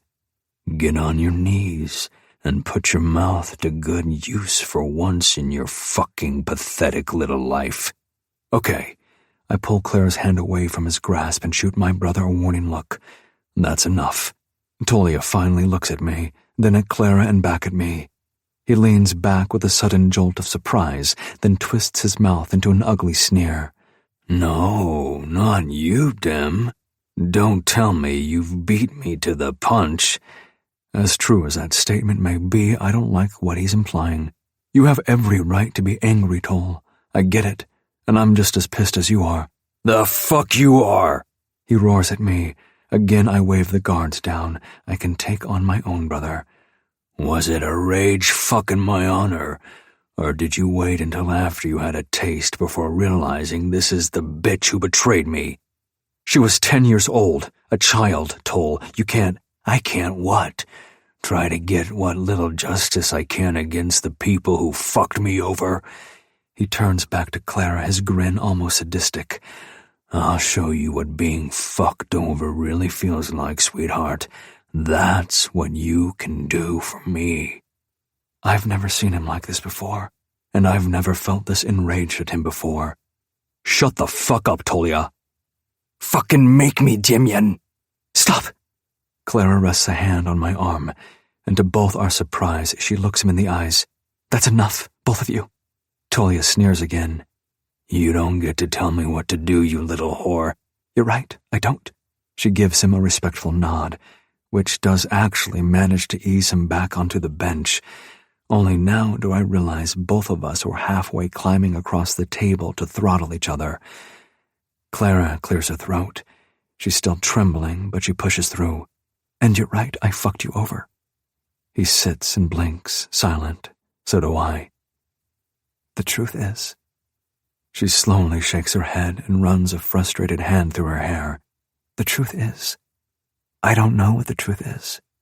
I barely remember what I saw or what I heard. And back when I did remember all the details, I kept getting it wrong. Fuck me and my instincts, like the one that has me pressing a gentle hand to her back to encourage her to keep talking. What do you mean? Clara sniffs and fists her free hand in front of her face. I had to practice my testimony for the lawyer and at home. I had to practice what I needed to say and I kept getting it wrong. And Daddy kept telling me. She scrubs her face with both hands. I don't know. I'm sorry. I'm so sorry, Talia. I just don't know. I don't move. I'm afraid that if I do, I'll be the one cuffed and thrown behind bars next. Talia stares at her for a long, silent moment, then sighs. Wow. It's a few fucking years too late to not know. You should have said this shit at the trial. She hiccups and nods, her bottom lip trembles, and she looks away again. This time the shame on her face is as obvious as her tears. He clicks his tongue. Tisk, Malushka. You were so brave when you didn't know shit. Why look away now? Clara doesn't respond. Talia suddenly leaps around the table and grabs her by her face, yanking her to her feet. God damn it! Look at me, you treacherous bitch! I don't realize I've left my seat until my hand slams into his chest. Talia stumbles back over the table, caught by the responding guards who quickly drag him to the nearest exit. He glares at me as they take him, more of that sick madness contorting his face as he laughs and spits on the floor. But they move him out too quickly for him to shout any final words, which is just as well. I'm pretty sure I don't want to hear them. It only takes us half the time to leave as it did getting in. The guards are eager to get us out of there and away from the furious Russian mobster. We can hear screaming profanities from here. As we leave, I'm deeply bothered by two things that are certain to keep me up later tonight. One, Talia lied. To me, to his lawyer, to everyone. Even by omission, it's still a lie. And two, I won't hesitate to kick his ass if he ever touches Clara again. Chapter 51. Clara. My sandals catch on the cracks of the cement pavement in the parking lot, but Demian's firm hold around me keeps me from stumbling. I wish that was a comforting thing. As we near the Mustang, I feel like I need to break the silence with my gratitude. Thanks for stepping in. The air is knocked from my lungs when he spins me around and pins me against the side of the car. The fuck do you mean? You don't remember. He grinds the words through clenched teeth, his breath seething. I need to be afraid. I should be terrified. But the way his hands wrap around my hips, pinning me to the car while pulling me into him at the same time, one glance over his shoulder clears up the confusion. Technically, we're still on prison grounds. We still have eyes on us, eyes that connect to mouths that speak into the ears of those who hold Tolya's life in their hands. Demian is definitely pissed. He just has to make it look like we're having an intense discussion about other things. It was years ago, I try to explain. And what do I can't. Make up your mind. I don't want to fuck it up again. Demian eases back, but only enough for me to see the sudden surprise in his eyes before he shutters it behind his usual suspicion and skepticism. He doesn't say anything, so I keep going. Either I'm going to dig myself out of this hole, or I'm going to dig deeper until I hit rock bottom. In case you haven't noticed, I actually care about what happens to people. I'm sick to my stomach about what happened to Tolya. What he... I wave a hand toward the prison, unable to find the right words to describe the unhinged madness the man's sunk into. Because of me. Me and my stupid, stupid memory. Demian squints at me. Tell me what happened that night when Michael Little died. I sigh and lean back against the car. He's still holding me there, but at least I feel like I have a little more breathing room. I remember walking home from a friend's house. She only lived 3 blocks away, and it was a safe neighborhood. Everyone knew my dad was a cop, so no one caused trouble right in front of him. I pursed my lips, puffing out air to cover the scoff. Oh, the irony. Until that evening, when someone grabbed me from behind and threw me into the trunk of their car. Did you recognize the car? By the inside of the trunk? You know what I mean. I never really considered those details before. The rough carpeting, sure, but did I recognize any smells? Clothing stuffed in the corners? No, my dad drove Illumina and Mom didn't drive at all. Demian frowns. Why does it matter what your parents drove? I pause. That is a solid question. I don't know. Point of reference, maybe? He's not letting me go, so I take that as a sign to continue. I must have fallen asleep because the next thing I remember is waking up inside the crate. And that's when I saw Tolya. He opened the crate to check on me, asked me if I was okay, said he'd come back, I think. Fingers tighten on my hips. You think. My own fingers flutter up over my eyes as I try to push the memories forward, but try as I might, it's all a blur and white noise. That's where it starts going fuzzy, okay? I can't. Did you hear voices other than his? Maybe. I don't know. Arguing? I heard... And then... I shake my head. I don't know. I don't remember anything clearly after that point. So why not tell that to the judge? I peer up at him. What? His glare is softened, but he's still just as pissed as he was when we rushed out of the building. You've had all this time to come clean to the judge, to the appeals council. Hell, write a fucking letter to the DA. You keep saying you can't remember. That means you can't say without a shadow of a doubt that you physically saw Tolya pull the trigger. Oh. But you didn't. You haven't. Why not? Demian tilts his head to one side like he's staring at something stuck on his shoe. Because you're too fucking selfish to take the stand. I suck in a sharp breath. What? You heard me. I shove at his chest, but he doesn't move. How the hell am I selfish? Do you know what would happen to me if I went up there and told everyone, and I mean everyone, that I put an innocent man in prison? A whole lot fucking less than what happened to him. That one hurts. It sinks into my chest like a dull knife, and the worst part is, he might actually be right.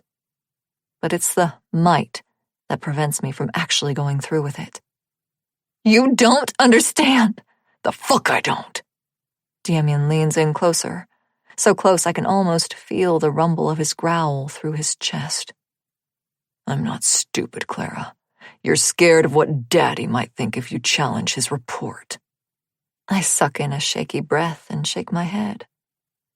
Not what he'll think. What he'll do. He stills. I feel him scan me from head to toe. as if he might be able to see the same wounds I carried into the courtroom. Everyone saw the wounds, but no one said anything. No one acknowledged that they saw what happened to the little girl who couldn't remember things right, not according to the arresting officer. Demian was there. He saw them too. I'm just pretty sure he forgot. And now I'm pretty sure he's remembering, because his hands drop from my side and he takes a slow step back. He stares at me. I'm too scared to look up at him. I don't want to see the anger etched on his face, even if it is a permanent expression around me. So I find some piece of gravel on the ground to focus on. He turns, walks to his side of the car. It's the slam of the driver's side door that jolts me from my withdrawal. I fumble for the passenger handle, open it, and slide in. We sit there in silence, both of us staring at the dashboard. And then he turns the engine on and throws the car into reverse. It's so strange to feel relieved that we're going home, which is a word I can't believe I'm associating with Demian's compound. The farther we drive away from the actual prison where his brother is losing his mind, the more I'm feeling like prison isn't the best word to describe what Demian's place is to me now. Haven is more accurate, especially when Martin can't barge in and threaten to take Willow away. I just wish the same protection worked against my father.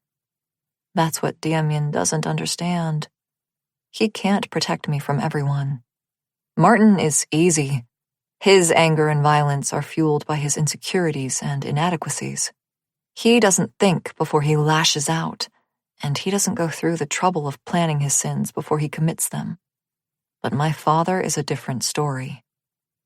Greg Everett, beloved high-ranking detective of the Las Vegas Police Department, is fueled by greed, by power, by his hunger for more influence, more money, more everything. He never makes a move without calculating it first. He never strikes where it could leave evidence leading back to him. Unless he needs the jury's sympathy to win his case. Then he plans every sin and commits them with meticulous accuracy, so the unknowing but kind-hearted people sitting in the stands see an injured little girl and shift their furious gazes to the innocent man in the hot seat. Martin isn't a threat, because he can't just blindly barge into the compound and demand what he wants. Demian's men will shoot first, ask questions never. But my father is a kind of man who no one sees coming. If he knew where I am, and if he knew I challenged his credibility, he wouldn't barge into the compound for vengeance.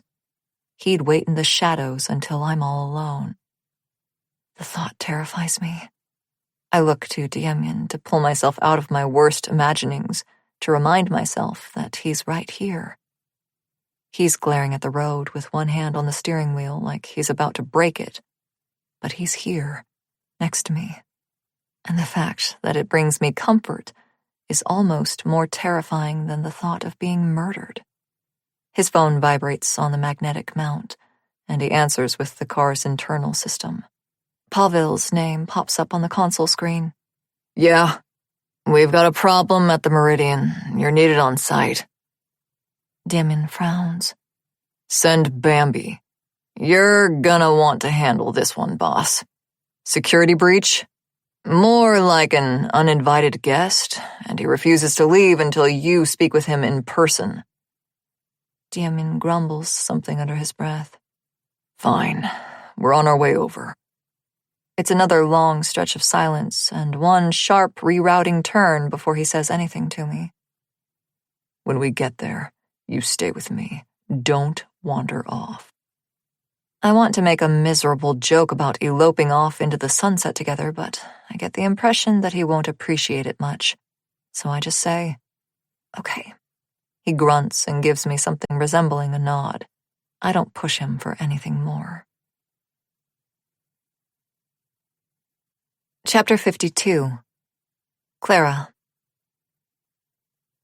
The valet takes Demian's keys without us pausing for a second. Demian is all business, No time for pleasantries or hesitation. He ushers me to the gilded doors, and I have to practically skip just to keep up. Sometimes I forget just how powerful he is. How he doesn't just rule the Vegas underworld and half the Sierra Nevada, but also this. This world of gold and glitter, of fantasies and indulgent dreams. Here, people admire him as much as they fear him, and it's written all over the faces of the gamblers who recognize him when we walk in. Around what time was that? I freeze.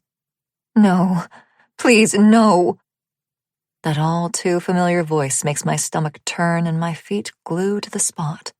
And apparently, it has the same effect on Demian. He whips his gaze to the bar as quickly as I do, and both of us stare at the casual interrogation Martin is giving the bartender. I feel Demian's arm wrap around me. Next thing I know, he pulls me tight to his side and whirls me around down a side wing that wraps around a cluster of slot machines. I need you here. He's talking through his earpiece. Patterson. No shit. I didn't see him holding a warrant. No. The smirk that tugs at the corner of his mouth tells me it's probably Bambi on the other end. I don't know what all she does as his right hand, but I've listened to her flay someone alive over the phone before. I can only imagine how she feels about Martin. You got it. See you in 10. Demian pushes us into a back wall elevator, presses a button, then turns around to face me. He doesn't say anything, but he stands so close I can breathe in his cologne from the patch of skin showing from beneath his undone top buttons. I dare a peek up at him. I try to hold the soft gasp at seeing he's gazing at me through lowered lashes, and he's not pissed, not like he was earlier. I almost think he's going to. But no. The elevator settles, the panel softly dings, and the doors slide open. Demian glances over his shoulder, then pulls me close to lead me down a carpeted hallway filled with unmarked doors. Was he protecting me? Is that what he's doing now? We enter a lavish office that is without a doubt his. It looks like the other one he has at home, but on steroids. Make yourself comfortable, he orders. But don't leave, and don't open the door for anyone, no matter who they say they are. What if... I'll come and get you once this is done. He hesitates, or more like, he doesn't just sweep out of the room as quickly as he ushered me into it. Instead, he takes a step toward me, and I swear I see his hand move up from his side like he's about to. But then he turns on his heel and leaves me there. I hear the door click. Then several beeps and another click indicates I'm locked in here until he comes back. I have no idea what the codes for his security computer screens are, and I definitely do not want to try hacking in. But there's also no television, and I don't have the patience or amount of calm necessary to just sit down and be comfortable. So I pace around the room a few times, sit on the lavish futon, test its bounciness, hop back up and pace some more. I tell myself he has something to sleep on in here because he's dedicated to his work, not because he entertains dates or trial runs his escorts himself. Not that it would bother me if he did. You dirty, rotten liar.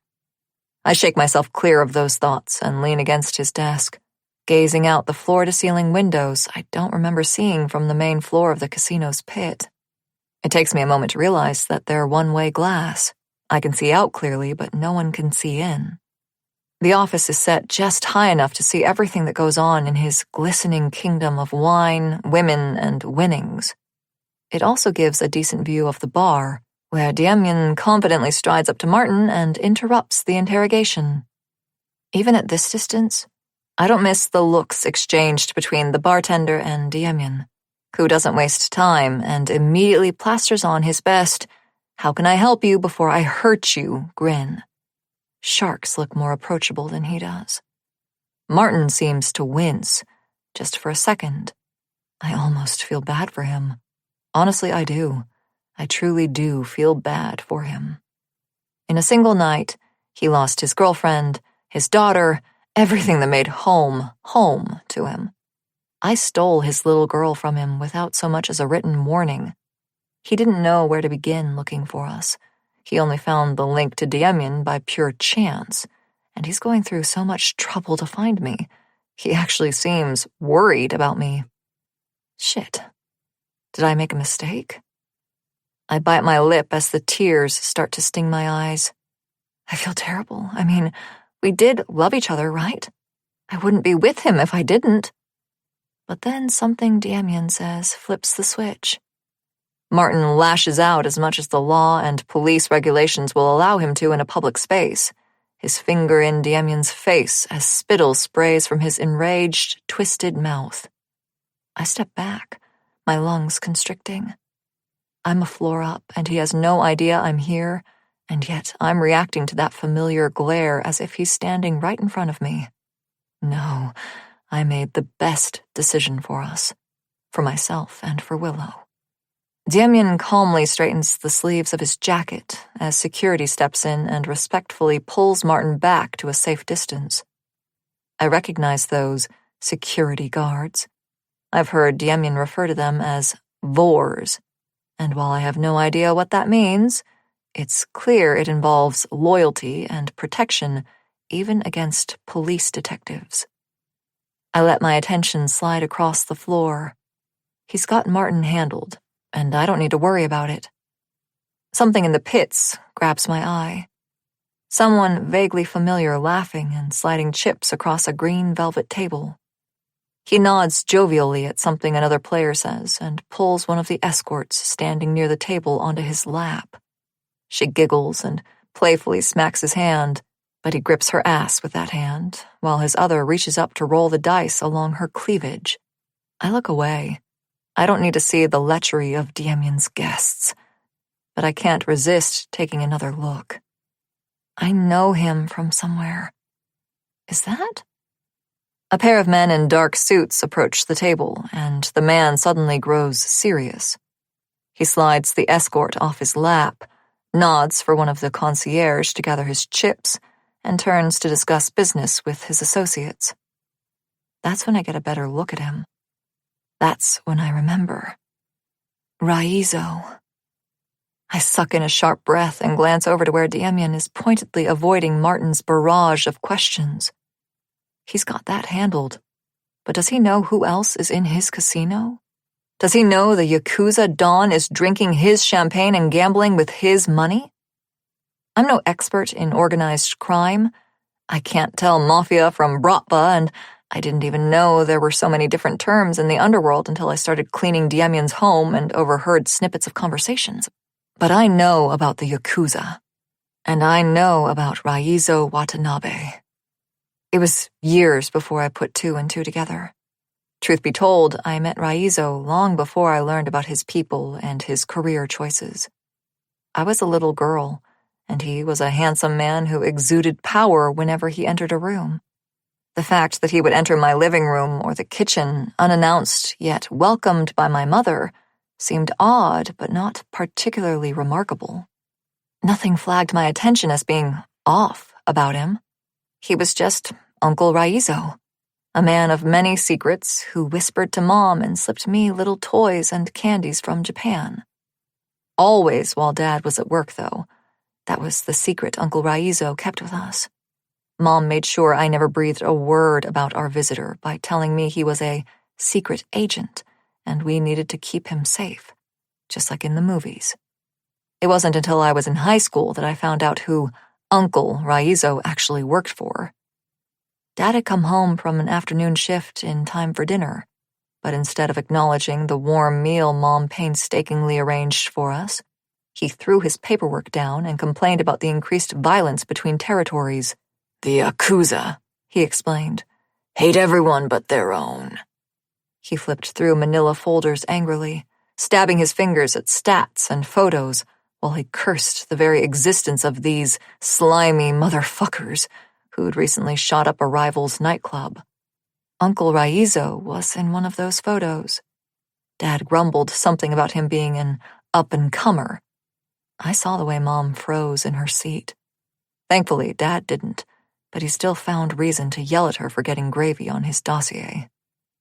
The only time I saw Raizo and my father speak to each other was the day of Mom's funeral. I didn't think much of it. So many people approached Dad to express their condolences and offer support. No one seemed to notice or care that a Japanese antiquities expert attended the funeral and discreetly pulled the grieving widower aside to talk business. I may have been young, but not that young. I could feel the tension between them from where I hid behind a column in the mausoleum. Whatever they spoke about, it had nothing to do with loss or grief or sympathy. Dad looked more pissed than consoled after Raizo left. It's been several years since. Raizo is older now, with silver streaking through his thick hair, but he's still just as handsome and powerful in the way he moves. His men stand around him and walk with him the same way Demian's men do. It's obvious Uncle Raizo is no longer up and coming. He has arrived. Does Demian know? Is this about to become a bloodbath? I step away from the windows to pace around the room some more. I'm not sure if I should risk Demian's wrath by leaving the office to go warn him that his rivals, enemies, whatever, are in his casino and looking like they're up to something.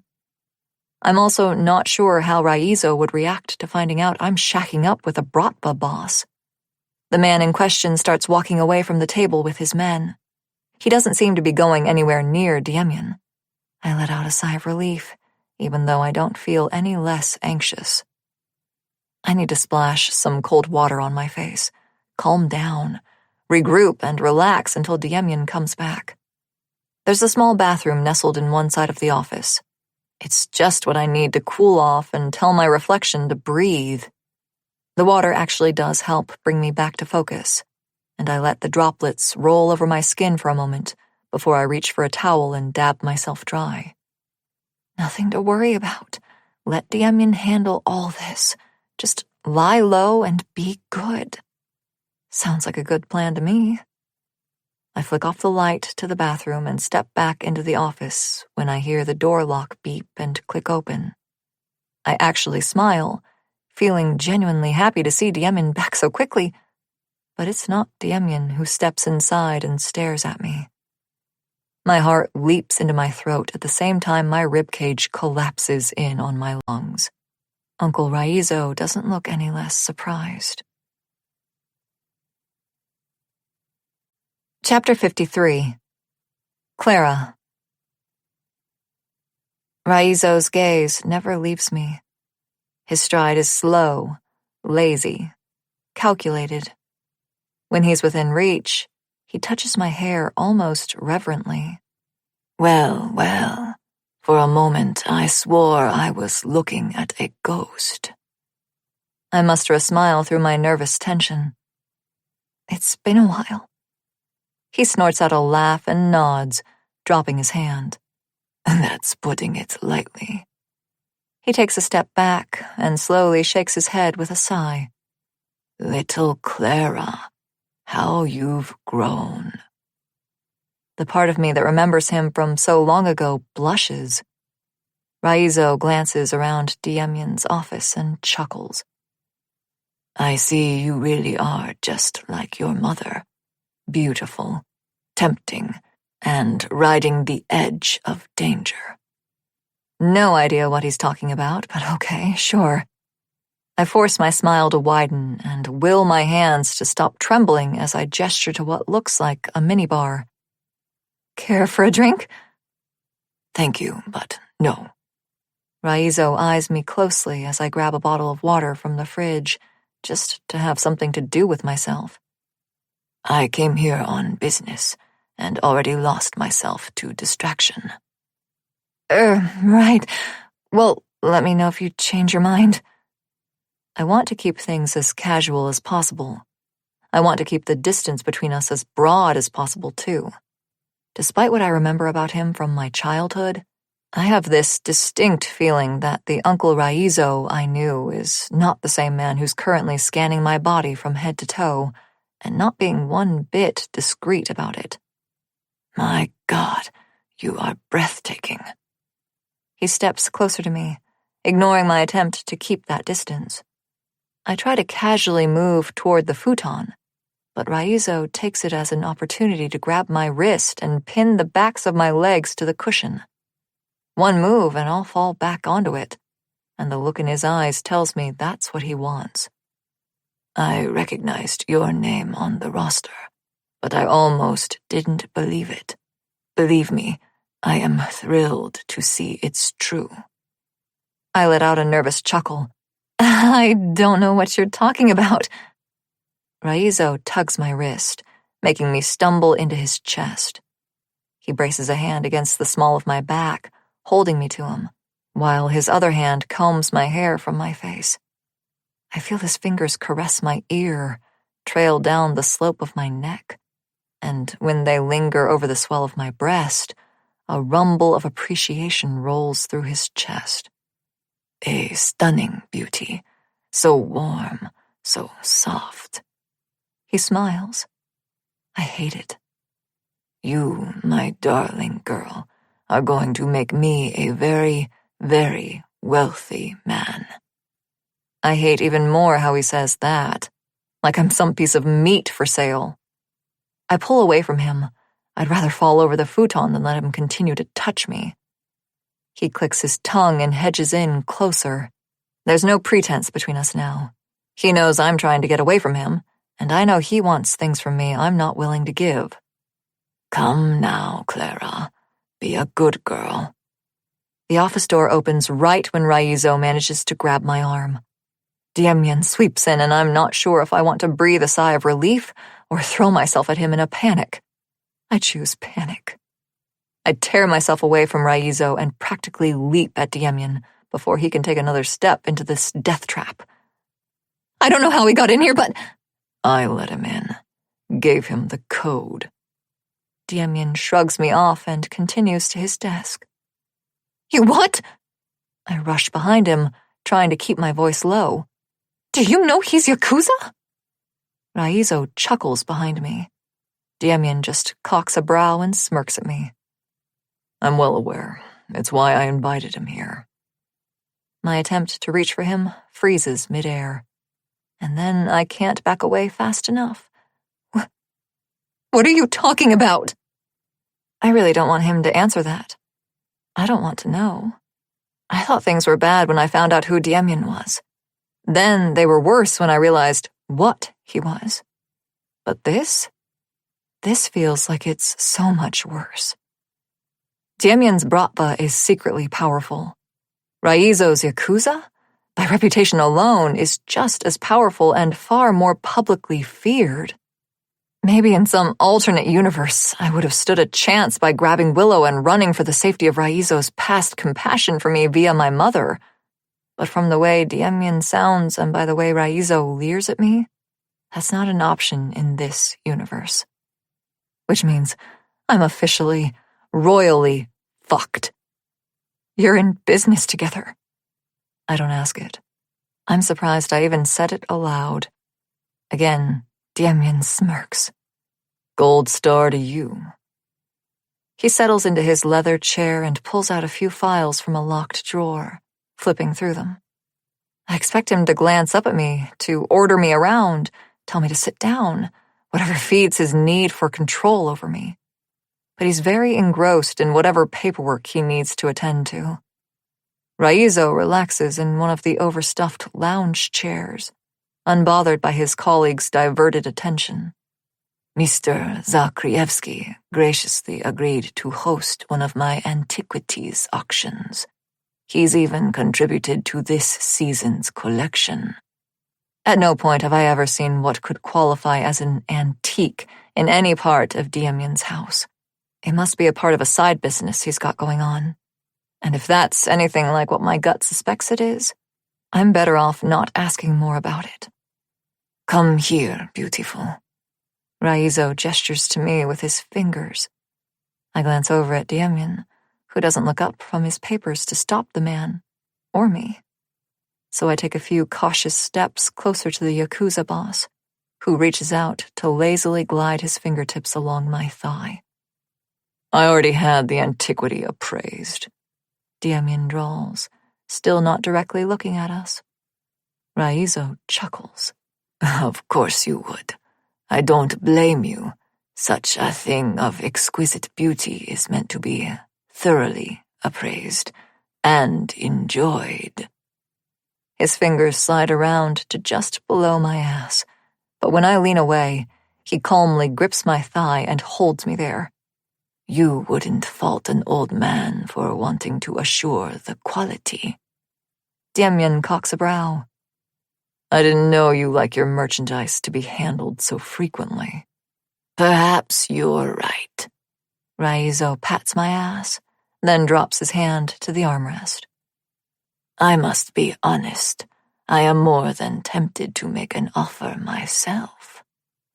For some reason, that makes Demian freeze mid-flip of a folder. He slowly looks up at Raizo, then at me, that vein in his jaw ticking. Call me crazy, but he looks like that actually pisses him off. But then he relaxes and scoffs. You can't resist playing your buyers for the highest bid. Raizo laughs and nods. True enough, it is a weakness of mine. But I'm serious, my friend. I may make you an unforgettable offer to... Demian's phone buzzes on the desk. After a quick glance on the screen, he tucks the files away and stands. You'll have to excuse us. It seems we have an unexpected guest in the pit. Give Bambi a call to reschedule. The Yakuza lord frowns as he stands. We have much to discuss. And we will, later. Raizo straightens his jacket and doesn't say anything. It may be eons since I last saw him, but I recognize that expression all the same. It's a good thing Demian has a grip on the situation, because only an idiot with a death wish would stare unblinking into the face of a pissed-off Raizo Watanabe. The man slides his gaze to me. I wish I could take some comfort in the little smile he offers, but it only makes my skin crawl. See you soon, sweet flower. God, I hope not. Chapter 54. Clara. Demian is silent in the elevator. He's avoided looking directly at me since the encounter with Raizo. I don't know if I have the energy or the desire to decode his mood swings today, so I just stare at his back and try not to think too much. He gestures for me to wait at a cocktail table while he checks on something with Bambi, who was over at the bar sipping a martini and reviewing her tablet. I do as he bids and drum my fingers on the tall tabletop. Don't think. Clara! Shit. I thought this particular problem of mine was gone. I'm pretty sure Demian thought so too. Guess we both thought wrong. Martin grabs my arm and spins me around to face him. I've been looking everywhere for you. I offer him a tight smile. It's the best I can do while my stomach churns. I'm sure you have. Look, I know I was a jerk and I'm sorry, Just what? I scoff. Now I really wish I'd ordered a drink, just to have something to throw in his face. Just thought you could treat me like your punching bag? Teach my daughter to hide her face when mommy gets slapped around? His face narrows into a dangerous glare. It used to frighten me, especially when we were alone in his house. But we're not in his house right now. We're in someone else's. And that someone, I can see in the corner of my eye, is watching this little conversation very closely. Our daughter, Clara. Martin's grip on my arm tightens. And you took her from me. You're gonna want to remove your hand, I warn him icily, nodding in the direction of the security guards nearby. They're watching, though they're not intervening. Yet. Martin reluctantly peels his fingers off of my bicep.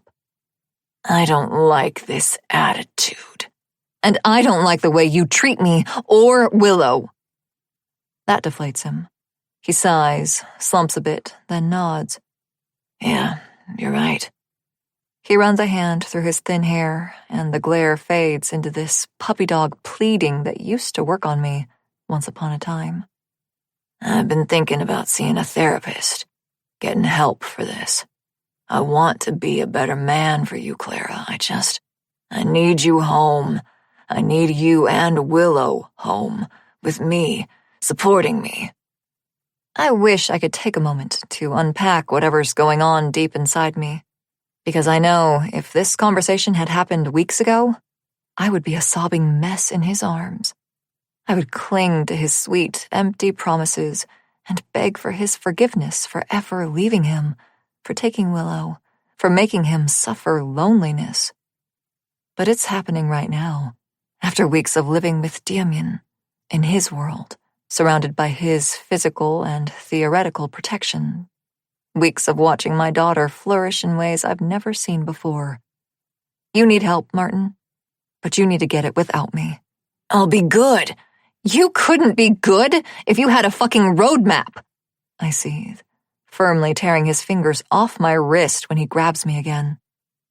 Take the hint and leave, now! Or what? Martin steps into my space with a snarl. What are you gonna do, huh? Nothing. You've got nothing, because you are nothing. Part of my brain registers that as the blow he intends it to be. I try to hide the wince, but he notices it and grabs onto it like a leech. That's right, baby. You're nothing without me. How can you support raising Willow on minimum wage? Gonna walk the streets? Spread your legs for a quick buck? Martin tugs me close to him, smiling like this is just another normal conversation between any other normal couple. You and I both know I'm the only man who can warm your bed. I'm the only man in this world who will ever want you. I don't care how ugly you got after you had the baby. Getting fat, saggy tits, stretch marks. I don't care. But that's because I love you. Other men, they... Get your fucking hands off my woman. Martin's eyes widen at the man now standing behind me. Then he narrows into his signature glare. But before he can protest, Demian rips me out of Martin's grasp and tucks me close to his own side. You okay?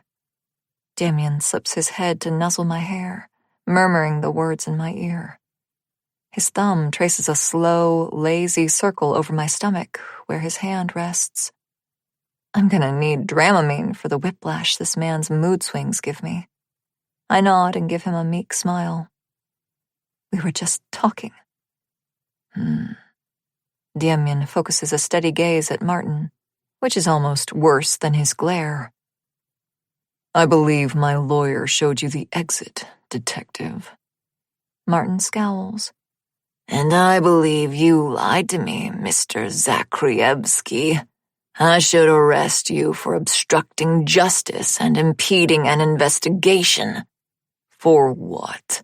When I questioned you about Clara's whereabouts, did you file a missing persons report? Open up a formal investigation? Martin shuts his mouth. He's fuming. He's fuming because obviously he didn't. He couldn't. So he shifts his focus back to me, which doesn't help soothe his anger seeing me in Demian's arms. Clara, you need to come home with me now. Demian laughs. Take the fucking hint, detective. She doesn't want you. She doesn't want your shithole of a life. You've been upgraded. Accept it. Martin stares at me like I've suddenly sprouted 3 extra heads. I don't know what lies you've told this son of a bitch, but... I don't have the breath of a second to respond.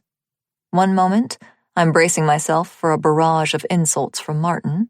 The next, I'm pressed flush against Demian's chest, his free hand tangled in my hair at the scalp and holding me in place for the perfect angle for the perfect kiss.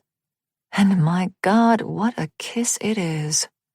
My toes curl before I can register any sensation other than sheer electricity coursing through my body. His tongue sweeps between my lips and glides over my own, drawing me into him with a low groan. Right when I think he's going to pull away for air, he breaks the kiss, only to adjust the angle and devour me once more. God help me, I want this. I want this so fucking badly that I forget literally everything else hanging between us. My hands smooth over his chest and slide up around his neck. I feed him soft whimpers of need, desire, longing. I want this all the time. I want him. Demian breaks the kiss again to catch his breath. For a split second, it almost feels like he's just as affected by this as I am. But then he presses another kiss to my temple and smirks at Martin. As I said, detective, take the fucking hint. If Martin was pissed before, he's straight up seething now. He takes a half step toward me, like he's ready to make a grab for me no matter what the risk. I'd advise him against that. But Demian is quicker. He tucks me behind him and steps into Martin's space until they're practically nose to nose. At this angle, I'm suddenly acutely aware of how accurate Demian's statement is. I have upgraded by at least 1.5 feet, and like 5 inches in another department, maybe 6. Drop the detective act, Demian growls, and I'll drop the business owner act. I'm saying this to you, man to man. Stay the fuck away from Clara Everett. Martin puffs up his chest. I almost laugh at the sight. You can't keep me away from my daughter. Keep the whore, but I'm taking my daughter. If it were physically possible, this whole place would drop 20 degrees with the chilling mask of fury suddenly etched on Demian's face. I wouldn't normally think he'd risk an arrest or charges for attacking a police detective, especially in public. But right now, it looks like he's on the verge of redecorating the lounge with Martin's blood. He leans in so close I'm barely able to hear what he snarls. Listen to me, and listen well, because I'm not going to fucking repeat myself. I don't care if you're a cop. I don't care if you're the goddamned President of the United States. And I sure as shit don't care that some fucking how you're Willow's biological sperm donor. If you touch a single hair on that kid's head. I see Bambi slide off her bar stool, ready to step in. She looks as concerned about the spider silk thin thread tethering Demian to legally acceptable as I am. Your own cold case will freeze solid long before they ever find your body. Understood. Martin's knees actually tremble. They actually fucking tremble. It's quick, and he recovers himself before it's obvious, but I see it. I see it, and I revel in it. He's so much shorter than Demian, he has to practically arch his back just to meet the man's hard stare. How on earth did I ever find him remotely attractive? Are you threatening me, Mr. Zakrievsky? Even his voice wavers for a second, which he tries to cover by clearing his throat. Demian smiles. It's the same smile a cat gives a mouse right before the kill. Oh no, Martin. I'm not threatening you at all. I'm making a promise. You can't. I think you'll find that I can. Demian straightens and says this loud and clear for everyone to hear, now that Bambi is standing next to him with her stylus poised over her tablet. This is my casino, my house, my rules. Everyone inside these walls is under my protection. Everyone and everything in my home is mine. And if you think you have a good idea of how far I'll go to protect what's mine, let me assure you. He holds his hand out to me and, when I take it, brings my knuckles to his lips to press a tender kiss there. You have no fucking idea. Demian steers us around a stammering Martin, who is now officially being escorted by casino security to the doors. I don't get to see or hear Bambi remind Martin about his warrants because Demian practically carries me out of the casino to his car. The second the valet sees us approaching the main entrance, he scrambles to quickly retrieve the Mustang and whip it around to the curb. I don't say a word the whole way, from the bar to the foyer to the car. I don't know what to say, and I have a gut feeling that trying to find the right words will only ruin the moment. And this is a moment I want to savor, even if it's all a charade. Because no man, not in my entire life, has ever stood up for me the way Demian just did against my ex. And I've never felt this good, this cherished, by someone claiming me as theirs. It's a nice change from what I thought I'd always have. Chapter 55. Demian. It's silent in the car. Thank fucking God. I'm white-knuckling the steering wheel despite the drive being on the flattest, emptiest stretch of road between Vegas and home. It took every ounce of self-control in my blood cells to hold my fists away from Martin's face. I've never felt such a strong urge to beat a man to a bloody pulp in public, police badge be damned. Part of me wonders if it's too late to whip this car in reverse and go take care of this urge. A soft sigh pours from the passenger seat next to me, and I'm reminded why I can't. You okay? I grumble. The intention is nice, but I'm still grinding my teeth too hard to sound like it. Yeah. I'm not convinced, but I say simply, good. More silence. I'm beginning to form a love-hate relationship with the quiet. I love that she's not jumping on my back with a million questions I may or may not have answers to. I hate that I don't know what's going through her head. I'm confused as to why I even care. I think when she doesn't finish her sentence, I glance over and see her leaning heavily on one arm propped against the door. She's chewing on her thumbnail, a nervous tic I don't think she knows she has. Think what? Clara frowns. I think my dad screwed up my testimony. No shit. But I'm curious to know what's brought this revelation on, so I do my best not to scare her off the subject. What do you mean? I don't know. She blows out a heavy breath. He was the arresting officer, right? Right. Why didn't he recuse himself, since family was involved? I start to say something, then shut my mouth. She's still going. And even if he didn't recuse himself for that reason, his superiors should have made him step down, but they didn't. Clara drums her fingers on the door. And you think that's part of it? I think that's a flag for something. I don't know what. She sighs again. I remember how he'd ask me over and over what happened that night, and every time I got it wrong, he hit me. My fingers tighten around the steering wheel. Focus, man. Nothing you can do about that now. Clara suddenly turns to look at me. How can someone get a memory wrong? It's a rhetorical question, so I don't answer. Her sigh whistles past her lips as she looks away again. When I said what he wanted me to say, it stopped hurting. When I didn't, the pain started again. The 10 o'clock side of the steering wheel I'm squeezing to death in my mind's eye is Martin's scrawny neck. The 2 o'clock side? Greg fucking Everett's. Let's hope I don't snap the wheel in half. Do you remember which part got you hurt? Clara chews the inside of her cheek for a moment. Honestly, it's all fuzzy.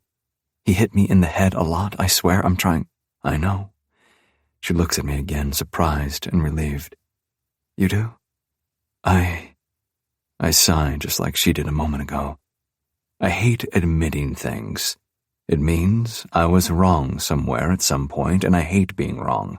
In my life, I can't fucking afford to be wrong. I remember your face at the trial. All the cuts and bruises.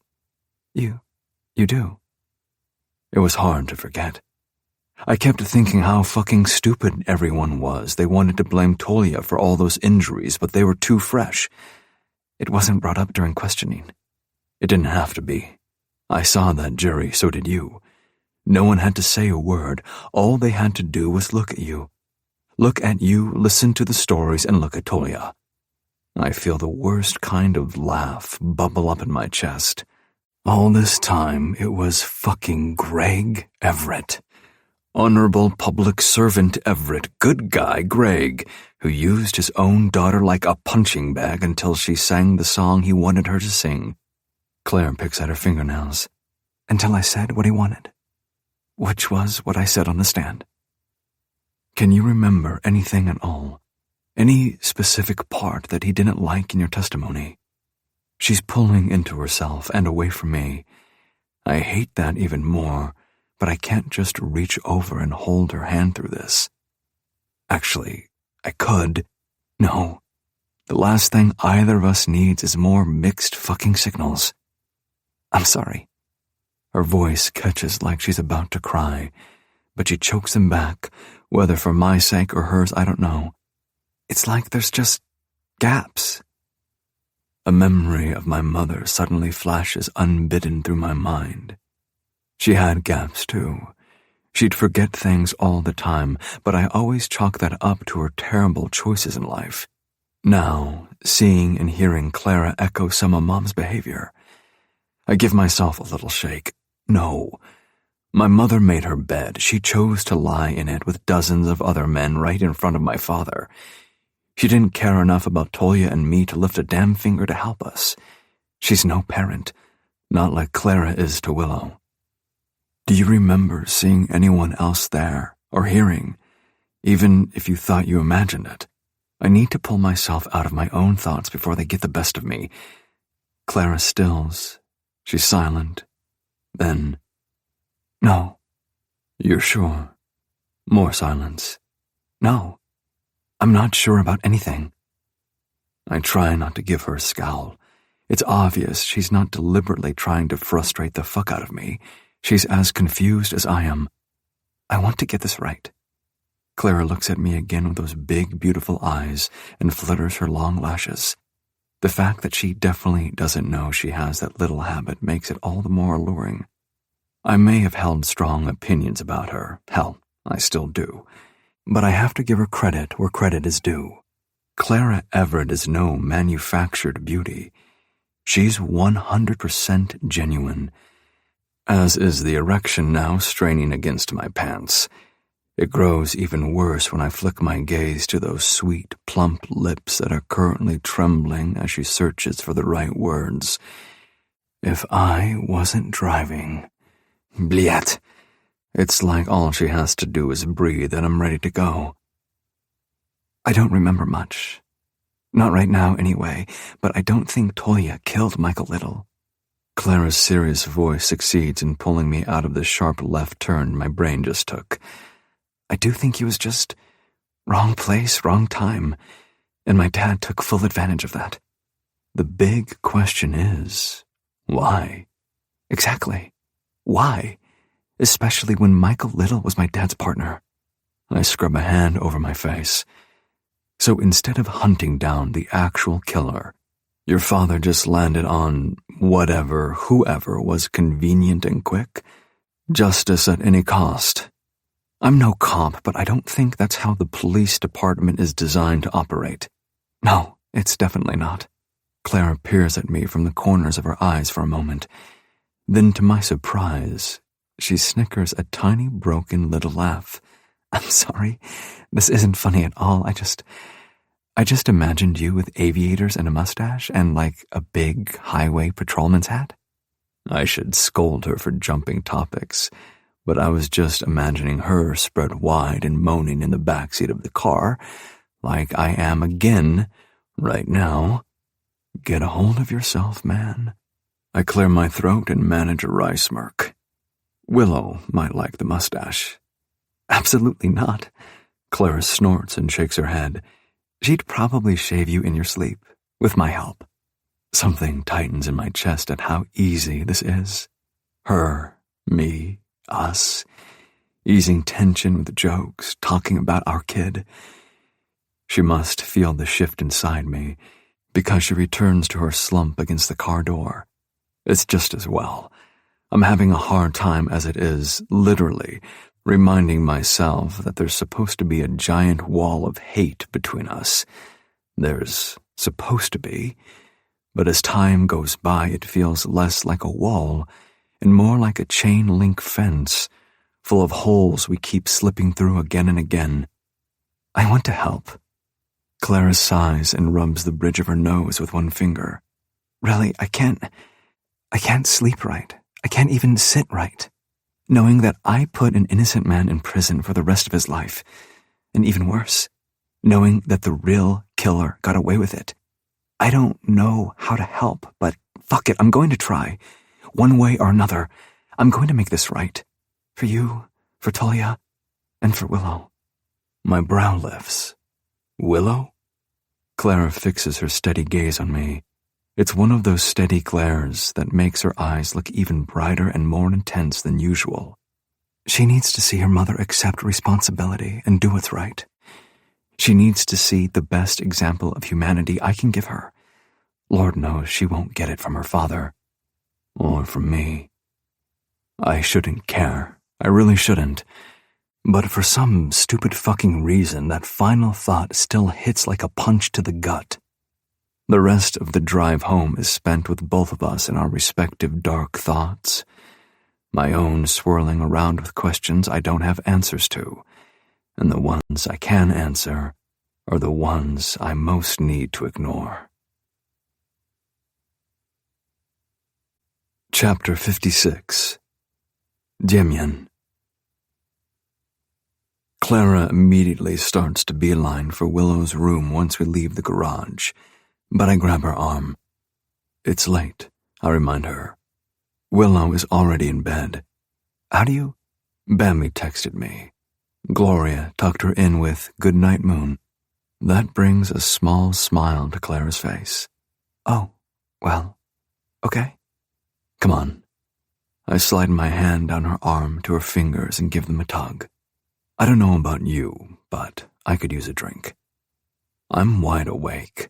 The sun set hours ago. The stars are scattered across the sky, and most of the household is fast asleep. But I'm wide awake and unable to calm the raging storm of thoughts battering around inside my head. Who killed Michael Little? Who kidnapped Clara Everett? What the fuck was Talia thinking? What's Greg Everett's angle in all this? What is Clara wearing underneath that dress? I clench my free hand into a fist so hard that my fingernails bite into my skin and snap me back to reality. Unfortunately, it does not have the same effect on my dick, which can't seem to ignore every alluring aspect of the woman walking next to me. Wasn't I pissed at her just this morning? Didn't I threaten the fuck out of her by dragging her to the prison? Isn't she supposed to be the bane of my goddamn existence? But then she walks past me into my office, and I get a full whiff of my own scent on her skin and in her hair. She's still using my body wash, my shampoo, and good fucking Lord, I'm only just realizing she confronted that asshole ex of hers while drenched in my scent, and now I'm officially needing to bend her over that desk. Are these the case files on Michael Little? Clara peers at a stack of folders on my desk that I completely forgot to put away. Yeah. I close the door behind me and head straight for the minibar. I need a drink. I need a whole fucking bottle if I'm going to get any sleep tonight. There's something else I can do that will definitely relax me enough to get a good night's sleep. But as I pull a swig from my stash of bourbon, I watch her face contort into a frown, and she slumps into my leather office chair. She's too focused on the case, as she should be.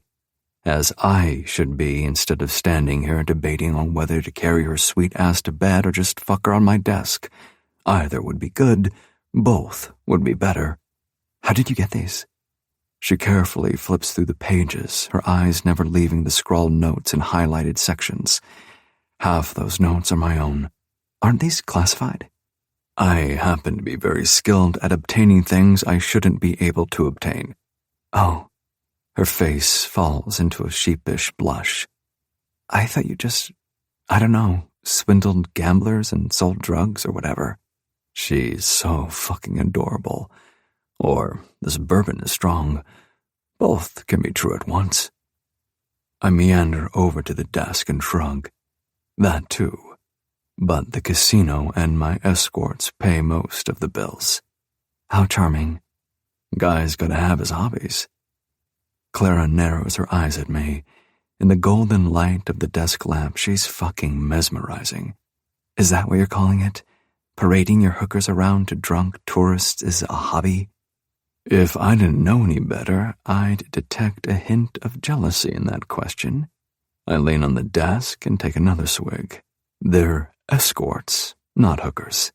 Oh, wow, yeah, such a significant difference. She rolls her eyes. There is. I lean in a bit closer, maybe a little too close. But goddamn, I love the way she smells. I prefer my women to be willing. Clara's eyes widen. Then she clears her throat and taps a finger on one of the open files. So, I noticed a discrepancy here in the, borrowed police log. I set the bottle of bourbon down on the desk and angle my head to take a look at where her finger's underlining a section. It looks like standard clock-in, clock-out shift logs for the officers. In this case, Michael Little. I can't remember why Bambi had this added to the files, but she's always been insanely thorough. I'm pretty sure his dental history is somewhere in the folder too. Yeah? On the day he died, he left early. I frown. How do you know? He and Dad were partners, right? So they worked the same shifts, usually until 5, maybe 7 at the latest. A few graveyard shifts. But this roll call logs him in that morning for their usual day shift. But instead of leaving in the evening, he was out by 3. So? So it means he was off duty that night, and had been for a while. Clara sighs. What was he doing there? This entire time for years, I'd hated the Everetts for fucking up Tolia's life, and by proxy mine. So when Clara fell into my lap, a bit too literally, I immediately viewed her as the enemy and kept her under my thumb to make sure she couldn't cause any more damage to me or my family. It never occurred to me how useful she could actually be in the investigation. Like how being the daughter of a cop would actually give her intel we wouldn't otherwise have. Just add that to the growing list of things I've apparently been wrong about. If I don't keep this under wraps, Bambi is going to type up every mistake and make me sign it just so she can frame it in my office as a reminder. No king is infallible. What else do you see? Nothing that jogs my memory. She runs a frustrated hand through her hair. I don't understand it. Any of it. Uncle Mike was like a second father to me, and he was actually good. So why can't I remember? Her voice crackles until she breaks into a hiccuped sob. I slide off the desk and move behind her. My hands rest on her shoulders and I knead my thumbs in slow circles at the base of her neck. It's okay. We'll figure this out. You've already found something worth looking into. Take the win. Clara freezes at first, but then I feel her relax into my hands, and soon a small moan bubbles in her throat when my fingers start to work the tension knots from her collarbone. I need to distract myself, quickly. Do you remember asking your father about Michael Little? Since you two were so close and you saw his dead body. I don't know. I mean, maybe. I kind of remember asking why. She raises a hand to touch her cheek. It's a subconscious gesture, one that tells me all I need to know. It was a question that earned her a blow. But I don't think they asked me how I knew him. At the trial, I mean. A heavy silence passes between us. My hands are still on her shoulders, but I'm not doing much more than just touching her. Because, fuck it all, I'm addicted to the way her soft skin feels. I'm sorry, Dem. Clara barely mutters the words, but I hear them all the same. I'm trying, and I keep getting it wrong. Hey. I reach around to cup her face in my hand so she'll look up at me. Tears well in her lashes, and before I can stop myself, I press a soft kiss to one eye, then the other, tasting her tears while brushing them away. It'll come back to you, and we'll make this right. Dem?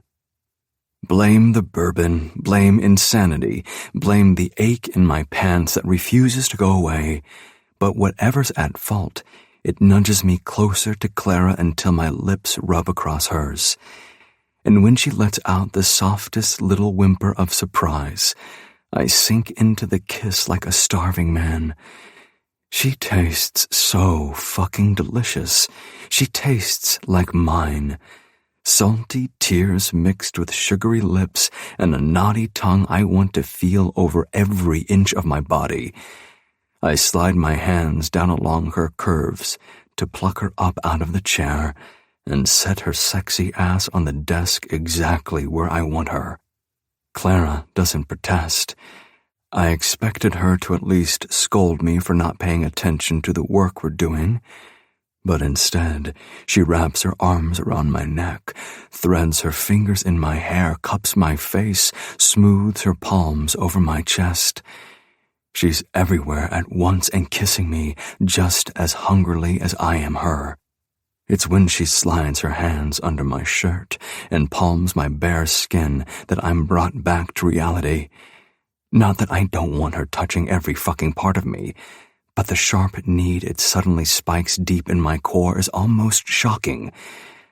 I don't have to press a hand between her legs to know she's hot and wet for me. And I'm sure if I just continued, if I pressed her back on the desk's surface and spread her like the fucking feast her body is to me, she wouldn't utter a single protest. No, she'd beg me for more. But when I hesitate, something shudders in her eyes. She slowly pulls away, quickly looks away, and just like that, it's over. The spell is broken. Clara tucks a strand of hair behind her ear, still pointedly looking at anything but me. I should go. The words are barely whispered, but they scream loud in my ears. She slides off the desk, then ducks out of the office before either of us has a chance to say another word. The fuck just happened? How the hell did I just let her walk away? I glance down at the files on my desk, hoping they'll provide something resembling an answer. Like, you need to focus on this instead of her. Like, you shouldn't fraternize with the enemy. But instead, I find tiny little notes she apparently scribbled next to mine while I wasn't paying attention. They're questions, not answers, but still, they're proof that she means it. She's trying. She's not the enemy. Not anymore. And I just let her fucking leave? Hell no. I drop the bourbon and go running after her. Chapter 57. Clara. Breathe. Breathe, Clara. Just breathe. But that's hard to do when Demian Zakrievsky is sucking the air from my lungs in more ways than one. I can't believe I fell for it. I can't believe I let him get to me. I don't even know why he's suddenly so there. I mean, what flipped his switch? Earlier, he was so pissed I thought he was going to chop me up and throw me into some ravine out there in the desert. You know, like a gangster would, because he is one. But something shifted in him at the casino. I have no idea what it was or why. All I do know is that he kissed me, right there in front of Martin. And oh my God, what a kiss. Mind-blowing. At least I thought it was mind-blowing. Until about 5 minutes ago when he topped it off with whatever that was in his office. A distraction. That's what that was. I needed to get away from him before I made yet another dangerous mistake. So I fumbled my way out of his arms and out the door and ran to the first unlocked building I could find, which happens to be the laundry facility. For a household this large, it's practically a laundromat in its own right. But right now, it's a quiet, empty safe haven away from the foggy confusion that Demian brings to my world.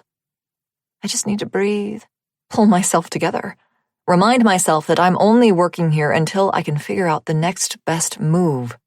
Until then, I just need to stay far the fuck away from... The door to the laundry room swings open. Him. It should be a crime how quickly my thighs clench whenever that man darkens my doorway. Demian steps inside and quickly shuts the door behind him, locking it. My heart picks up the pace, and I slowly inch my way back against one of the washing machines as he comes closer. Listen, Clara, His dark eyes roam over my body. He seems to be arguing with himself for a moment, because he lets out a low growl and takes another step closer. Fucking hell. I don't know what I'm doing. You're supposed to be my prisoner, and I'm supposed to be eternally furious with you for fucking up my family. There's a but in there somewhere, I hope. But. Oh, thank God. Demian's gaze heats more the longer his eyes roam. I can't get rid of the image of you making yourself come on your bed. For me. Shit, I knew it. He doesn't just know what I did. He saw the whole thing. Which means there are definitely hidden cameras in my bedroom, and I should be enraged at that fact. I should feel violated. Instead, I'm way too distracted by how close he is now. He lifts a hand to my hair and strokes it back from my face, making me look up at him. You know what really pisses me off, though? I gulp. No? Demian rubs his thumb over my lip, his eyes tracing the motion. The fact that I wasn't there with you. His mouth crashes over mine, and I feel it in every cell in my body, that there's no walking away from him now. I'm breathless and wanting. I want him. God, I want him so fucking badly. I can't help the whimper of need that escapes my throat, and when he growls in response and nips my bottom lip with his teeth, I almost come right then and there. His hands rub my thighs under my dress, edging it up more and more as he kneads his fingers into my flesh.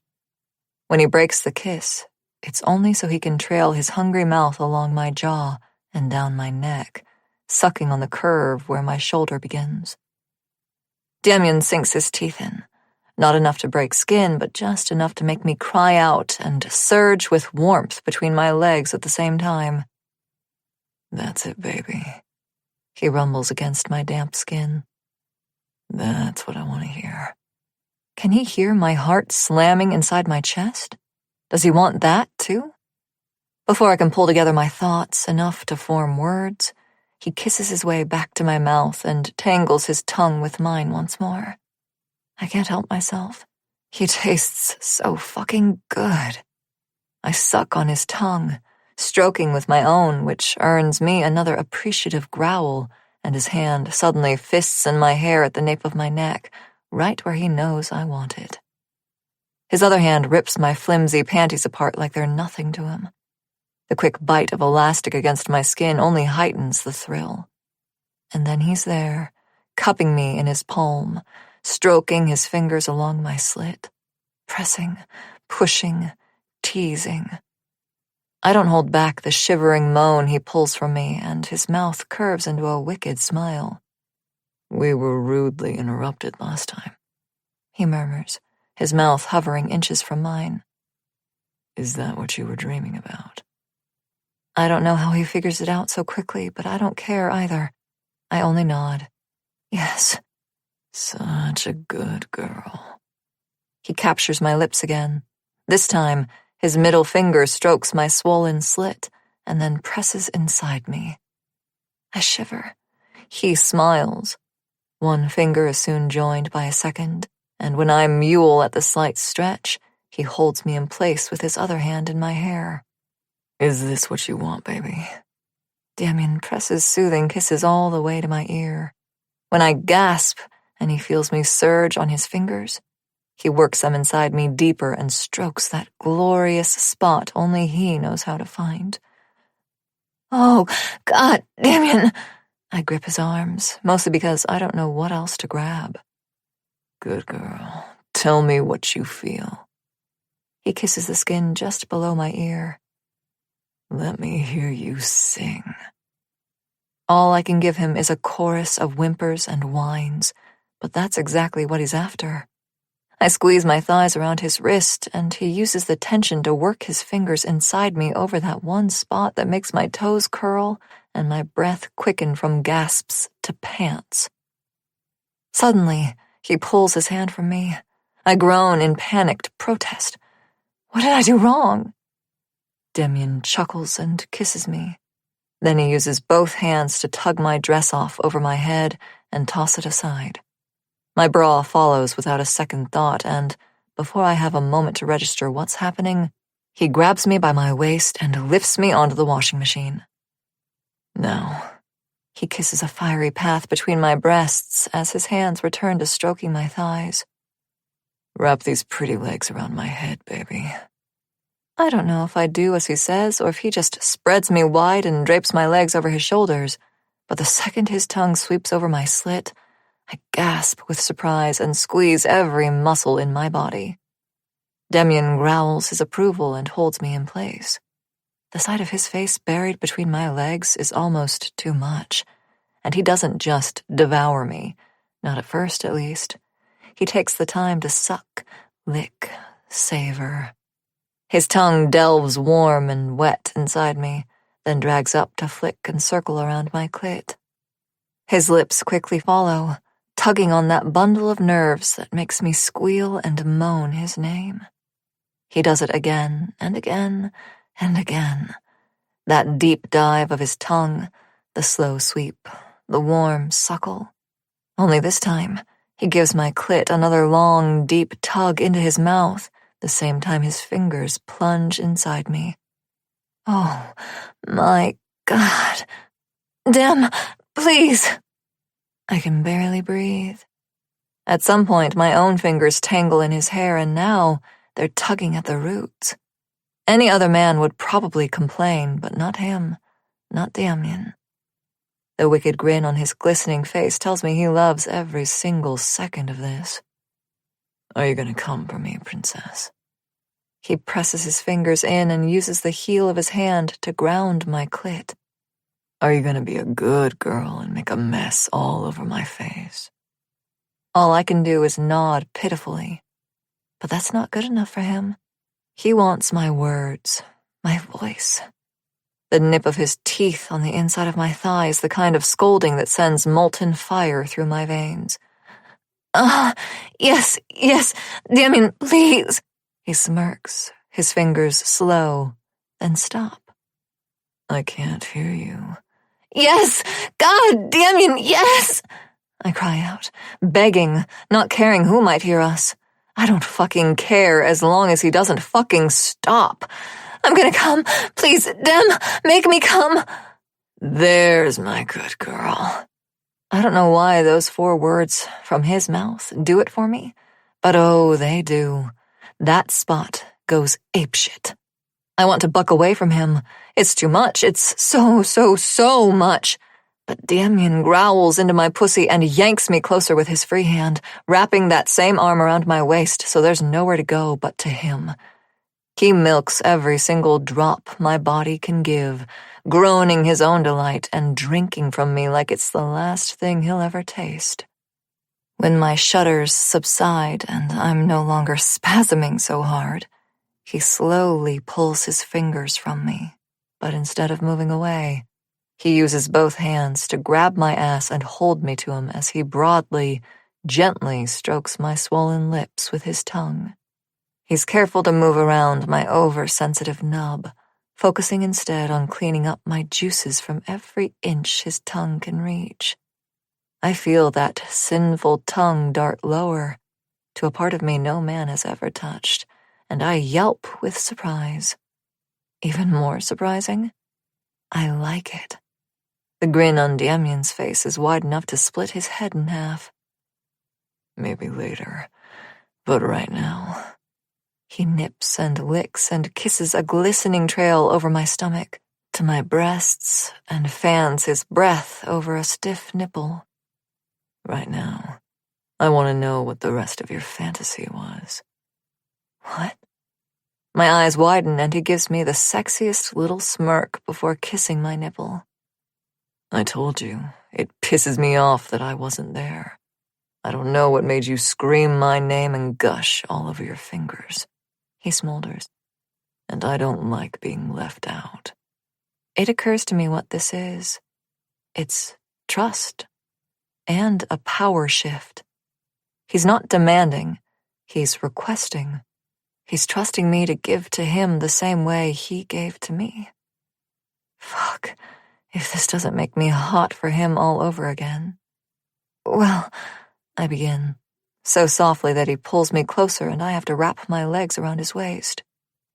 I was really, really naughty. Demian grins. Tell me more. I asked you to, shit, he's gonna make me actually say it out loud. Use your voice, Kiska. I asked you to fuck me. Hard. I blush bright crimson and glance away. In front of everyone at the dinner party. Demian's expression flatlines. He slowly inches away from me, and I'm suddenly filled with nauseating regret. Shit, that was the wrong thing to say. I should have made something up. I'm pulled off the washing machine and spun around. His hands grope, fondle, stroke my body while he presses himself firmly against my back. I can feel the solid bulge in his pants rub against me, and fuck, he's practically throbbing. Oh, sweet Clara. Demian nips my ear as his hands slide up my stomach to cup my breasts. All you have to do is ask. Fuck. Would he? I wouldn't. I don't think. And then what? His thumb and forefingers roll my nipples, gently pinching and tugging just to make me gasp. Did I touch you like this while they watched? Were they jealous? Did they wish they could have you the way I do? Something deep within my core quivers with need.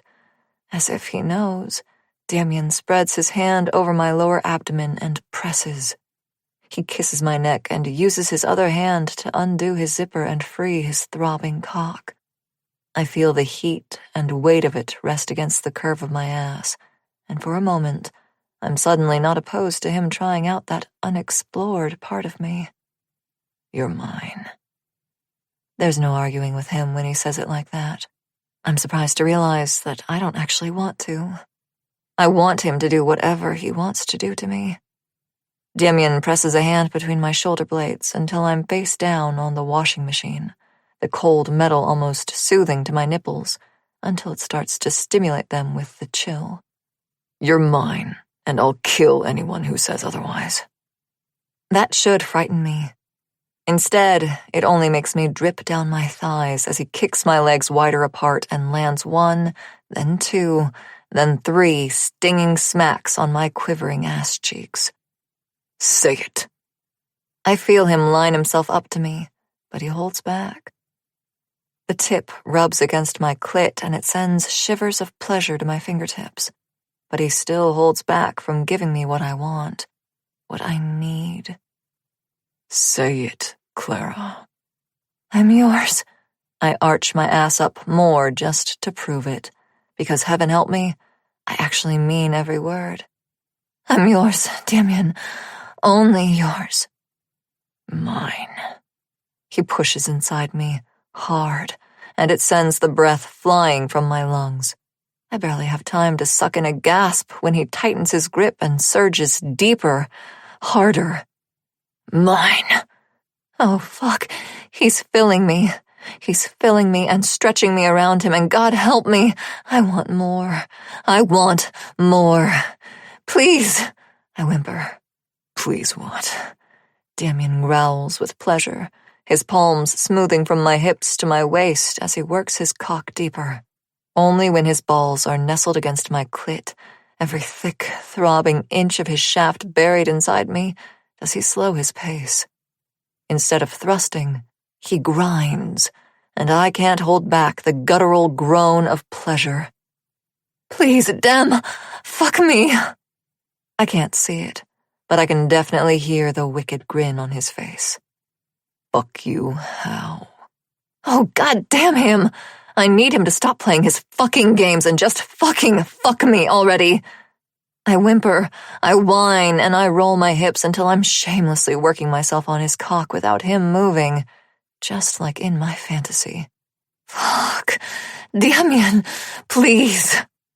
He answers with a firm smack to my ass, which makes my pussy spasm on his shaft. Good, baby. Give it to me. Give me that sweet pussy. Work for me. That's it. I give him what he wants, and fuck, it's what I want too. I angle my hips so he rubs exactly where I need him to rub. I push back and pull off and push back at the speed I'm aching for him to give me.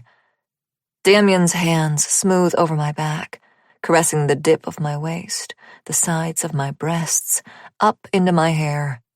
He strokes the tousled waves over one shoulder and leans over me until I feel his bare chest pressed to my back.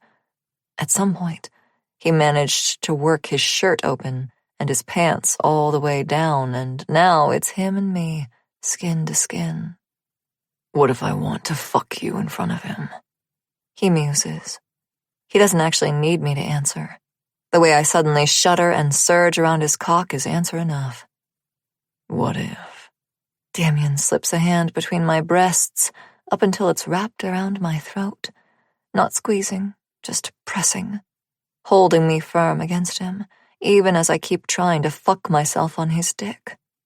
What if I make him watch us, just like this? You did. I turn my head enough so he can see I'm telling the truth.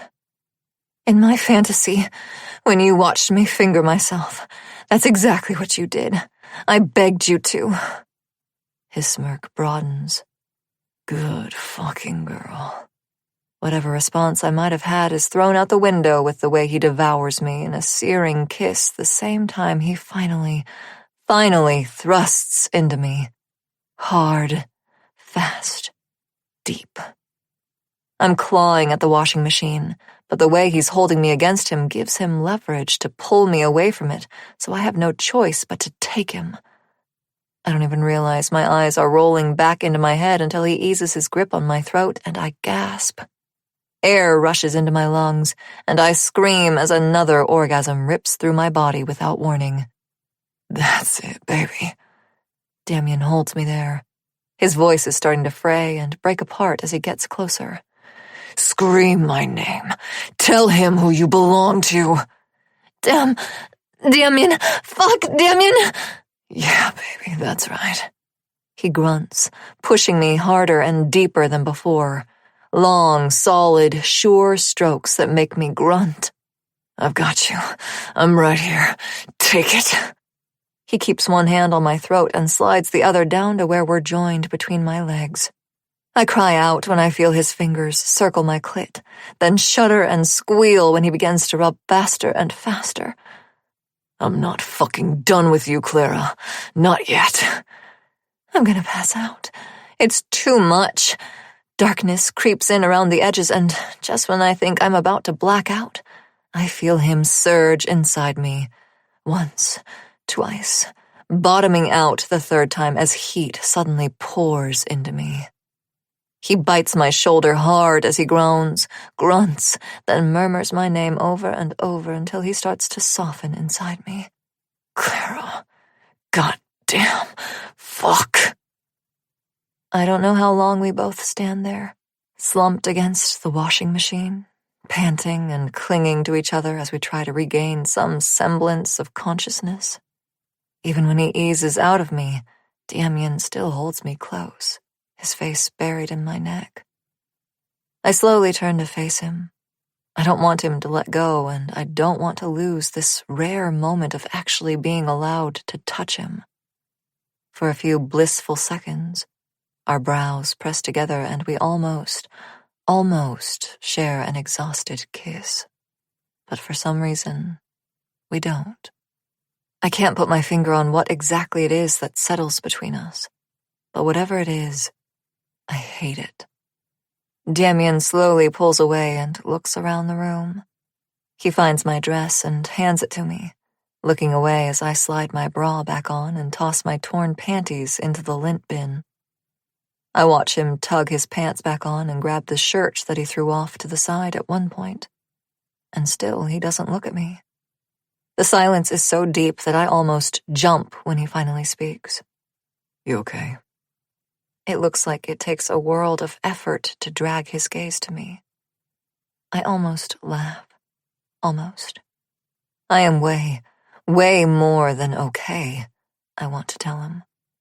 But the way his face seems so stoic and taut keeps me quiet.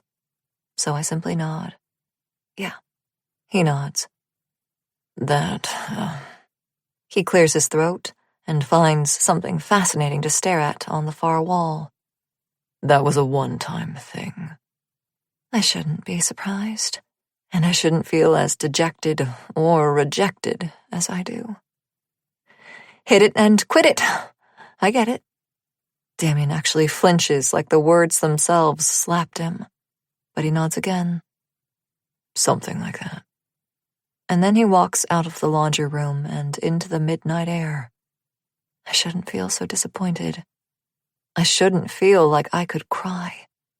But I can't understand how it's possible to be so full and so empty at the same time. Chapter 58. Demian.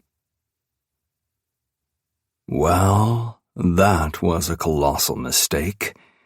A fucking delicious, mind-blowing, toe-curling, dick-draining mistake. One that I definitely don't regret making. Except now I'm distracted from actual work and responsibilities by the constant thought of, what if we do it again? Or, what if I just moved Clara into my bedroom and we make it a nightly occurrence? Shit, why just the night? My libido doesn't give a fuck what time of day it is. I almost sleep straight through both my alarms the morning after. When I do finally wake up, I feel more refreshed than I have in months. Oh, no. Tell me you didn't. Bambi scowls at me as she answers her own unasked question. Tell me it was one of the escorts or not? Shit, who cares who it was?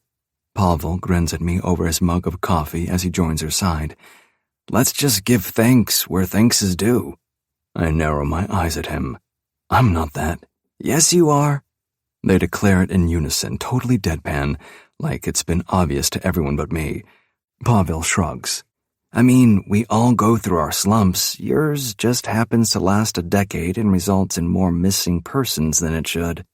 Bambi rolls her eyes, but I notice she doesn't exactly disagree with him. Just be careful. Things are difficult enough on Willow as it is. I'm not sure introducing a new family dynamic is the best for her. Enough. I hold a hand up to stop them both in their tracks. You're making a hell of a lot of assumptions there. Am I, though? I glare venomously until they leave shortly after. I spend the next who the fuck knows how long staring at the wall of my office, trying to figure shit out.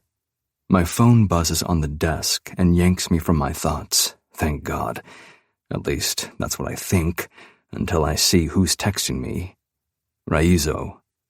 I've narrowed the list of interested buyers down. Each of those who made the cut agreed to cash on delivery. Very eager to acquire your artifact. Should bring an exceptional price. There's no ignoring the nausea that suddenly grips my stomach. This is what I wanted. Everything is going according to plan. I found the person responsible for Tolia's hell. I captured her. I struck a great bargain with Raizo. He's pulling through on his end. I just don't have the time or the energy to focus on trivial details like vetted buyers, payment processing, blah, blah, blah. What's troubling is that I also don't seem to have the willpower. It's not just the sex. It's the way everything. The way she walks, talks, breathes, blinks, giggles at the stupidest jokes and fawns over exotic flowers, reads bedtime stories with the voices and sings lullabies that damn near knock down every last one of my walls. The way she steals glances at me when she thinks I'm not looking, and when she does, it's not hate or fear in her eyes, it's something I can't afford to acknowledge. Because regardless of whatever comes to light, Clara Everett is still the reason why my desk is covered in police files and investigation notes. I stare at the time logs of Michael Little's last day alive. Just as Clara pointed out, it shows he left the precinct early that afternoon. But there's no notes as to why or where he went. For all we know, he left to get a fucking haircut. The irony is, that could be exactly why he left, something so simple, so mundane. The idea doesn't feel so far-fetched, so I make a note to have Pavel run intel on local businesses near the precinct as well as around Little's old house. If we're able to pull purchase records, receipts, anything. I sigh. Once again, it feels like I'm not just trying to find a needle in a haystack. I'm trying to find the world's smallest needle in a field full of haystacks. The easiest solution would be to just burn it all to the ground and pick up what's left. Theoretically, of course. In reality, the duality of my worlds provides mutual safety nets.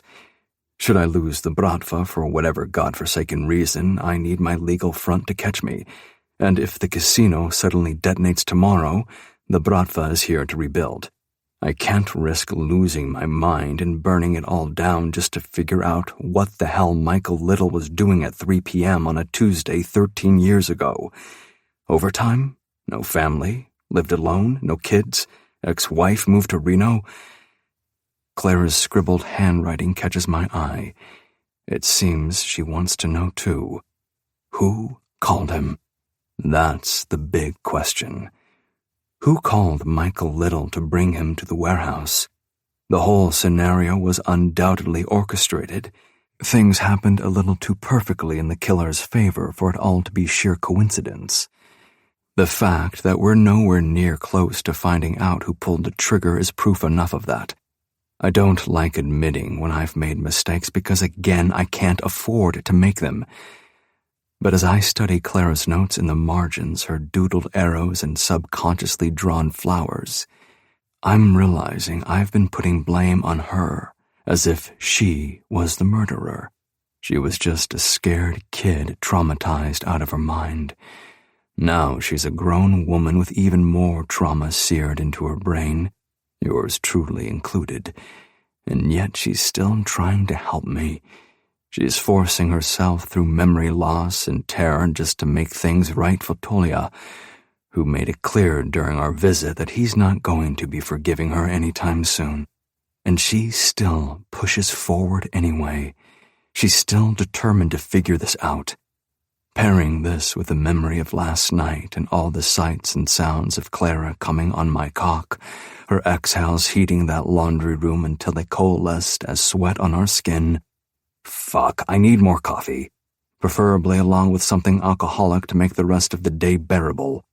Whatever will help me ignore the feeling in my chest I don't want growing there. Chapter 59. Demian. If I thought I was going to get any reprieve from Clara haunting my every waking moment, I was sorely mistaken. She's scrubbing one of the ovens in the kitchen on her hands and knees with that perfectly juicy ass rocking back and forth. It doesn't help at all that her uniform happens to be a fairly short gray dress, just barely covering where her thighs meet her ass. Those thighs wrapped around my head. I only clear my throat because my mouth is suddenly dry as hell. Clara startles and glances over her shoulder, sees me, then returns to scrubbing the oven. Good morning, I mutter, heading to the coffee bar to make a fresh pot of cold brew. Morning. Her head is still ducked inside the oven. She only pulls out to rinse her sponge. Still, she doesn't look up at me. I focus on filling a thermos with ice to give myself something to do. She's cleaning, doing the job I hired her to do. I can't stand around being butthurt that she's not gazing at me with those long, dark lashes fluttering in my face. Sleep well? Mm-hmm. Clara rocks back onto her heels, does a final check of the glass front, then closes the oven. She pulls off the rubber gloves and carefully drapes them in the supply bucket, smooths down her uniform, then heads to the fridge. I watch her grab a tumbler, take a long sip, then put it back and return to her work. And even though she's facing me during her short break, not once does she look up at me. It's starting to feel more than a little insulting, especially after she practically went hoarse screaming my name last night. "Something on your mind?" I blurt before I can stop myself. Clara offers a small smile with her eyes locked downcast. "Doing great. You?" "Can't complain." Actually, yes, I can, and I'm going to, because I'm a selfish bastard who wants what he wants and gets what he wants, and right now, I want her to fucking look at me. I hear her suck in a sharp breath when I cage her in at the kitchen island. She's just turned to grab something from the cleaning bucket, and I make my move so she's got nowhere to slink off to. My hips press hers against the drawers. And God help me, I can't resist wrapping my arms around her waist. It's too fucking intimate, but damn it all, it's what I want right now. It's what I seem to be wanting a lot lately. I bury my face in her hair and breathe her in. Fuck, she took a shower and her wild waves give me a hit of my own scent. My arms tighten around her out of sheer instinct, and my fingers can't help but flex and stroke her soft curves where they rest. Clara sucks in a shivering breath. I know. I can't fault her for it. I was pretty damn clear when I left her alone in that laundry room after fucking her brains out. I'm not supposed to want you. But fuck, Clara. You make it impossible. I feel her swallow back a whimpering moan when I move my mouth to press a kiss over her racing pulse. At the same time, I slide a hand down and under her uniform, under the waistband of her panties. If I can't shake her, I'm sure as hell not going to let her shake me. "You said it was a one-time thing," she whispers in protest. I did. I press my teeth to her skin just enough for her to feel it as my fingers find her slit. Fuck, yes, she's already damp for me. I lied. But tell me it wasn't good. Tell me it wasn't fucking incredible. Tell me you're not addicted. Beneath my fingertips, I feel her going from damp to dripping in a matter of seconds. You can't, and neither can I. Clara. I know I sound possessive when I growl her name. Protective, mine. I want you in my bed every fucking night and every fucking morning so I can make you scream my name. She shivers and I feel the effects my words have on my fingers. I tease her opening, and when she rocks against my hand, I'm so tempted to plunge inside her. But I hold out just long enough to really make her beg for it. I want her to. I need her to. Because goddamn, hearing her beg for me is a fucking high. That's such a bad idea. Her words come out rushed and breathless with no pauses in between. Of course it is, but I want it anyway, and I always get what I want. I swipe my thumb over her clit just to underline the truth of that statement, and she bites her plump bottom lip with a whimper. Tell me what you want, Clara. She doesn't even hesitate. You? Fuck, Demian. I want you. I turn her face and capture her lips with mine. I want to taste her gasp, her moan, when I push my fingers inside her. She's so sweet, and I can't get enough of the way her tongue flicks along my own while she's taking me. My fingers or tongue or dick, it doesn't matter which. She takes me so well. One hand buried between her legs, the other tangled in her messy bun. I have her right where I want her, in my arms, melting into me, gasping, whimpering, trembling. I could just fuck her right here, lock the door, check the blinds, and then just spread her on the counter and make her scream and come on my cock just like before. The idea is so fucking tempting that I have to grind my bulge into her soft ass just to ease the almost painful tension.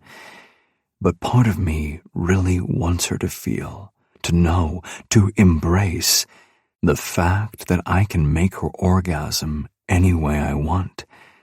I don't need to impale her just to get her off. I want her to make her scream for me just by touching her where she needs to be touched and whispering the words she needs to hear.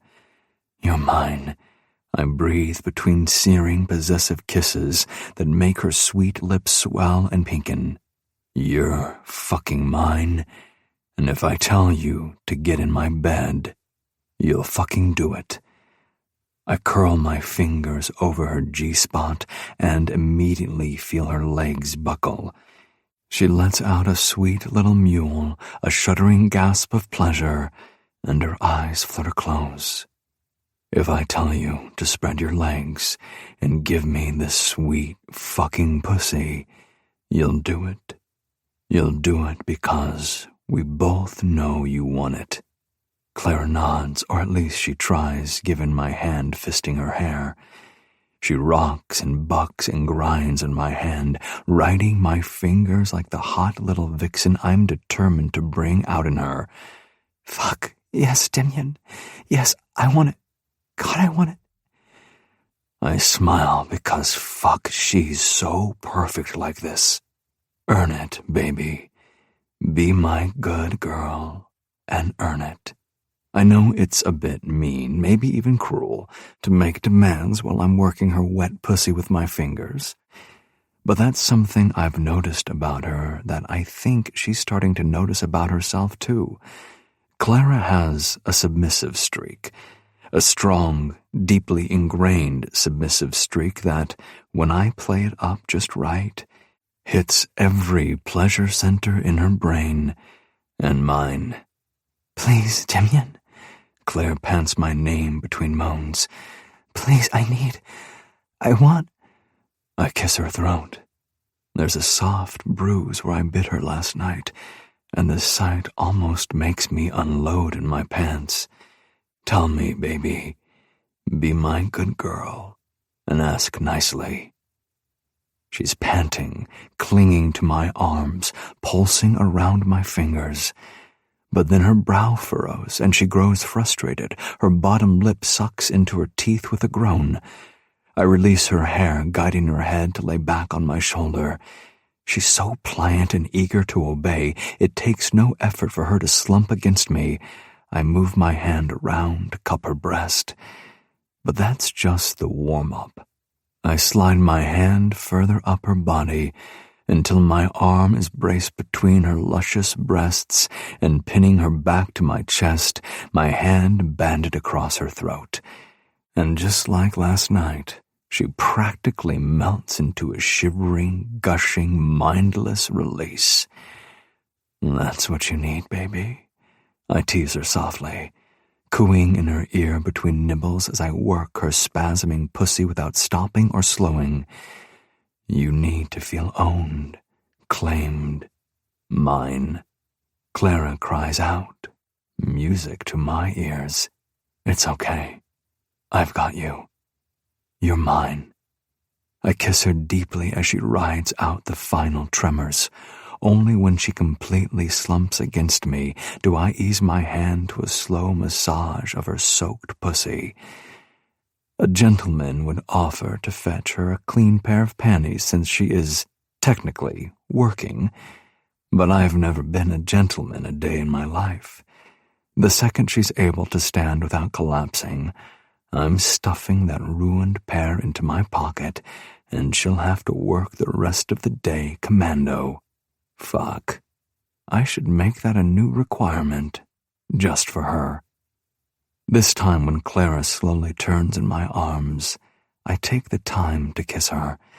I know she's still buzzing, but I need her to understand that I'm insatiable. I need her to understand that this is not a one-time thing, and it's her fucking fault. I lift my hands to cup her face, but stop when I realize one of them is still wet with her juices. But to my surprise, Clara looks me in the eye with a devilish smirk, grabs my hand, and sucks my middle finger into her mouth. The only thought in my brain is more like a wordless growl mixed with a groan, and I don't realize I actually made that sound out loud until she giggles and slowly, so fucking slowly, pulls her lips and tongue off with a wet slurp. She does the same to my other finger, her warm tongue swirling and stroking in ways I really need to feel in other places. Fortunately, she doesn't stop there. Without ever looking away from my eyes, Clara drags my pants down along with my boxers, slowly easing herself down to kneel before me. What a fucking view. I can't help myself. I reach for her hair and tug her bun loose, growling my appreciation as her long, thick hair tumbles down her shoulders. She's so goddamn beautiful. It's a fucking curse. I don't know how I ever thought I stood a chance against this woman. Not now that I have the image of her soft, plump lips tracing my shaft permanently etched into my mind. Clara seems unsure of herself, even though she didn't hesitate to wrap her fingers around my cock and stroke it a few times before nuzzling it. It's like she knows what she wants, but she's scared to go for it. Given what I know about her history, it makes sense. Time to rewrite. I stroke her hair back from her face. Go ahead, I encourage her. You know what to do. What I expect is for Clara to wrap her sugary lips around the head and give it a few sucks. What I don't expect is for her to stroke my shaft, lift it, and wrap her lips around my sack. Fuck. She tugs on one side and the moan is ripped involuntarily out through my chest. I don't know how long she spends there sucking and swirling my ball sack, one side and then the other. I've lost all sense of time. My mouth is dry from hanging open and gasping, my head rolled back on the first suck, and I haven't had the wherewithal to right myself. I've slept with women, many of them. This is different. Clara eases off my balls with a wet slurp, humming her delight as she moves her lips to the base of my shaft. She kisses the skin there, then gently sucks between her teeth so her tongue can swirl and rub, and she does this again and again and again, taking her sweet time with every inch of me. By the time she leans back on her heels to look up at me, I'm hard as steel. She doesn't stop stroking me with her hand, long, smooth, firm strokes that coax pre-cum to the tip that she eyes while licking her lips. But before she does what we both want her to do, she reaches up with her free hand and quickly unbuttons her uniform. It may be a plain gray dress with a white collar just like every other maid's uniform, but there's nothing plain about what she's wearing underneath it. The soft pink lace bra does very little to hide her puckering nipples. God damn Kiska. I don't bother hiding my awe. She needs to know how fucking sexy she looks. I reach down to trace a finger along one cup, and to my delight, she shivers with pleasure and her nipples pucker even more. Wearing this for me? A sudden blush colors her cheeks. She glances away shyly. Maybe. Fuck. Such a good girl. Clara basks in my praise. I can see her gaze light up, her face glowing. With her eyes lifted to mine, she parts her lips and wraps them around the tip of my cock, and fuck, she pulses them in time with the flicking of her tongue. Her eyes roll back a bit, and I feel myself swell with pride as much as pleasure, knowing she's getting off on this as much as I am. That's it. Just like that, baby. Show me what you can do with that pretty mouth.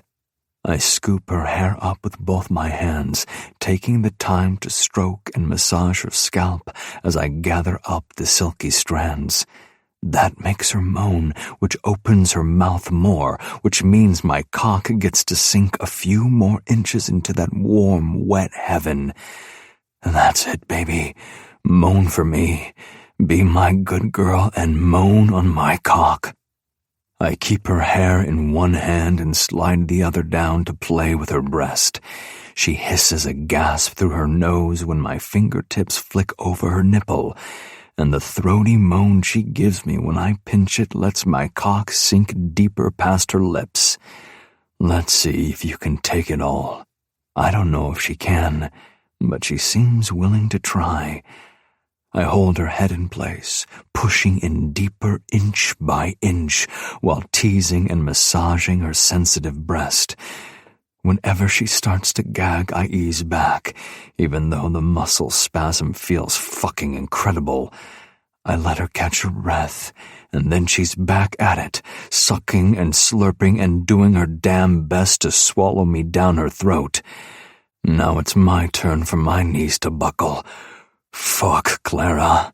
Just like that. God damn, baby. I let her breasts go so I can hold her thick hair with both hands because my fucking God, she's going to suck my soul through my dick. It's wet, it's sloppy, and it's the best fucking blowjob I've had in a long time. She starts moaning again, her eyes fluttering close. Her arms press her breasts together in the best fucking way possible, and that's when I realize what she's doing. Fuck, yes, baby. Touch yourself for me. My chest rumbles with each word. Look at me, baby. Look at me while you touch yourself. Let me see those beautiful eyes. Clara gazes up at me with lust and longing. It's a struggle for her to keep them open while her fingers work her clit and my cock plunges deeper. I'm fucking her face, holding her head in place so I can control the speed and depth, because heaven knows I'm about to lose what little control I have left. Good girl. My good girl.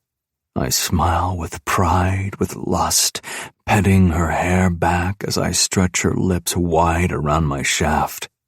So good at being so fucking bad. Just imagine what your father would think, a cop's daughter sucking Bratva cock. That hits a chord buried somewhere deep inside her psyche. Clara's eyes roll back, and she shudders, her fingers working her clit in a blur. Her moans travel up my shaft and vibe in the best way through my limbs. That's right, baby. Open that pretty throat for me. She's close to coming. I can tell by the way her breath staggers and her fingers start to spasm between her legs. I pull my cock from her mouth and fist it, tugging her hair back enough to make her gaze up at me, no matter how far her pleasure takes her. Look at me, Clara. That's right. Give me those pretty eyes and come for me. I don't know what comes over me. I don't know where the sudden urge comes from, but I follow it without a second thought. Clara arches her back, her thighs quiver, and I pull her up by my fist in her hair to taste her cries of pleasure. It's so fucking intimate. I want it like I want air. She slumps down to her knees, right where I need her. Part of me doesn't fucking care what happens to her next, as long as I unload the ache she created. But an ever-growing part of me wants her to want it as much as I do. I'm gonna come, baby. I cup her face in one hand while my other furiously fists my slick shaft. I practically have to grind the words through gritted teeth. I'm that fucking close to the edge. She understands what I'm asking, and to my surprise and fucking delight, she bats my hand away from my cock to take it in her own, her mouth not far behind. This time she has no trouble gazing up at me. This time her eyes are filled with daring determination, like she's demanding I give her what she wants. This time, she's the one taking. Inch by inch, she sucks harder and as far as she can take. The sight of her being damn near balls deep, her glistening eyes blinking up at me, is what shoves me over the edge. The added sight and sound of her throat gulping down my load is what makes me come so fucking hard. I actually worry about passing out. I'm vaguely aware of my back hitting the island countertop at some point. I'm far more aware of the burning in my lungs as I gasp for air. Apparently, I forgot to breathe. I can't feel the bottom half of my body. I think she sucked it clean off me. When I finally pull myself together, I lean on my elbows and watch Clara self-consciously try to do the same with her uniform. She's blushing, very obviously trying to look at anything anywhere that isn't me. I tug my pants back in place and reach for her. She's reluctant, but only for a moment. The second my arms wrap around her, she sighs into me. I shouldn't like that as much as I do. But fuck it all. I'm doing and liking a lot of things I shouldn't. I gotta get back to work, she mutters. I know. I rest my chin on top of her head. I hear your boss is a real asshole. You don't want him finding out what you do on your breaks. She snorts and shakes her head. When she tries to slip her panties back on, I quickly snatch them and stuff them into my pocket. Dem, she gasps, I have to work. I know, but I'm keeping these. Clara spins around, clearly ready to glare at me and scold me for being such a perv. But all she does is press a hand to my bare chest and sigh. Let me guess. One-time thing? My answer should be yes. I should reaffirm the barrier between us, brick up the wall that's supposed to be there, and remind her of all the reasons why whatever the hell this is can't continue. But while I may be many things, a liar isn't one of them. And if I'm going to be honest with myself, that chain-link fence is crumbling away pretty damn fast. At the core of it all, I'm a gambler. So I take a steep gamble and hold her face in my hands, look into her eyes, then press a solid kiss to her sweet lips. It's supposed to be one and done, but like I said before, she makes me insatiable. It's not long before we have to pull away, breathless and wanting, my hands firmly gripping her bare ass under her dress. I can't think of anything clever to say. The only things that come to mind are words that should never, ever be uttered, especially not by me. Things only idiots who have nothing to lose whisper to women who can't afford to believe them. So I do the next best thing and let her get back to work. At least this time she doesn't look like I just crushed her heart under my foot. Instead, Clara blushes again, twists her hair back up into a messy bun, and sprays down the countertop. She's back to work. I need to do the same. This time, I don't feel any regrets at all. Chapter 60. Clara. I think I'd have an easier time pinning a tail on a donkey, blindfolded, drunk, with one hand in a wind tunnel, than I am trying to tie ribbons in Willow's hair. She's a bouncing ball of pure excitement.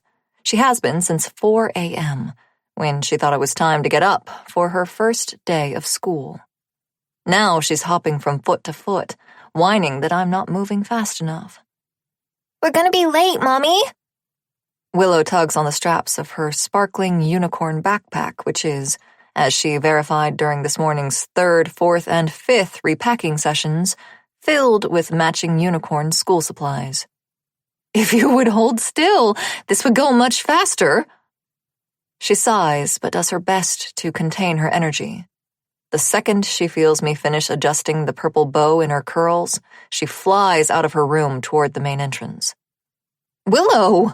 I call after her, grabbing my purse from my room as quickly as possible so I don't lose track of where she is. "Honey, we gotta go find Pavel." I sigh out my frustration while I'm still alone so it doesn't taint her first day of kindergarten. Truth be told, I'm an emotional wreck.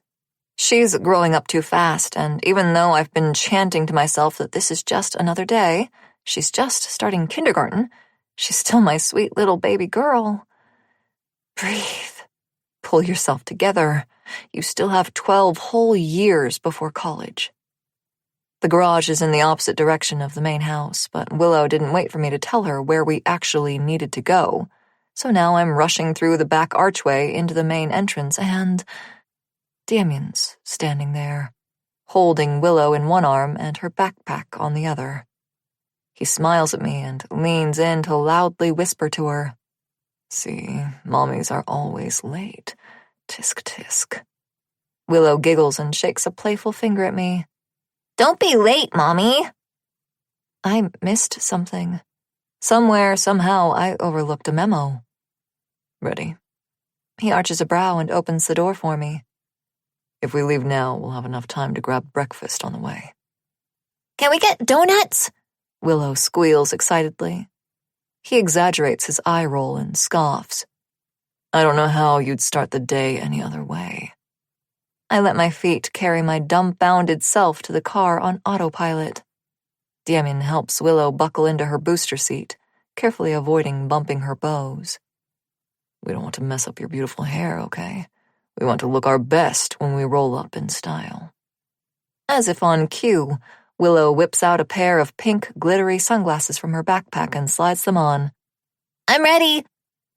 "Yeah, you are." He chuckles. "Let's go show them who runs the playground." And then we're driving down the desert road, turning onto the main highway and heading into the city limits. Like it's normal. Like we're a family. Demian turns on the radio. It's a song that apparently both he and Willow know. She sings it loud, and he does his best to hide his face from me, but I don't miss him humming a note or two under his breath. I stare at him like he's possessed, because he is. He has to be. That's the only logical explanation. "Oh no," Willow whines suddenly from the back seat. "I forgot to brush my teeth." Wordlessly, Demian pops the central console compartment open and holds up a pack of dental gum. "But wait until after we eat. Mint and orange juice do not go well together." "Okay."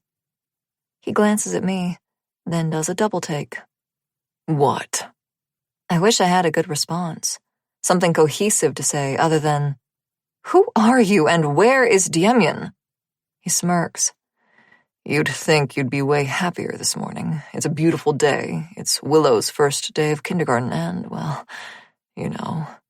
"I'm very happy." I realize that folding my arms and huffing in protest doesn't exactly prove my point. You're acting weird." "I'm acting like a man who got laid." "What's laid?" Willow's small voice asks innocently. Damian's eyes widen. Serves him right. I should be pissed, but honestly, I'm way more entertained by his panic and backpedaling. "It's, you know how you feel so much better after a nice, long nap?" "Yeah?" "It's that. You lie down, you take a nap, and then you feel very, very happy and relaxed, like you can conquer the world." "'Kay." She thinks for a moment, stroking the rainbow mane of her unicorn stitched onto her backpack. "Do you think they'll have me get laid at school?" I facepalm hard enough to hear the smack of my hand against my forehead, but damn it, I can't stop laughing. Sweetheart, let's just call it taking a nap." I press my lips together to hold back the laughter and try my best to shoot Demian a pointed look. "That means you too." "Right." Demian clears his throat and shifts in his seat. "I just took a very good nap. A very, very thorough. Where do we want to get the donuts?" I cut him off before he digs us another parenting hole.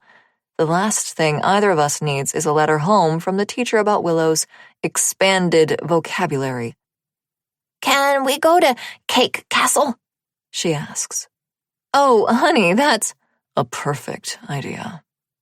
It's Demian's turn to give me a look that says, chill.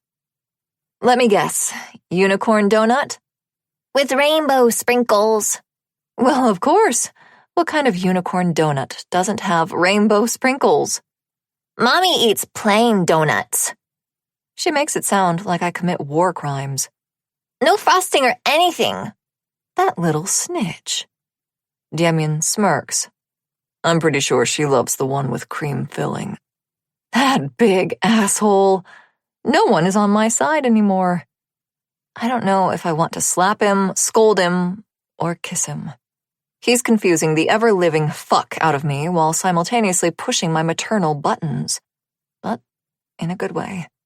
Because hardened mob boss, crime lord, whatever he is, he's also everything I've ever wished Willow could have in a father. Someone who laughs with her, gets silly with her, treats her seriously enough to let her into his world. Someone who protects her with every fiber of his being and doesn't act like she's bothering him even when she almost certainly is. Someone who still makes mistakes as a parent, but does his best to get it right, even when he doesn't know what the fuck he's doing. Demian's everything I could ever want for Willow. I just can't figure out who or what he is for me. 1 minute, he's romancing me with sweet words and promises and treating me like a goddess in his bed. The next, I'm the scum of the earth, the bane of his existence. But then I'm someone he cares for again. At least, until I'm someone he can use and abuse in front of his colleagues, which only lasts until I'm suddenly so valuable that he might actually kill a cop for me. And then I'm a servant, until I'm his partner, then his commodity, and then his girlfriend. But I'm not, because it was a one-time thing, until it wasn't. And even then, he swerved back and forth between treating me like I'm the air he needs to breathe and treating me like I'm just one of his escorts servicing him. The fucked up part is how much I enjoyed it. Yeah, confusing doesn't even begin to cover it. I'm buried deep in my thoughts while they order at the drive-thru. I only come back to reality in time to request a latte and old-fashioned. Demian mutters, "Are you sure you don't want something thick and creamy?" To which I respond coolly, "Yeah, I'll get that at home." The way he suddenly freezes makes my whole morning. I make sure to request extra napkins. My maternal anxiety is in full swing, and I turn in my seat to arrange several spread napkins over Willow's lap. "Try not to get sprinkles everywhere," I caution her. "It's fine. I'll have it detailed when we get back," Demian assures me. When the cashier hands us our donuts, my eyes bug out of my head. That unicorn confection is more frosting than donut. "Oh, Willow, sweetie, that's going to get all over your face." Demian hands me my latte and donut. "Here, drink this. Calm down. Let the kid enjoy her special day. There are wet naps in the console." "But—" "Clara." His voice lowers into the don't argue with me tone that somehow manages to make me obedient and wet at the same time. "It's fine. Trust me. We only get one first day of kindergarten." Damn it. Here come the waterworks. And I was doing so good, too. "I know, He reaches for my hand and strokes his thumb over my fingers. Even though he's driving, he glances at me a few times and squeezes my hand whenever he sees the tears. "Hey, you got this. We'll pull up, take a few pictures, embarrass her with smothering hugs and kisses, and then you can cry your heart out all the way back home, okay?" I sniffle and nod. "Okay." Something in my gut says the optimal route between Cake Castle and the Montessori school is much shorter than the one we actually end up taking, but I don't say anything.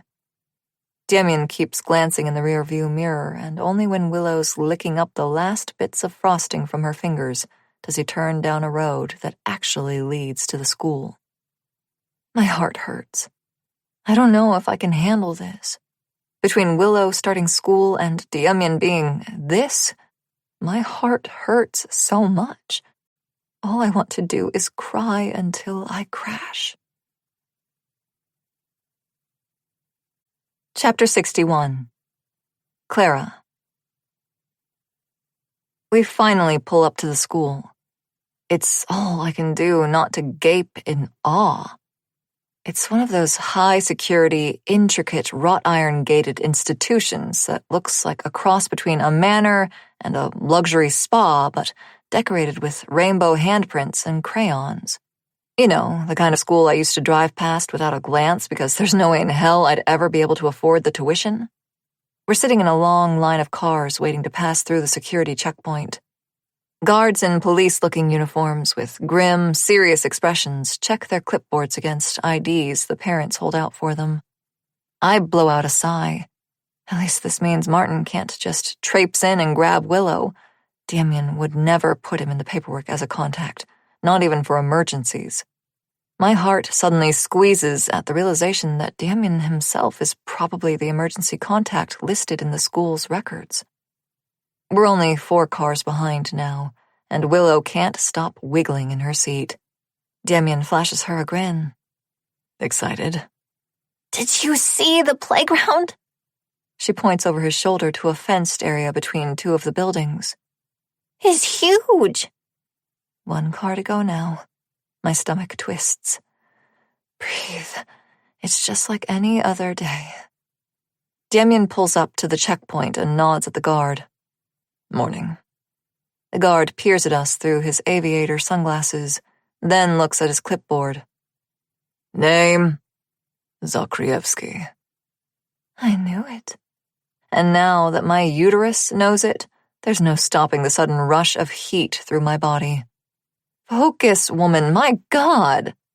Again, the guard slowly stares at us, then the clipboard.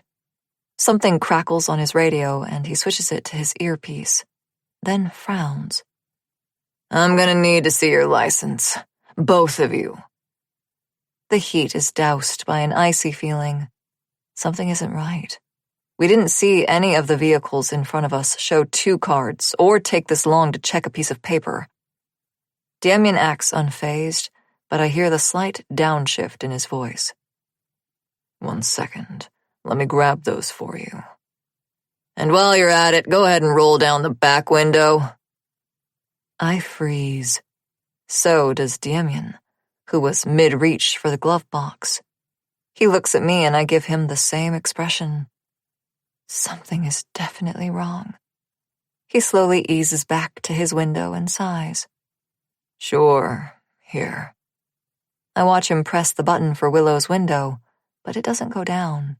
He does it again, but still nothing.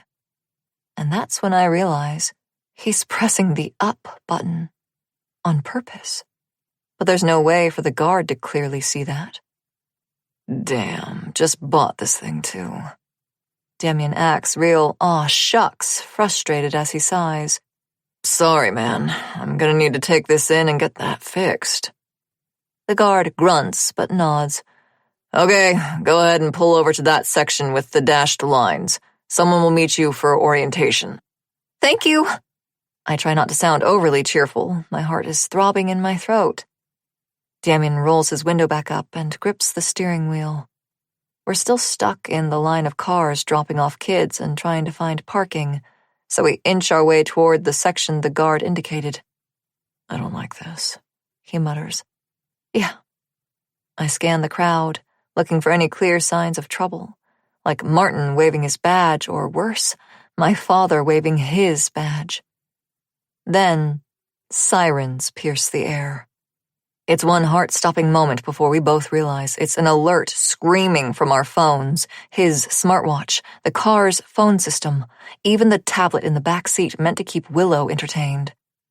Demian hisses a curse when he sees the dashboard. Me? I feel like I'm going to throw up. Amber Alert, Las Vegas, Nevada, child abduction. 5-year-old female, dark hair, hazel eyes. Suspect, Clara Everett. Early 20s, presumed armed and dangerous. He actually did it. The words tumble from my numb mouth. Everything feels numb, drained, hopeless. He actually did it! The line clears up enough for us to pull into the reserved section, where we can see a small group of official-looking school administrators slowly gather. They smile at us as we drive closer, but those smiles feel as fake as the one Demian's suddenly plastered on his face. He smiles at them and gives a little wave. The one who looks like she's in charge responds with a polite nod, her hand gripping a walkie-talkie as she waits for us to approach. Which we don't, because Demian keeps driving. He doesn't hit the gas, we're still in a school driveway, but he also doesn't pull into the orientation parking or any other parking. He just keeps driving. Dem? I grab the doorframe. I don't want to startle Willow, but I'm watching the faces of the administrators shift from fake geniality to confusion to concern. I know. He taps the gas a little. We're almost to the exit gate, where another guard is stopping each car to verify whatever the hell needs so much oversight. Almost there. We're 2 cars behind. People are walking faster toward the car.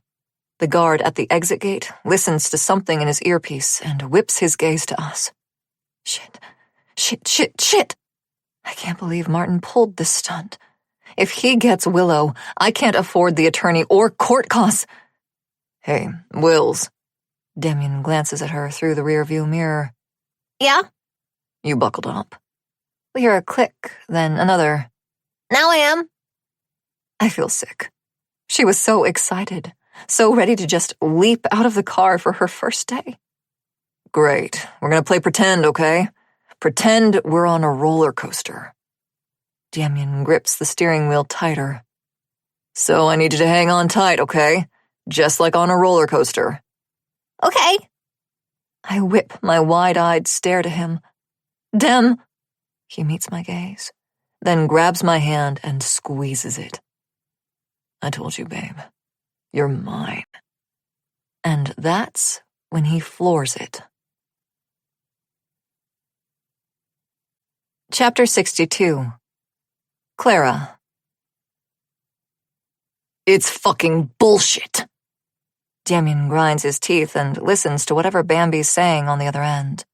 Yeah, I know, but it's still bullshit and you know it. No, listen, I don't care if he hand-carved her from marble and gave her the breath of life. He fucking lied, and I need you to make him undo it. The mechanics working around us pretend to not hear their boss lose his absolute shit. I'm not doing such a good job of pretending.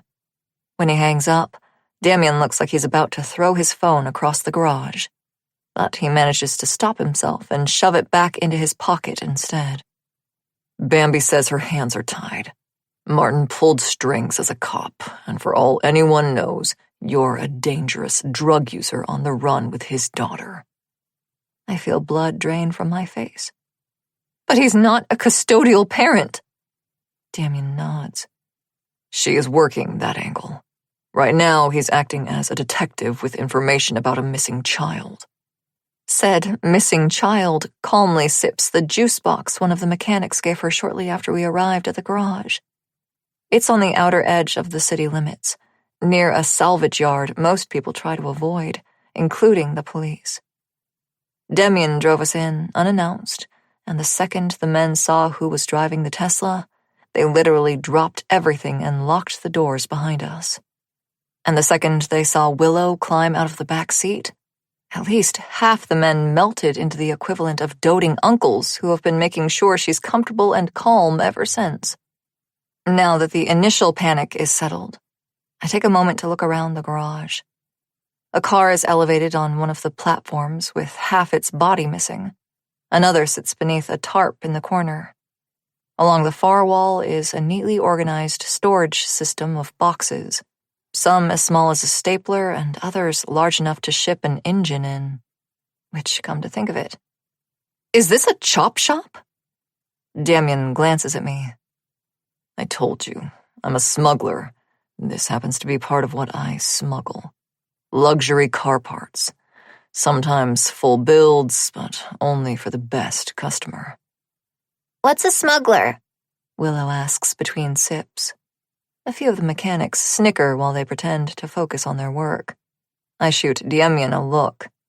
Yes, Willow is supposed to be learning a lot today, but at school. Things like sight reading and abstract shapes, not the ins and outs of criminal enterprise. Demian thinks about it for a second. Do you know what a pirate is? She lights up. Like Captain Hook and Smee? That. Smuggling is that. Willow's eyes widen and her mouth drops open in awe. You're a pirate? Close enough. Are you friends with Captain Hook? One of the mechanics swoops in on a creeper, brandishing a suspension hook and squinting at her with one eye while snarling, Arr! Willow shrieks in surprise, then laughter, and darts away to the safety of Demian's protective shadow. The men chuckle and Captain Hook gives her a playful wink before returning to work. I sidle over to Demian's side as well, keeping my voice low. I gotta admit, your world seems to be more family-friendly than what I expected. He shrugs a shoulder. Do you know what Bratva means? I shake my head. Brotherhood. We're not a gang, we're family. Literally, for the most part. Half the guys you see here are cousins to some degree, and most are married with kids of their own. They treat Willow the same as they treat their children. Family is not a concept I've had good experiences with, except for my mother, up until she died. That actually sounds nice, and not at all criminal. The things we do pay the bills. I level my gaze at him. Come on, that's such a lame excuse. Is it? Tell me, how much did you make as a cocktail waitress, working full-time with tips? I blush. Not enough for me to even bother to vocalize. He nods. That's what I thought. Now, what if someone came along and told you you could make an entire month's paycheck with one sale, and not even of yourself? It could be a new pharmaceutical not widely available, or a car part someone's spent half their life searching for. I hate that I'm starting to see the appeal, but still. You have the casino, the hotel. You don't need all this. Whatever the casino makes in a month, my Bratva quadruples in a week. Well, shit. Just doing some back-of-the-envelope math based on what I know about casinos, if what he's saying is true, then Demian could use $100 bills to blow his nose and it wouldn't make a dent in his bank account. Me? Finding 4 quarters in the couch means it's a good day. We live in different worlds. Demian beckons one of the mechanics over. How's it looking? The guy rubs the back of his neck. I mean, it's a Tesla, like working on a fucking spaceship. We can remove the plates, give it a paint job, switch the leather, but that's about it. Do it. Have it brought to me whenever you're done. In the meantime, we'll take whatever's under the tarp. I've never ridden in a Firebird before. We roar down the desert highway. Demian is clearly enjoying the drive, and I have to admit, so am I. The purr of the engine is so much louder than the silence of the Tesla that there's no way we're able to hold a decent conversation over the noise. Which is fine by me. I'm too busy panicking to talk. Martin's pulled some shit before, but nothing like this. I knew he wouldn't give up on his hunt, but I never imagined he'd have me publicly labeled as a kidnapper. A drug-wasted, child-endangering kidnapper. A criminal at large. The fact that my father let it happen only makes the stone in my gut sink lower. Does he know? He has to know. There's no way Martin could get this past him without his knowledge or his blessing. My father may be many things, but he didn't never misuse police resources on fake kidnapping charges. Unless he doesn't think it's fake. I'm glad for the loud engine. It drowns out the whimper of fear I feel in my throat. If this seat would let me sink any lower, I would. My only comfort, my only relief, is seeing Willow happily comb her unicorn backpack's mane while she sings to herself. She's happy, she's safe, and she's with me. That's all I can ask for right now. When we pull through the gates into Demian's long driveway, the guards leap into action and immediately lock up behind us. The compound is buzzing with activity, from uniformed patrol doing extra thorough checks to men I recognize as vors, calmly but sternly strolling the walkways and peering out windows. It's like they're expecting an attack. And maybe they should be. Clearly, Martin has no problem misusing police resources for his own gain. I wouldn't put it past him to show up with a full SWAT team. I wouldn't put it past Demian to come ready with a team of his own, either. Guards and vors alike greet us with nods and gestures that say, so far, everything is in the clear.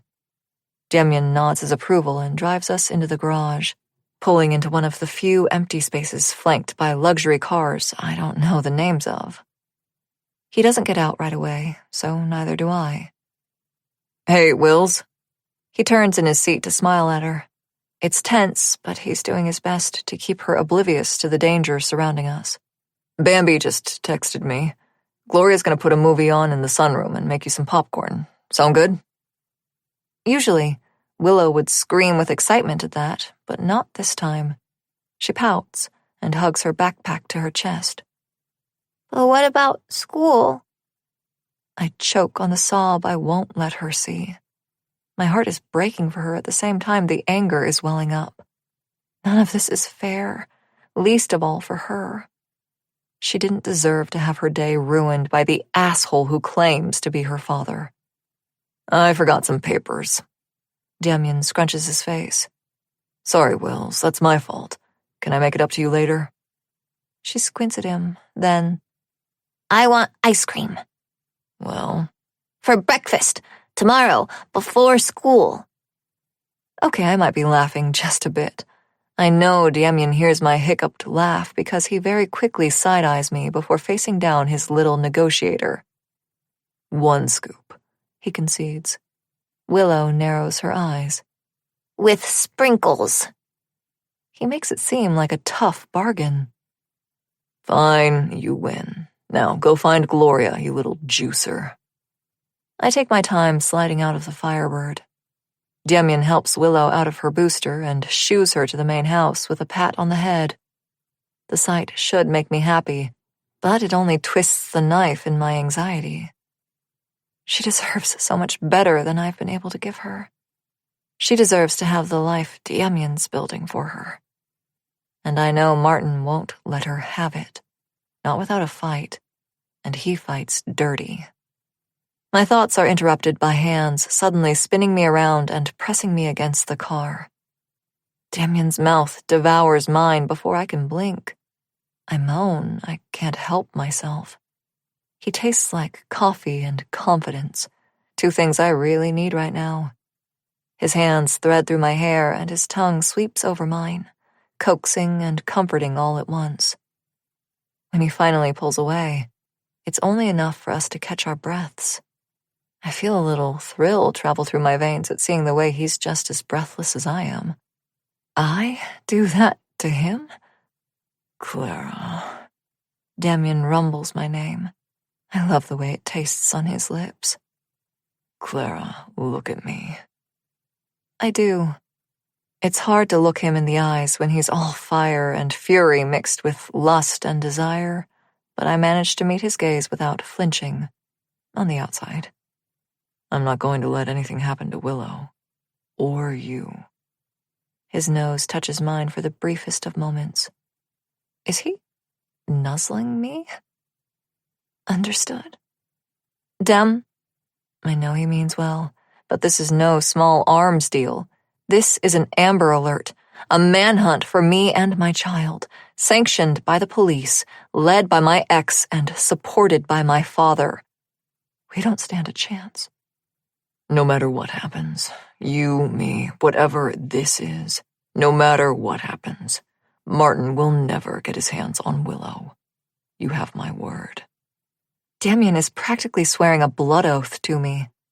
I know he means every bit of it, so I muster a small smile and reach for him. Thank you. I just wish I could believe him. Chapter 63. Clara. Demian leads me into his office and quickly shuts the door behind us. He rummages through his desk drawers, and then, suddenly, I'm holding my cell phone. If we can get his confession recorded, Demian starts, but I cut him off with an eager head nod. I know exactly what he's going for, and it's a brilliant idea. Work Martin into a careless rage so he'll admit this is all a bunch of lies he made up just to spite me, and we'll record every word. Even my father won't be able to deny that. I've got several missed calls from Martin. No surprise there. I also have a bunch of texts from him that I don't recognize but are marked as read. I quickly glance up at Demian, then back down at my phone. I'm not going to get upset, and surprisingly, I'm really not. Dad tried calling. That's odd. We're not exactly what anyone could call close. He doesn't call me other than to remind me about his birthday dinner or to reinforce his stance with Martin after I've done something to warrant complaints. He sure as shit never calls me just to see how I'm doing. The timestamp says he called shortly after the Amber Alert went out. And so did Roxy, who, in my book, gets preferential treatment. I tap her name and quickly show Demian the screen so he knows it's not Martin. I'm ready for him to get frustrated or blow up at me, but he only nods and pulls up a chair for me to sit in, then settles into his own. I keep the call on speaker. I want Demian to see he can trust me in times like this. "Oh, thank God," Roxy rasps when she picks up. I wince. "I take it you heard the alert?" "Me and every person from Vegas to Reno. The hell happened?" Martin. "That son of a bitch. I'll kill him." Something rattles around in the background of Roxy's call. "I am officially going to kill him." I can't help but smile a bit at my best friend's protectiveness. "I just wanted to call and let you know I'm going to be off the grid for a while, until this all clears up." I glance at Demian, wondering how true that statement actually is, but his face doesn't give away any indication either way. "Martin lied to get the Amber Alert sent out." "Yeah, no shit." I realize now, in this exact moment, that I've been afraid she would actually believe the alert. It doesn't fully occur to me until a heavy sigh of relief leaves my body. "You know I'd never kidnap Willow." "Kidnap? From who? The asshole didn't even sign the birth certificate, remember?" Demian shoots me a shocked and perplexed look. I, for one, completely forgot about that detail until now. I actually laugh a little. "Roxy, I fucking love you. No, I actually forgot about that." "Just tell me you're safe, Clara. You and Willow, you both good?" "We're fine. She's upset she had to miss her first day of school, but we're making up for it." "Can't blame her." A pause, then, "Wait, are you with that super hot guy we met at my apartment?" I blanch. Demian smirks. I clear my throat. "I'm safe. We're safe. And we're just gonna be..." "You are! You're totally shacking up with Hottie McHotterson, girl!" I don't have to look at her to know her face is breaking into a shit-eating grin. "Take your time, seriously. Do what you gotta do and get what you gotta get. I'm hanging up now." "Am I on speaker?" Roxy gasps. "I am! He's right there, isn't he? Hey, hot stuff!" She yells like she's calling him from across a field.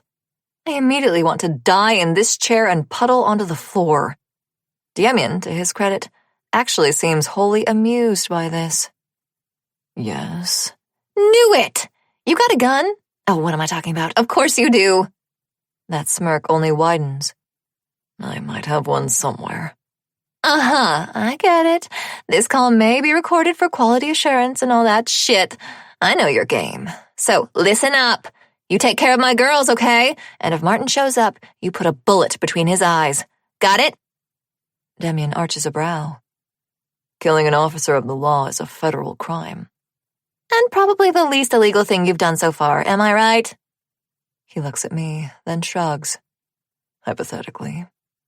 I work in the crime lab. I can make things very easy for you, or I can make things increasingly difficult for you and your little enterprise. So you're going to protect my Clara and Willow. Understood? I love my best friend, but she's going to get us all killed. Oh my God, Roxy, you can't just... I can and I will, Clara Everett. I don't care if he's fucking Don Corleone. Yeah, I picked up on your vibe real quick, sir, so don't even try to deny it. It's one thing for a dirty cop to go missing, but a crime lab tech? Good luck making that look like an accident. Demian actually seems impressed. He's trying not to laugh, but he gives her a concessional nod she can't see. All right, we have an agreement. I'll protect your girls, and you'll owe me a favor or two down the line when I'm, shall we say, stuck. Roxy falls quiet.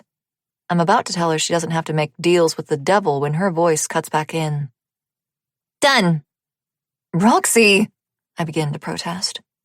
Clara, I love you, but shut it. I'd rather lose my job protecting his ass than lose you or Willow. Her voice suddenly cracks with emotion. I couldn't live with myself if anything happened to you. She clears her throat. Besides, better for him to pull the trigger than me. I'm better at cleaning up messes than making them. I sigh. She has a point. I love you, Rox. Ditto, Clara. Give Silly Willy big hugs from me, okay? We say our goodbyes and hang up. When I glance at him, I see that Demian's brow still hasn't descended. Your friend. She didn't mean anything by it, I swear. I nearly leap out of my chair to placate him.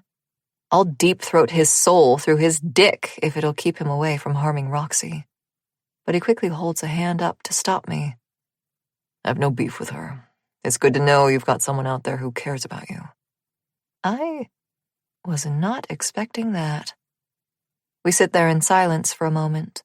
Then he nods down at the phone in my hand. It's time. I sigh. Yeah. But instead of Martin, I pull up Dad's number and hit dial. I place it on the desk for Demian to see. He frowns, but pulls out his own phone and starts recording. Clara. Oh, thank God. Now I'm frowning. It's not like Dad to sound so concerned. Hey, Dad. I don't know what to say. He's the one who called me. What's up? What's up? Clara, what the hell is going on? You're all over the news and the precinct. I sigh. I know, it's a terrible misunderstanding is all. Why did you kidnap Willow? I freeze. What? Dad scoffs. I don't understand, Claire Bear. I thought you two were good, and now Martin's saying you up and left him in the middle of the night, and you kidnapped Willow. Dad! Dad! I immediately drop my voice. He hates it when I shout, or when I talk back to him, or whenever I generally disagree with him. That's not what happened at all. He pauses. Okay. Tell me what happened. Martin. I look up at Demian. He sits there stoic, but he nods for me to continue. He hit me, Dad. A lot. Martin hit me that night too, and I just... Well, what did you do? Again, I freeze.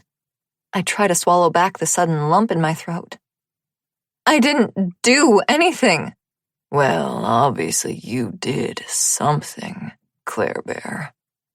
He sounds so sympathetic, but his words curdle in my stomach. You know how Martin is. He runs a tight ship, and you know how you are. I see Demian's fingers tighten around the arms of his chair. For some reason, that actually bolsters my confidence. No, tell me. How am I, Dad? He sighs. Now, we don't have to get into this. I think we do. How am I? How do I deserve to be treated like Martin's punching bag? Or yours, for that matter. That's not what I meant, and you know it. Dad sighs yet again. We're just worried about Willow, okay? You can't blame Martin for being worried about his own daughter. I can blame Martin for a lot of things, but that isn't one of them. He'd have to actually be worried about her, which we all know he isn't. Not really. She's safe. We're safe, okay? Dad doesn't respond for a long, tense moment. I look up at Demian again, who meets my gaze with fury glazing over his eyes. I know he's got a history with my father and a score to settle, but this is something different. I flatten my palms on the desk to contain my own growing frustration. Willow is my daughter, and I'm going to do whatever it takes to protect her, especially when I have to protect her from Martin. I don't care if he's her father. He doesn't have the right to hurt her or scare her. I don't realize I'm shaking until I feel Demian's hand cover mine. He doesn't grab me, just presses his fingers on mine and makes me look at him. Look at me and don't look away. I'm saying things I've been wanting to say for years, for a lifetime, and I'm horrified at the reality that I'm having to say them for the sake of my child rather than myself because history is so close to repeating itself. But as I keep my gaze locked with Demian's, I also realize that history changed the moment we ran into each other at his casino, maybe even earlier than that. Because with Demian in the picture, just like he said, no matter what happens between us, Willow is safe, protected, cherished. Everything I needed to be when I was her age. Let's meet up for coffee. Dad's voice breaks the tense silence. My treat. I don't know if that's... You'll be fine, Claire Bear, I promise. I just want to see you. You're my daughter, and I need to make sure you're safe too. He clears his throat as if he was about to get emotional. I'm so used to him putting on fronts, but part of me really wants to believe he cares. How about tonight? 6 o'clock. I gently scoff. A bit late for coffee, don't you think? You're right. I'm still on night shift cycles sometimes. Tomorrow morning, then? Breakfast. Now Demian squeezes my fingers, but in warning, I chose to ignore him. Sounds great. Your usual? You got it. Oh, and Clara. I still. Here comes the backlash. Yeah, Dad? Give my grandbaby hugs and kisses for me. I miss her. The strange thing is, I don't doubt that. He's not winning Father of the Year awards anytime soon, but he's always been a doting grandfather to Willow. Whenever he's around, that is, which isn't as often as one would expect. But not once has he ever raised his voice or his hand to my baby girl. In a weird sort of way, he's the kind of grandfather I needed him to be as my father. It doesn't make sense. But since when did my life ever make sense? I will. The second he hangs up, Demian stops the recording app. I don't like it. I furrow my brow. Which part? All of it. I don't want you to meet with him. I scoff. Excuse me? Demian braces his hands on the desk and leans in. It's a trap, Clara. An obvious one. How could you... You're going to look me in the eye and tell me that nothing seems suspicious to you.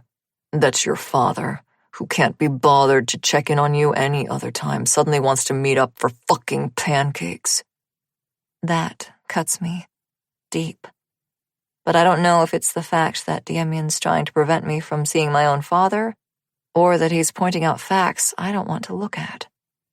He's my father, Dem. He wouldn't trap me. Are you listening to yourself? Demian's voice goes raspy with disbelief. Did you hear anything he just said? He doesn't care about you or your well-being. And you do? The room falls silent. I instantly regret lashing out at him like that, with those words in particular. Demian straightens. I almost think he's about to storm out, but instead he grinds his teeth until the muscle in his jaw pulses. When he barks out a breathy laugh, it's filled with sarcasm. A lot more than he does, that's for fucking sure. Again, I don't know what to do with that information. He collapses back into his chair and glares at me. Not in the way that makes me feel like he wants to hurt me, but more, well, how I'm feeling right now, too. Frustrated and afraid all at once. If you go, Willow stays. Absolutely. I'm ignoring the way my heart thumps at his unwavering protectiveness over my daughter. I wouldn't bring her regardless. Because you don't trust him. I don't answer. I can't answer because I know exactly where he'll go with it. Which he does anyway. You don't trust him with your daughter, but you'll trust him as his daughter. Demian curls his lip in a sneer. Make that make sense. It's just better to not be seen in public with her, don't you think? With the alert up and all? Sure. Whatever you need to tell yourself. Besides, I stare at my fingers, which are now tugging at each other's nails and flicking invisible dirt from the cuticles. A nervous habit of mine. She's safer here with you than anywhere else. Demian doesn't say anything. I don't know what else there is to discuss. I sure as shit don't know when that happened, when I stopped fearing him and started trusting him. With my life, yes. But more importantly, with Willow's. I'm just not sure if I'm actually safe, or if I escaped a bear by running into a lion's den. Chapter 64. Demian. The punching bag swings away from me, but it still doesn't feel like I've hit it hard enough. I want to send it through the fucking wall. She never fucking punch, listens. I swing a roundhouse kick just to feel the satisfaction of the blow reverberating through the heavyweight bag. The chain links suspending the bag creak and spin. I won't be mad if they break and the whole thing crashes to the ground. In fact, I'd probably feel better. Clara Everett has a death wish. She has to. There's no other logical explanation for why she eagerly walks into danger again and fucking again. She knows how dirty and underhanded her father is. She knows he's buddies with her ex. Hell, we both heard him stand up for the douchebag and try to shift blame onto her. I damn near smashed the phone when he said those things. I always knew Greg Everett was a dirty cop. I just never fathomed how deep his corruption sank or how far he'd go. And for what? His interests are so fucking vague. It's one of the reasons why we've struggled to pin anything to do with Michael Little's murder on him. I know he's dirty. I know he's involved somehow. I know he's going to trap Clara and sell her over to Martin. She knows all that shit too. But instead of acting like a smart person who values her life, she's pulling a dumbass cartwheel right into the jaws of a death trap. I want to chalk it up to family loyalty. I'd meet with Toya regardless of a trap, right? But he would never do that to me. He may be losing his goddamn mind behind bars, but he's still my brother, my big brother, who always looked out for me, even at his own expense. It's one of the biggest reasons why I couldn't accept the murder charges, even with the evidence stacked against him. DNA or no, fingerprints or no, there's no way Tolia pulled the trigger. I wanted to believe he wasn't even there, so did a lot of people. That one was a lie of omission I'm still processing. But regardless, he's always been the kind of guy who would sooner give someone the shirt off his back than put a bullet through their head. Our father hated that about him. I aspired to be just like him. I laugh. I laugh like I've lost my fucking mind because I feel like I have, and there's no one around to hear me. I wanted to be like Tolia. Mission fucking failed. I splash some water on my face and stare at myself in the floor-to-ceiling mirrors lining one wall. Stubble darkens my jaw, and I'm overdue for a haircut. I'm letting myself fray at the edges in a way I've never done before. Visual evidence of how I'm crossing all the lines I drew in the sand for myself years ago. My phone buzzes nearby. One of the overnight guards is alerting me that we have an unexpected guest in the middle of the night. I suck in a sharp breath and brace myself for the worst. I might actually have to kill a cop. So fucking be it. Oh, it's just you. Ryuzo turns around from where he's reading a plaque in the study and chuckles. Expecting someone more entertaining. Visions of knifing Martin between the eyes fade from my head. No, someone more irritating. Ryuzo chuckles again. Well, I'll cut to the chase then. He shakes his head when I gesture to an empty lounge chair, which I'm thankful for. I don't particularly want him to stay. You've been avoiding me. His eyes narrow at me. I don't like being ignored. I shrug. I've been busy. I know. He trails a finger along the bookshelf. You've been busy playing house. My pulse pounds in my ears. What all does he know? Ryuzo rubs his forefinger and thumb together as he turns around and paces across the room. Don't think I didn't see your little chat with LVPD the other day. Martin, of course. Belligerent house guests tend to stir up trouble in more ways than one. Being a public figure like I am, I have to deal with LVPD on a fairly regular basis. You understand. I understand how easy it would be for you to arrange the auction as a, shall we say, public performance. He turns on his heel to face me. You're not reconsidering our deal, are you? Of course not. Good. Because let me make something exceptionally clear to you, Mr. Zakarievsky. Ryuzo remains calm, but his fury crackles in the air as he offers a wolfish smile. If you fuck me over on this, we won't just be through as business partners. I will rain down upon you the full fury of the Yakuza until all that remains of you and your precious Bratva are distant memories collecting dust in the police archives. I cock a brow. You seem to forget where you are, Mr. Watanabe. His smile widens as he sweeps an arm around us. Home base, I know, which is why I am here. To give you the full sincerity of my words, I do not threaten someone within their own home. I make promises I fully intend to keep. The Yakuza has been eyeing Las Vegas for many years now. My sector, small as it is, has been extremely profitable, most especially with the skin trade. Do you think any of the other clans will allow some Russian bastard and his band of bleeding hearts to stand in their way? I scoff, and then on second thought I outright laugh. Come, Ryuzo. All this from what? Bad timing? I usher him toward the back door of the study, the one that leads to a direct path to the secondary courtyard, the one that nobody, least of all Clara or Willow, ever visits. I think we both need a good drink. This auction has us on edge.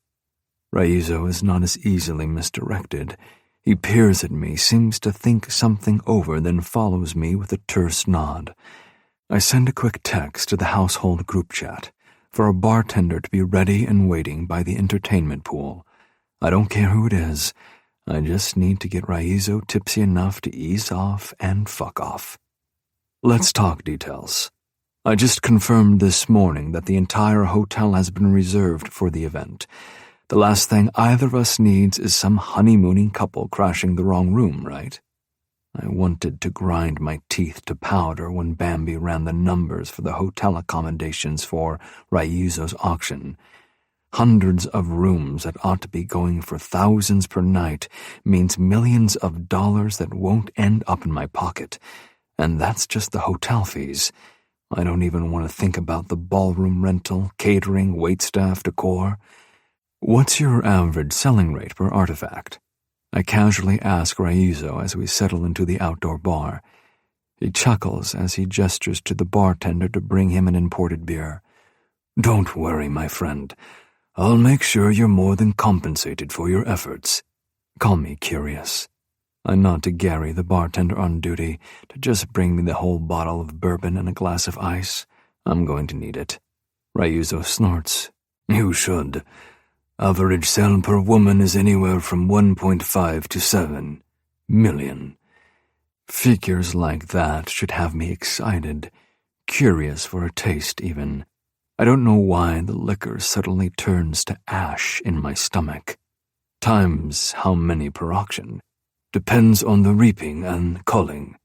He sees my swift, sharp glance at him and he holds up a hand. My elite clientele buys the cream of the crop. The others, we sell at a discount price and they end up, well, you've seen the edge of town. I have.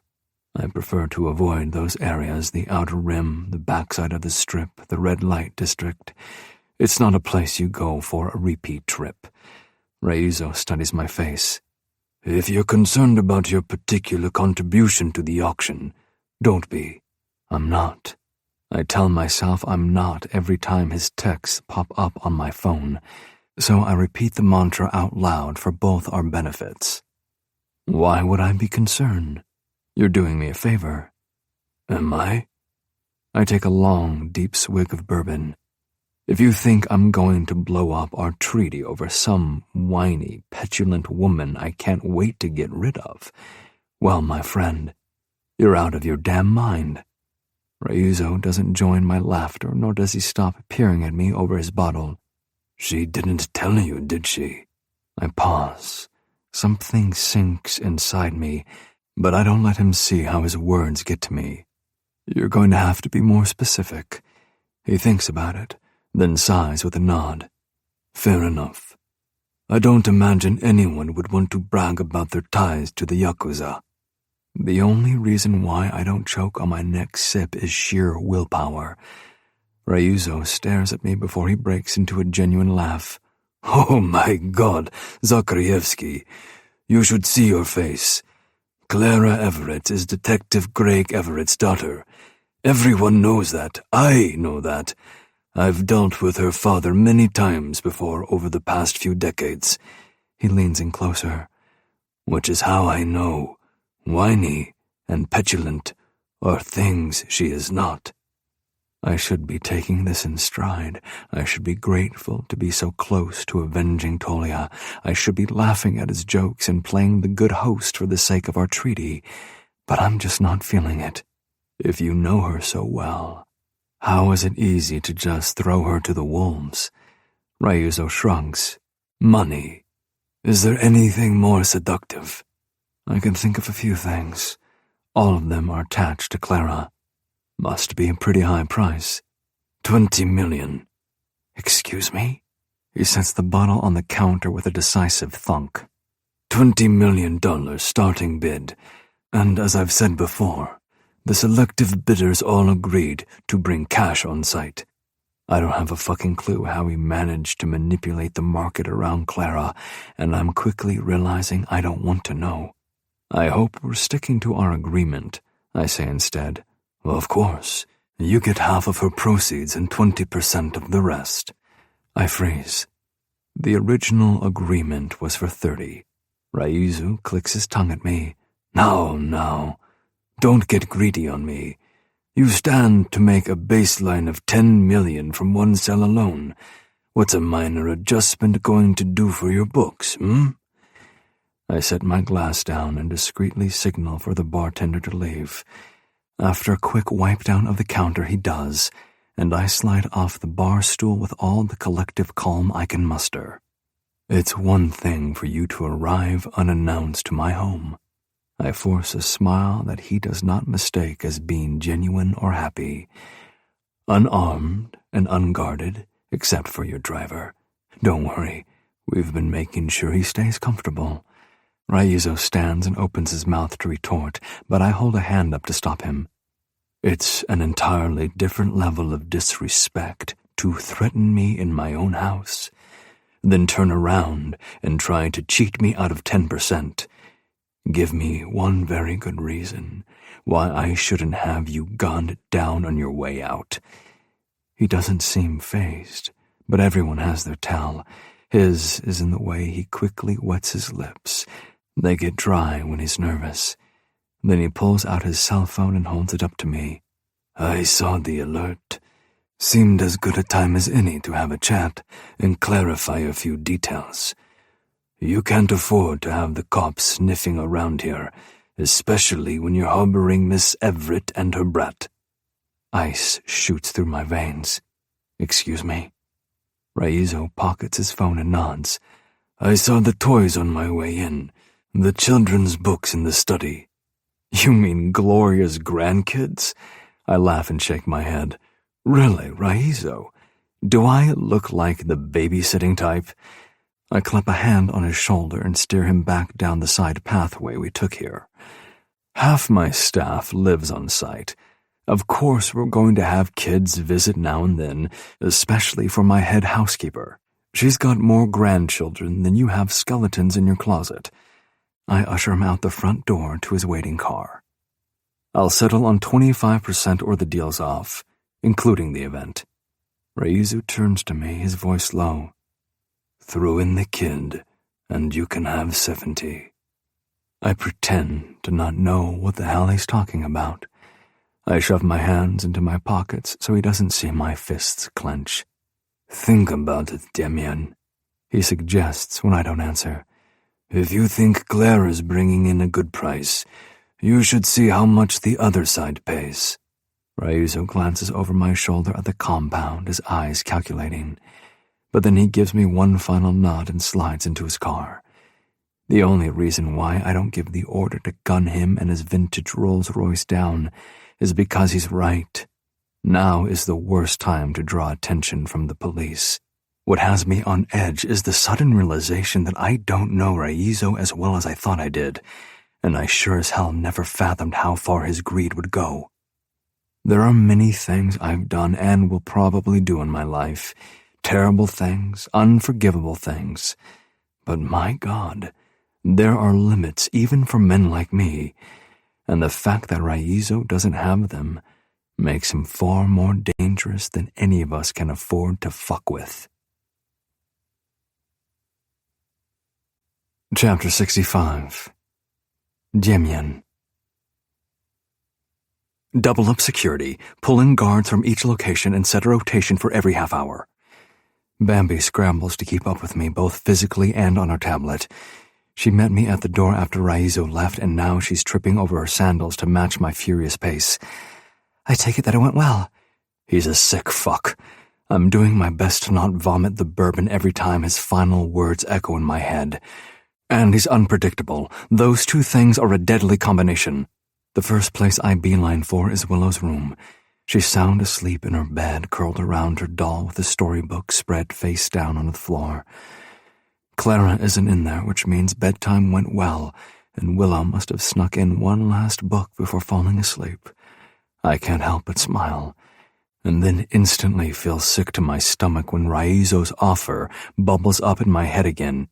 Get a second room set up for her just in case. I slowly, silently test the door handle and frown, and add a better lock on here. Make sure the second room is close enough to get her in within 90 seconds. Want it set up like a panic room, bolted doors and security feeds and all that? I know she's trying to lighten the mood by being facetious, but I also know she wasn't there to hear Raizo Watanabe's disgusting threat. Yes, exactly like that, but comfortable and familiar enough that she won't be too scared. Bambi frowns and lowers her stylus. Dem, what's going on? We're too close to Clara's room to have this discussion. Even if she is asleep, one mention of Willow's name will undoubtedly wake her up.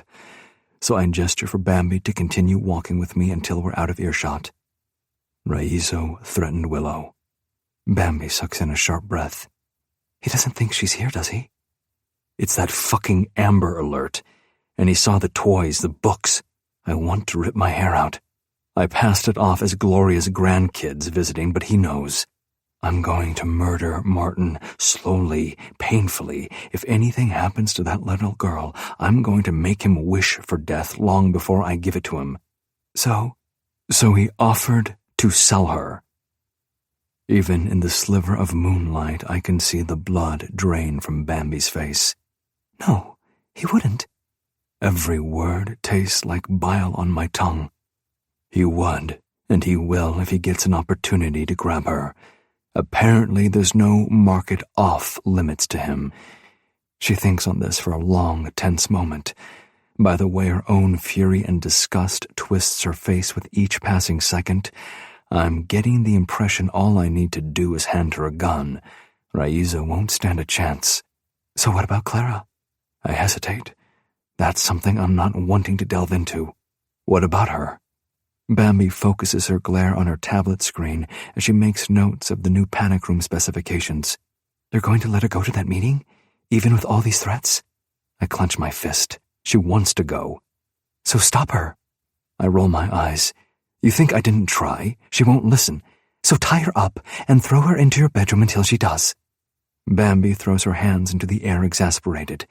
You and I both know it's a trap. They'll arrest her faster than they'll brew the coffee. So what if it is? Maybe she'll be better off in prison. Wow! She laughs and shakes her head. I've watched you make some interesting decisions, but this one takes the cake. Bambi is walking a very fine line between honesty and insubordination. Careful, I warn. Or what? You'll punish me for doing you a favor and telling you the truth? I don't respond, so she continues. None of it makes sense. But I see the way you are with her. Hell, I see the way you are with Willow. Are you going to stand there, look me in the eye, and tell me that you're totally okay with Clara getting cuffed and thrown behind bars for trying to protect her baby girl? Fuck no, I'm not okay with it, but I don't say that out loud. And what about Willow? Bambi tilts her head to one side. You're not her biological father or her legal guardian? The second Clara's arrested for child endangerment and kidnapping, they'll interrogate her until she's forced to reveal the location of her child. And then where will Willow go after this place gets raided by the police and they inevitably find her? She's speaking as my attorney as much as my friend. I know that. I don't have to like it, though. In fact, I hate where she's going with this. Think about it, Dem. Think about Martin just waltzing in here and taking Willow away to go live with him, unsupervised, away from her mother, the one parent who actually loves her. My fists clench tighter, my jaw does too. She digs that theoretical knife in deeper. You and I both know Martin is dirty. He's dirty, and he's greedy. Greg Everett is even worse. Her face contorts like it sickens her to even say it. What's going to happen if Raizo gives either of them the same offer? When I still don't respond, she sighs, shakes her head, and walks away. I hear her muttering something about wallpaper for the panic room, but other than that, she leaves me to my frustrated internal debates. I was ready to let Clara do whatever the fuck she wants, but I can't. I won't let Martin get his hands on her ever again, and I won't let her out of my sight, now that I know the disgusting ends Raiza will go to just make himself more money. I have to protect my family. Chapter 66. Clara. The doorbell jingles above my head as I'm greeted with the signature smell of Happy's hotcakes fresh off the griddle. It's been Dad's favorite place for coffee and a quick bite to eat between shifts for years. It's quiet, cozy, and pretty good comfort food. I have to admit, I was actually looking forward to this. Not anymore. My excitement drains from my body the moment I see the back of Martin's head sitting in the same booth as Dad, who, much to my bad luck, immediately spots me and waves me over. I slide into Dad's side of the booth and pointedly avoid looking up at Martin. But I see enough of him in my peripheral vision to note the patronizing smile on his face. "Isn't this nice?" Dad cheerfully quips as he flags down a waitress for a refill. "Get what you want, honey. It's on me." What I want is to slap the smile off Martin's face. What I want is to just go home and be with my child. What I want is for all of this to just go away and leave me alone so Demian and I stop myself from delving into those thoughts. It's bad enough I'm calling his home my home as well. I shouldn't be thinking about him in a we sense. I mutter an order of hotcakes to the waitress, despite not really feeling hungry. I know that if I don't eat something, Dad will needle me with questions and criticisms until I do. "So, Claire Bear, Dad starts with his best, "I'm only thinking of you" voice. "Martin's told me all about his side. Now I want to hear yours. And he's promised to let you finish before jumping in. Right, Martin?" Martin nods and sips his coffee. I'm struck with the notion that I've always hated his mustache. It just never stuck out to me until now.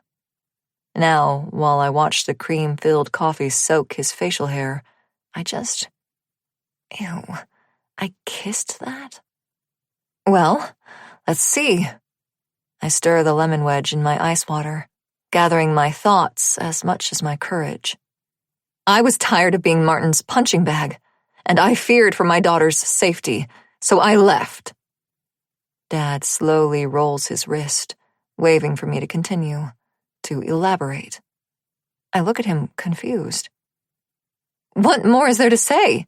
He hit me, Dad, all the time. Thank God he never did that while I was pregnant, slapping me around and pulling my hair and forcing me to... I stop myself.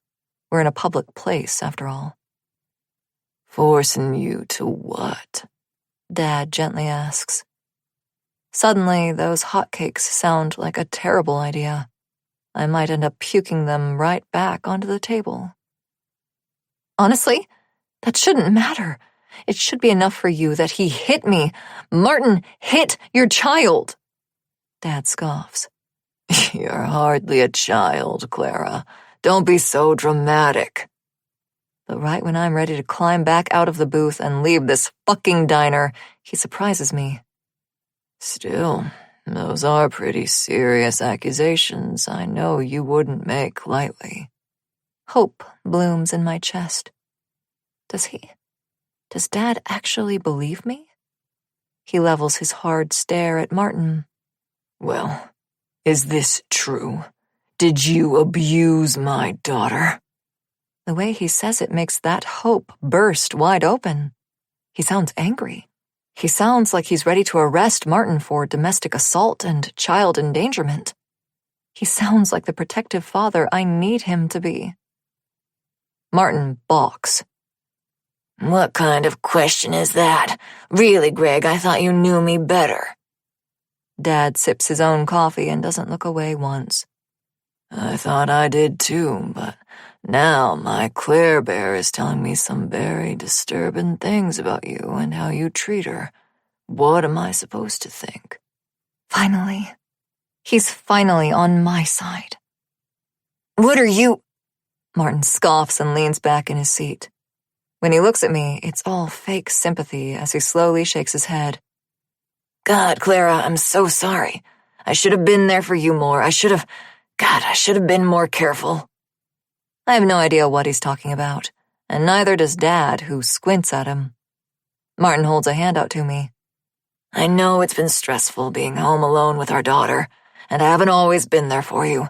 That's my fault, and yeah, I'm gonna own it." What are you? "Fuck, Greg, you remember that case over in Summerlin?" He turns to Dad, sadness etched all over his face like a cheap mask. "That woman and her mental break." Dad heaves a heavy sigh. "I'll never be able to forget that one." He stirs another sugar packet into his coffee, only glancing up at me once. "Mother of 4, stayed at home, lost her mind, drowned all her kids before she tried killing herself. Terrible." Martin solemnly nods.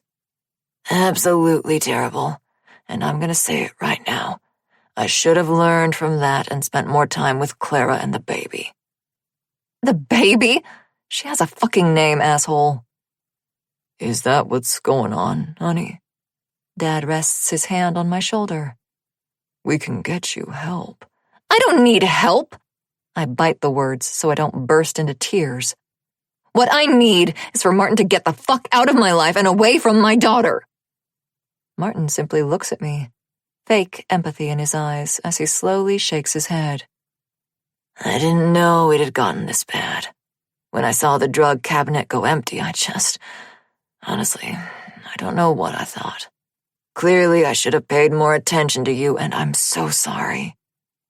Dad rubs my back. When did you start using, honey? It's okay. No one is going to arrest you. We just want to help you. I can't breathe. I can't breathe. My ribcage is folding in and my lungs are squeezing so tight. Clara, are you okay? Martin clicks his tongue. She must be going through withdrawal. Baby, I'm here.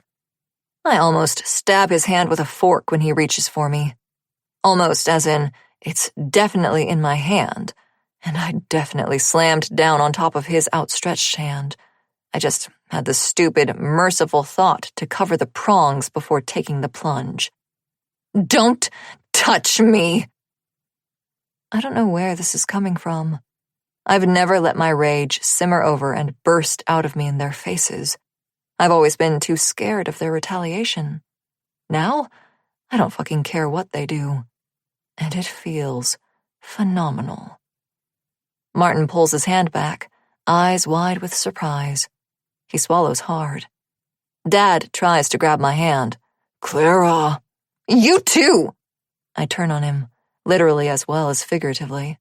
I grip my teeth and keep my voice low, but there's no mistaking my fury for anything else. Get your hands off me!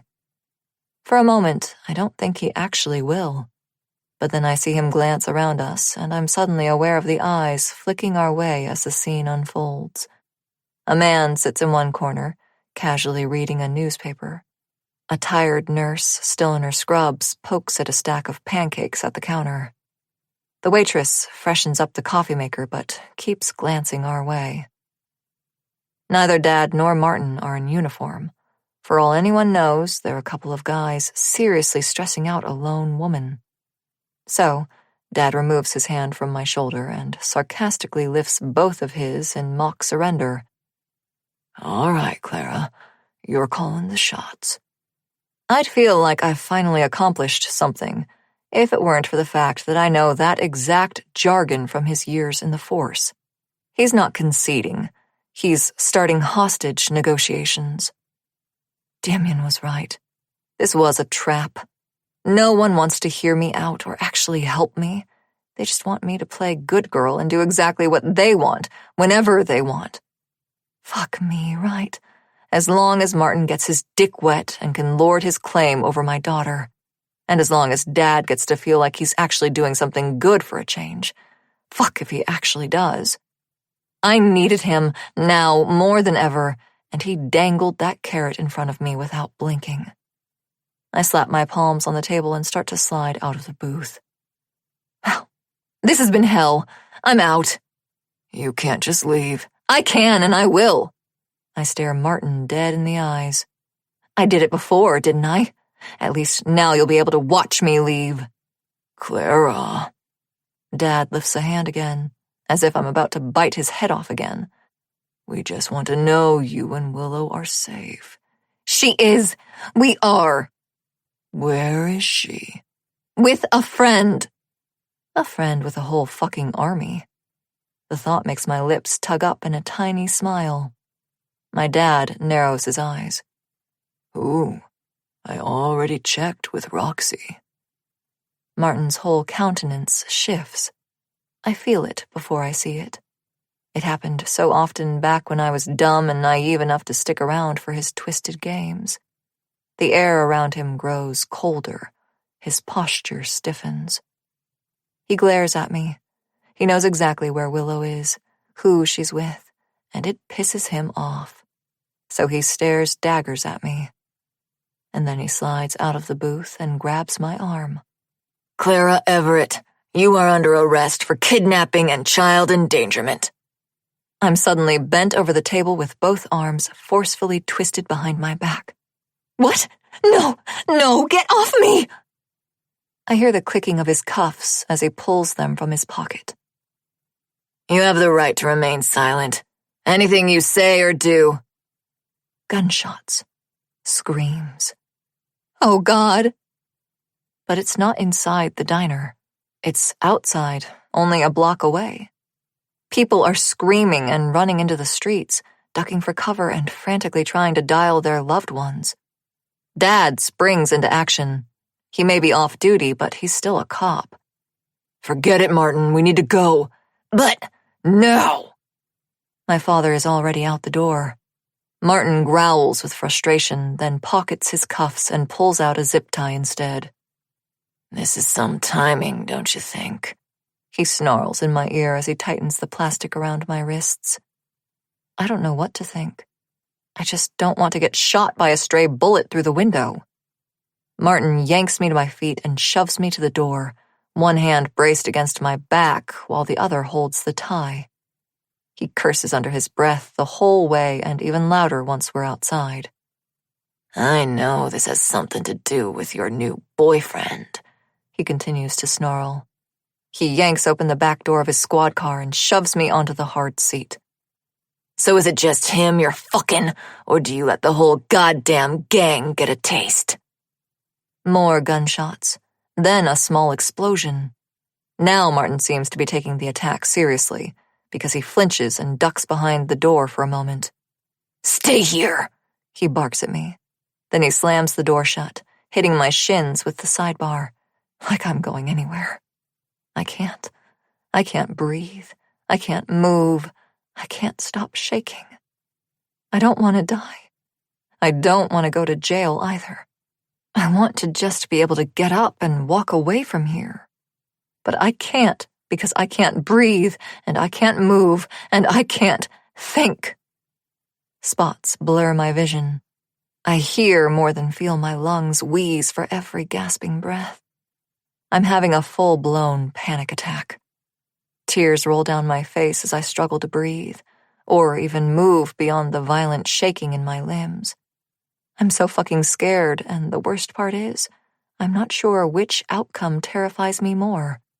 Getting shot in some street-side attack, getting arrested and thrown in jail, or going back to Martin. I think I'm gonna throw up.